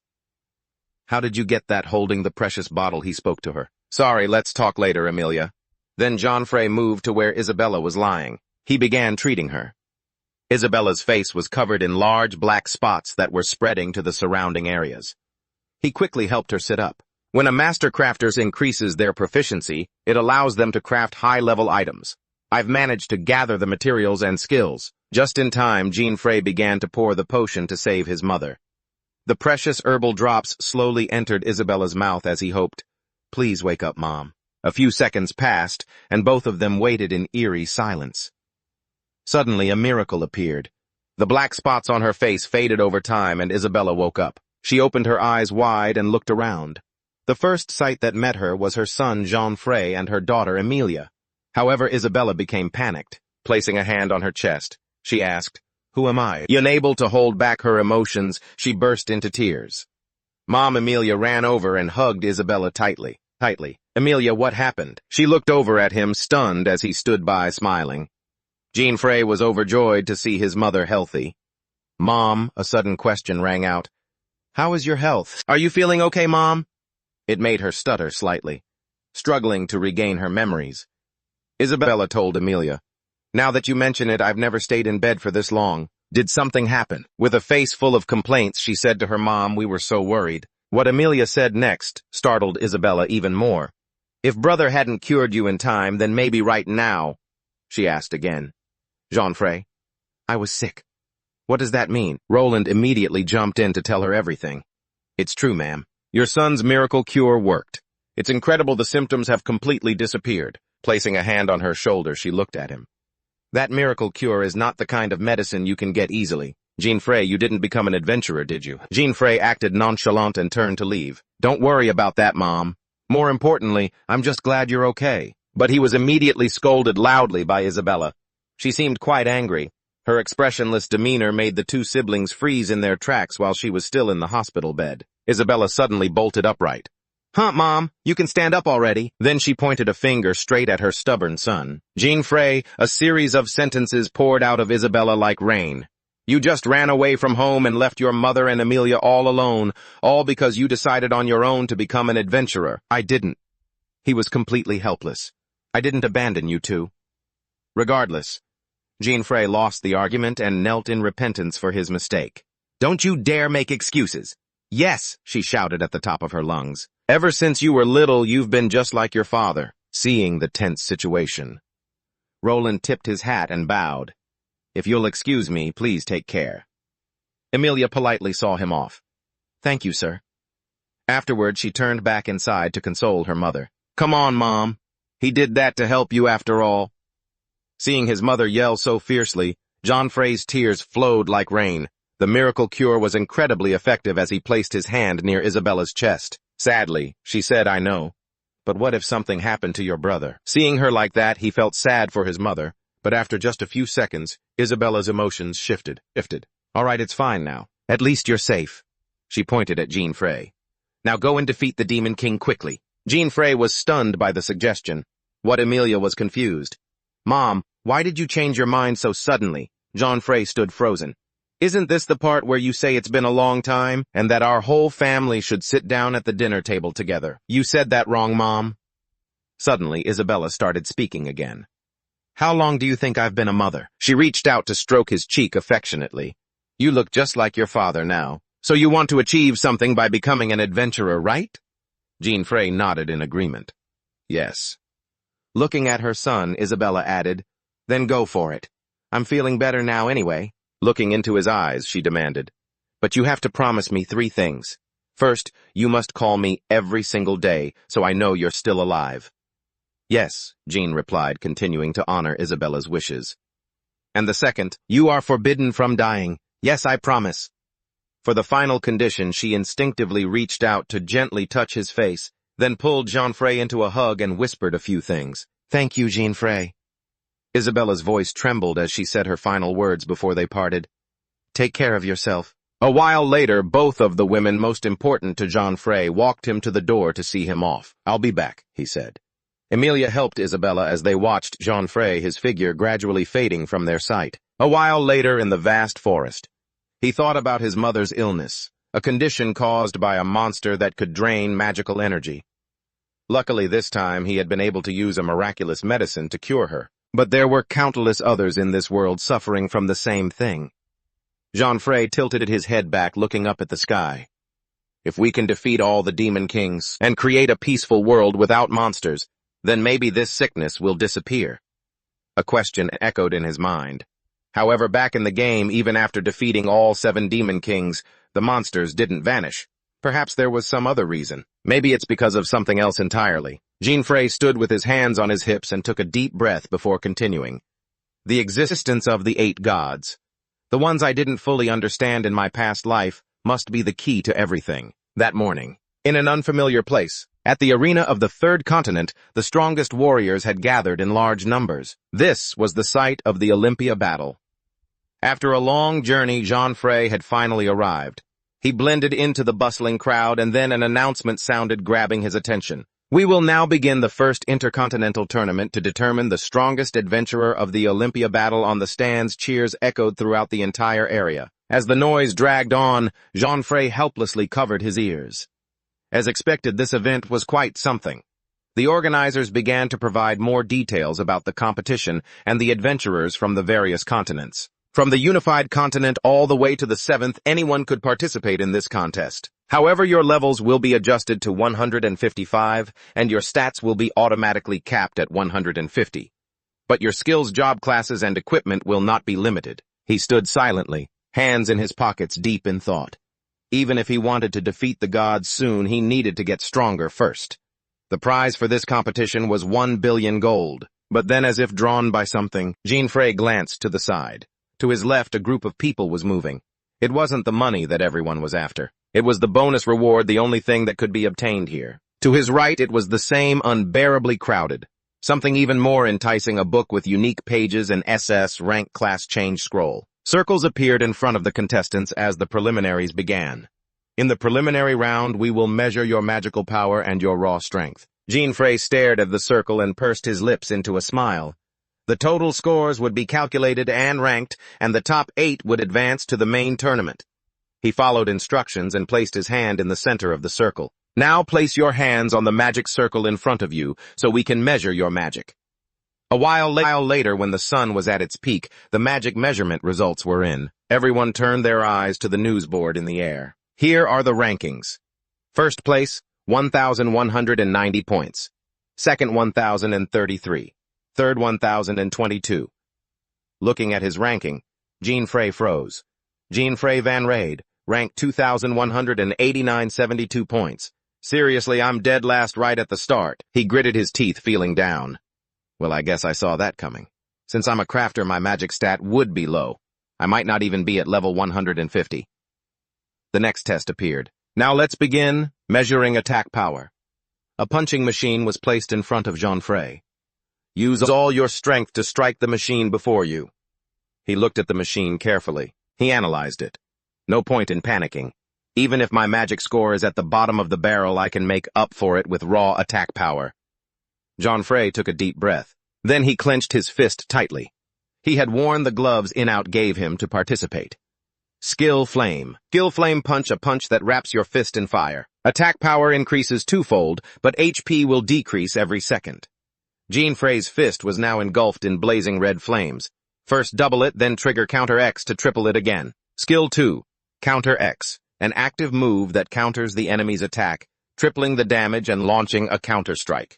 Jean-Frey pulled his hand back and launched his decisive punch, Upper Dark Sky Fist with 6 times the power. A bell chimed. The competition time was up. The stands were packed with people waiting for the results, and everyone was staring in absolute shock, eyes fixed on what was ahead.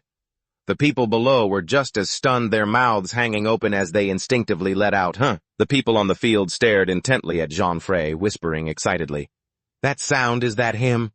What on earth did he do?" In the crowded stands, the announcer's voice echoed through the speakers. "Thank you for waiting for the results. The attack power test results are in, and we will announce them right now." The results board quickly appeared. Here are the attack power rankings. First place, Jean-Frey Van Rade. Second place, Ryuta Factor. Third, Janes Chimarian. Fourth, Green G Misto. Fifth, Cybo Fake.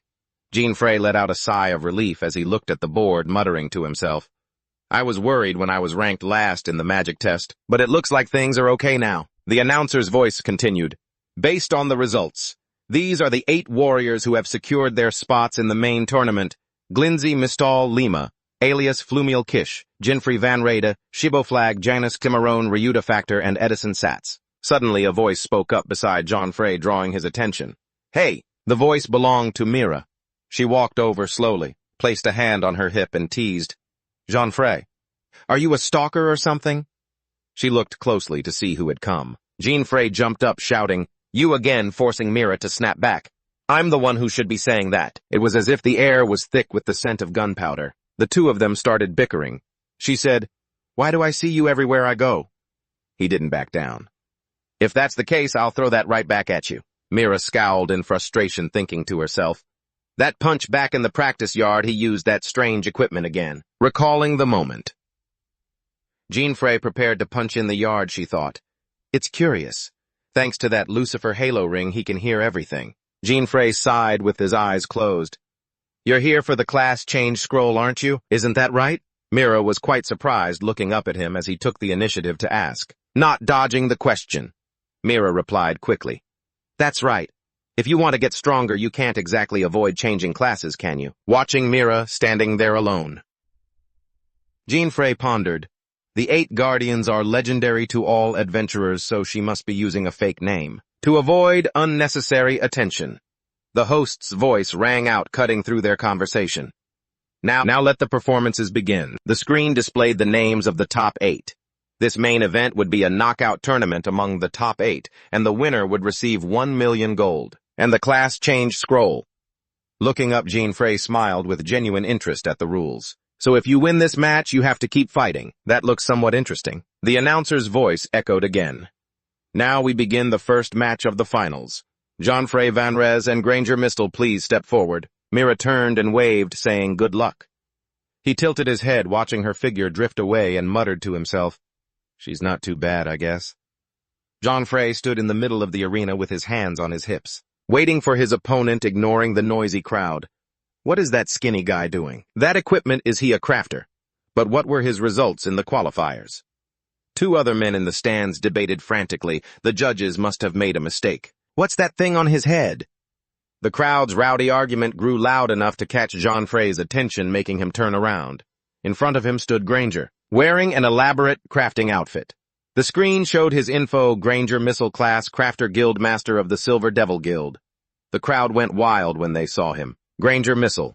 That's the Guild Master of the Silver Devil Guild from the 5th continent, right? Rumor has it he brags everywhere that his self-made armor has incredibly high defense. Time to bet.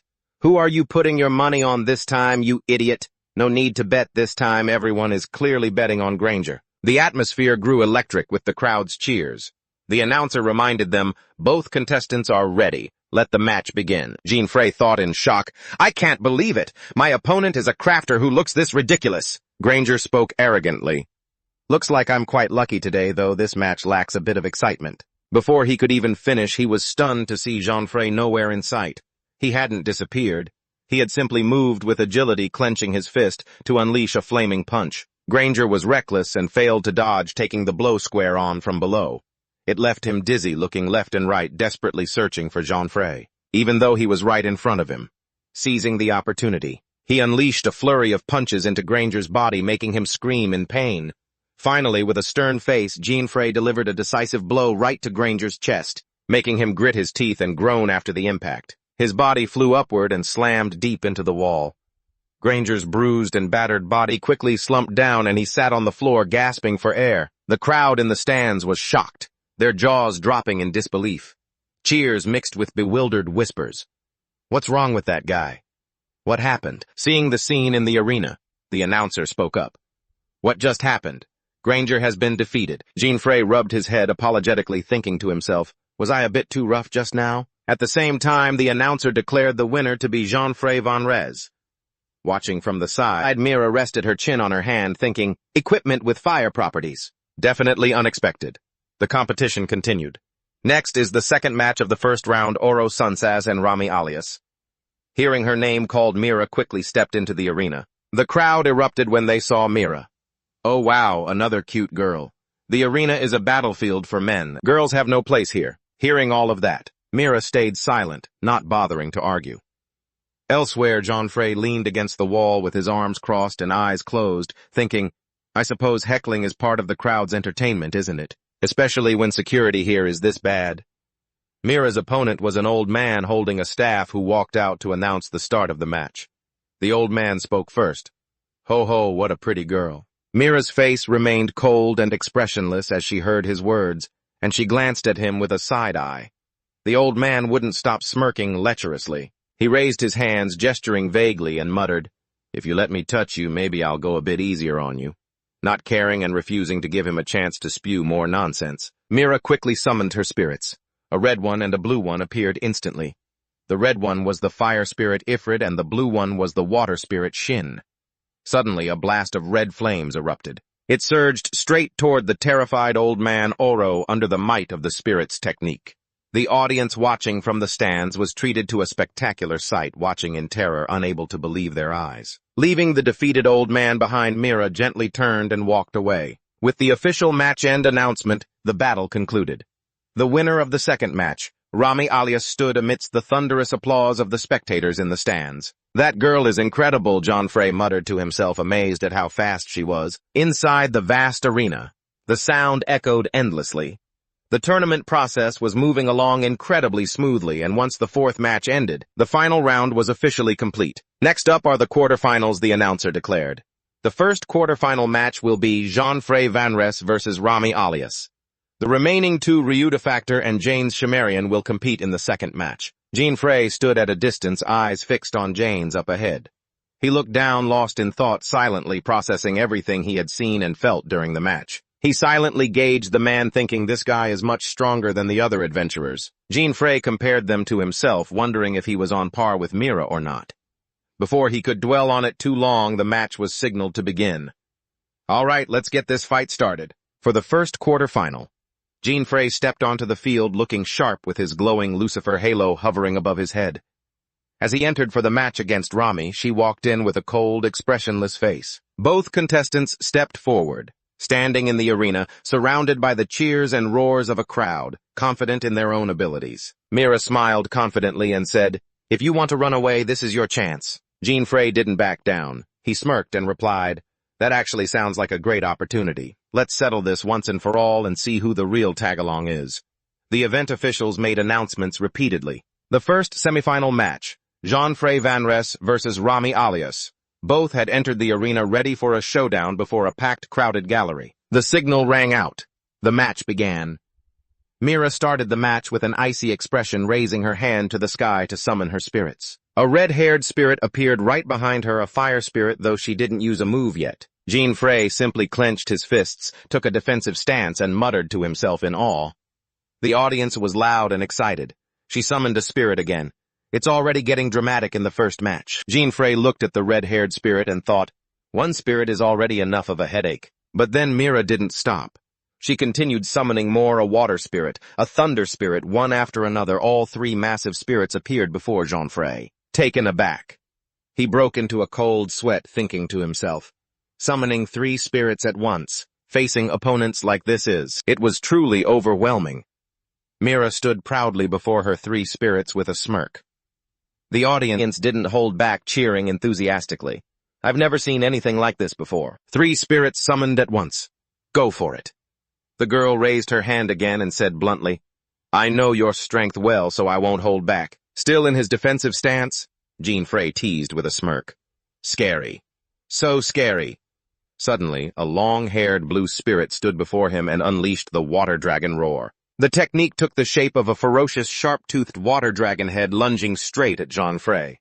Remaining silent and not yet countering, he nimbly dodged to the side. A blue light flared as the attack slammed into the arena floor. Luckily, he had dodged just in time. Not giving him a moment to hesitate, Mira forcefully raised her hand to unleash a thunder kick. A gray-blue dragon rushed forward, surrounded by blue light and crackling sparks. With the sheer speed of Mira's continuous attacks, Jean Frey was left completely stunned. I thought to himself, what? That's too fast. The spectators in the stands were dazzled and terrified. Down on the field, Jean Frey sat beside a deep crater in the ground. Having narrowly escaped disaster, he sat at the edge of the pit mouth, agape. That was close. Even just a grazing hit has such terrifying power. No longer willing to just sit and take a beating, Jean Frey decided to go on the offensive with a fireball attack. He clenched his fists, letting them ignite with red flames, his face set in a determined, serious expression. He dashed forward, legs spread, and threw a flaming punch. Standing to the side, Mira watched everything, coldly silent, as if calculating her next move. Her teeth were gritted. Her mouth twitched, and her face darkened as if she were sinking into the shadows. Smoke rose from Jean Frey's fists as he gritted his teeth and whispered, Is she trying to take me down, he thought. What a strange girl. But her skills are undeniable. If I lower my guard for even a second, I'm done for. Mira stood there and taunted, You look more pathetic than I thought. Seems I overestimated you. Just some trash talk. Jean Frey wouldn't be outdone, so he shot back. You're only this confident because you summoned three spirits to attack me. I underestimated your skills too, it seems. Mira smiled, thinly accepting the challenge. But lucky for me, your target is terrifying. The atmosphere hit a fever pitch with everyone cheering and yelling. That's enough. Finish that guy off. Some men in the stands began debating. Right, I forgot to place my bet. All right, who are you guys betting on? Why even ask? Everyone here is obviously betting on the girl. Isn't that right, everyone? There were even jeers aimed at him. Get off the stage, you cheater. How much did they pay you to throw this fight? Go get him, girl. Don't embarrass the arena with that pathetic outfit. Hey, kid, this isn't a playground. Jean Frey tried to keep his cool thinking. So annoying. Who's throwing the fight? Mira stood there feeling sorry for him as she whispered to herself. This arena had a nasty reputation for having such a rude crowd. What a shame, though, she thought, her eyes sparkling with a wicked smile as if she had just come up with a clever plan. Jean Frey narrowed his eyes, suspicious and guarded, as he looked at Mira, thinking, what is up with these people? Mira stood before this gray dragon looking at Jean Frey with confidence as she declared, let's end this quickly, Karen. The massive spirit leapt onto the crown of the horned glowing beast. Lightning crackled as the thunder spirit surged. Jean Frey stood paralyzed, his hands clenched in silence, watching everything unfold. The spirit's lightning attack was unleashed, hurtling straight toward him, but he managed to dodge it just in time. With Karen the lightning spirit hot on his heels, he scrambled forward in a panic. Suddenly he realized the water spirit Anden was waiting ahead, its hands raised to form a sphere of water. Everything was happening so fast that he thought to himself, dealing with 3 spirits at once is tougher than I imagined. Seeing the spirits in the distance, he broke into a cold sweat. He barely had any opening to counterattack. 2 spirits flanked Jean Frey, taking turns chasing him and leaving him no room to escape. He cursed under his breath. How annoying. Still, there was no doubt Mira was incredibly strong. After running for a while, he looked up and saw Mira standing there, arms crossed, looking relaxed with the spirit, Ifrit, behind her. Her expression was triumphant and confident, and Ifrit stood behind her, arms folded as well. It only added to her commanding presence. Jean Frey realized it now. She must have figured out that his fire punch could pass through fire, which was why she kept Ifrit by her side. Everyone else felt the same way. Since his fire punch could counter fire, she kept Ifrit on standby. Realizing Mira's intent, and he didn't hesitate, making a firm decision in his heart. Fine, then I'll charge right at her first. The moment he thought that, Jean Frey seemed to vanish into thin air, no longer standing before Mira, leaving her completely shocked. She froze in place. Guessing to herself, he disappeared. Jean Frey had indeed vanished. He had teleported right next to Mira, catching her completely off guard. He clenched his fist and unleashed a fire punch with the speed of a storm. His fist still trailed with swirling flames. The fiery blow entered Mira's field of vision, causing her eyes to widen as she whispered, "Gotcha." Her cold, indifferent expression caught Jean Frey off guard, stopping him in his tracks. The system chimed with a warning, "The plan has been discovered. Mira successfully lured you into a trap." Mira simply raised her finger toward the sky, a confident, smug look on her face as she shouted, "Wind torrent!" As soon as she finished, the spirit, Sinfit, appeared behind Jean Frey, forming a sphere of wind in its hands. It lunged straight at him. Seeing the spirit clearly, his eyes went wide as he thought, a wind spirit. He guessed that Mira must have sacrificed something to summon a 4th spirit. The stadium was packed, and the entire crowd rose to their feet after a massive crash echoed across the arena floor. Their faces were etched with panic and fear, cold sweat beading on their skin. Below, Mira stood thinking to herself, "Just as I thought, he won't be able to stand up." Suddenly, a noise caught her attention. She glanced over, and the sound turned out to be coming from Jean Frey. He covered his mouth and coughed due to the dust, assuming he had been hit by Sinfit's attack. Who would have expected him to appear right in front of Mira and Ifrit completely unscathed? He coughed into his hand and muttered to himself, "That was close. If I hadn't used the wind shift in time, I would have taken that hit head on, and the game is over." At that moment, a system notification popped up. Skill 2 Wind Shift. Active, limited to 5 uses per day, 3 remaining. Seeing Jean Frey still in one piece, Mira scowled in frustration. Since when? Taking advantage of her distraction, he surged forward with a fire punch. It's not over yet.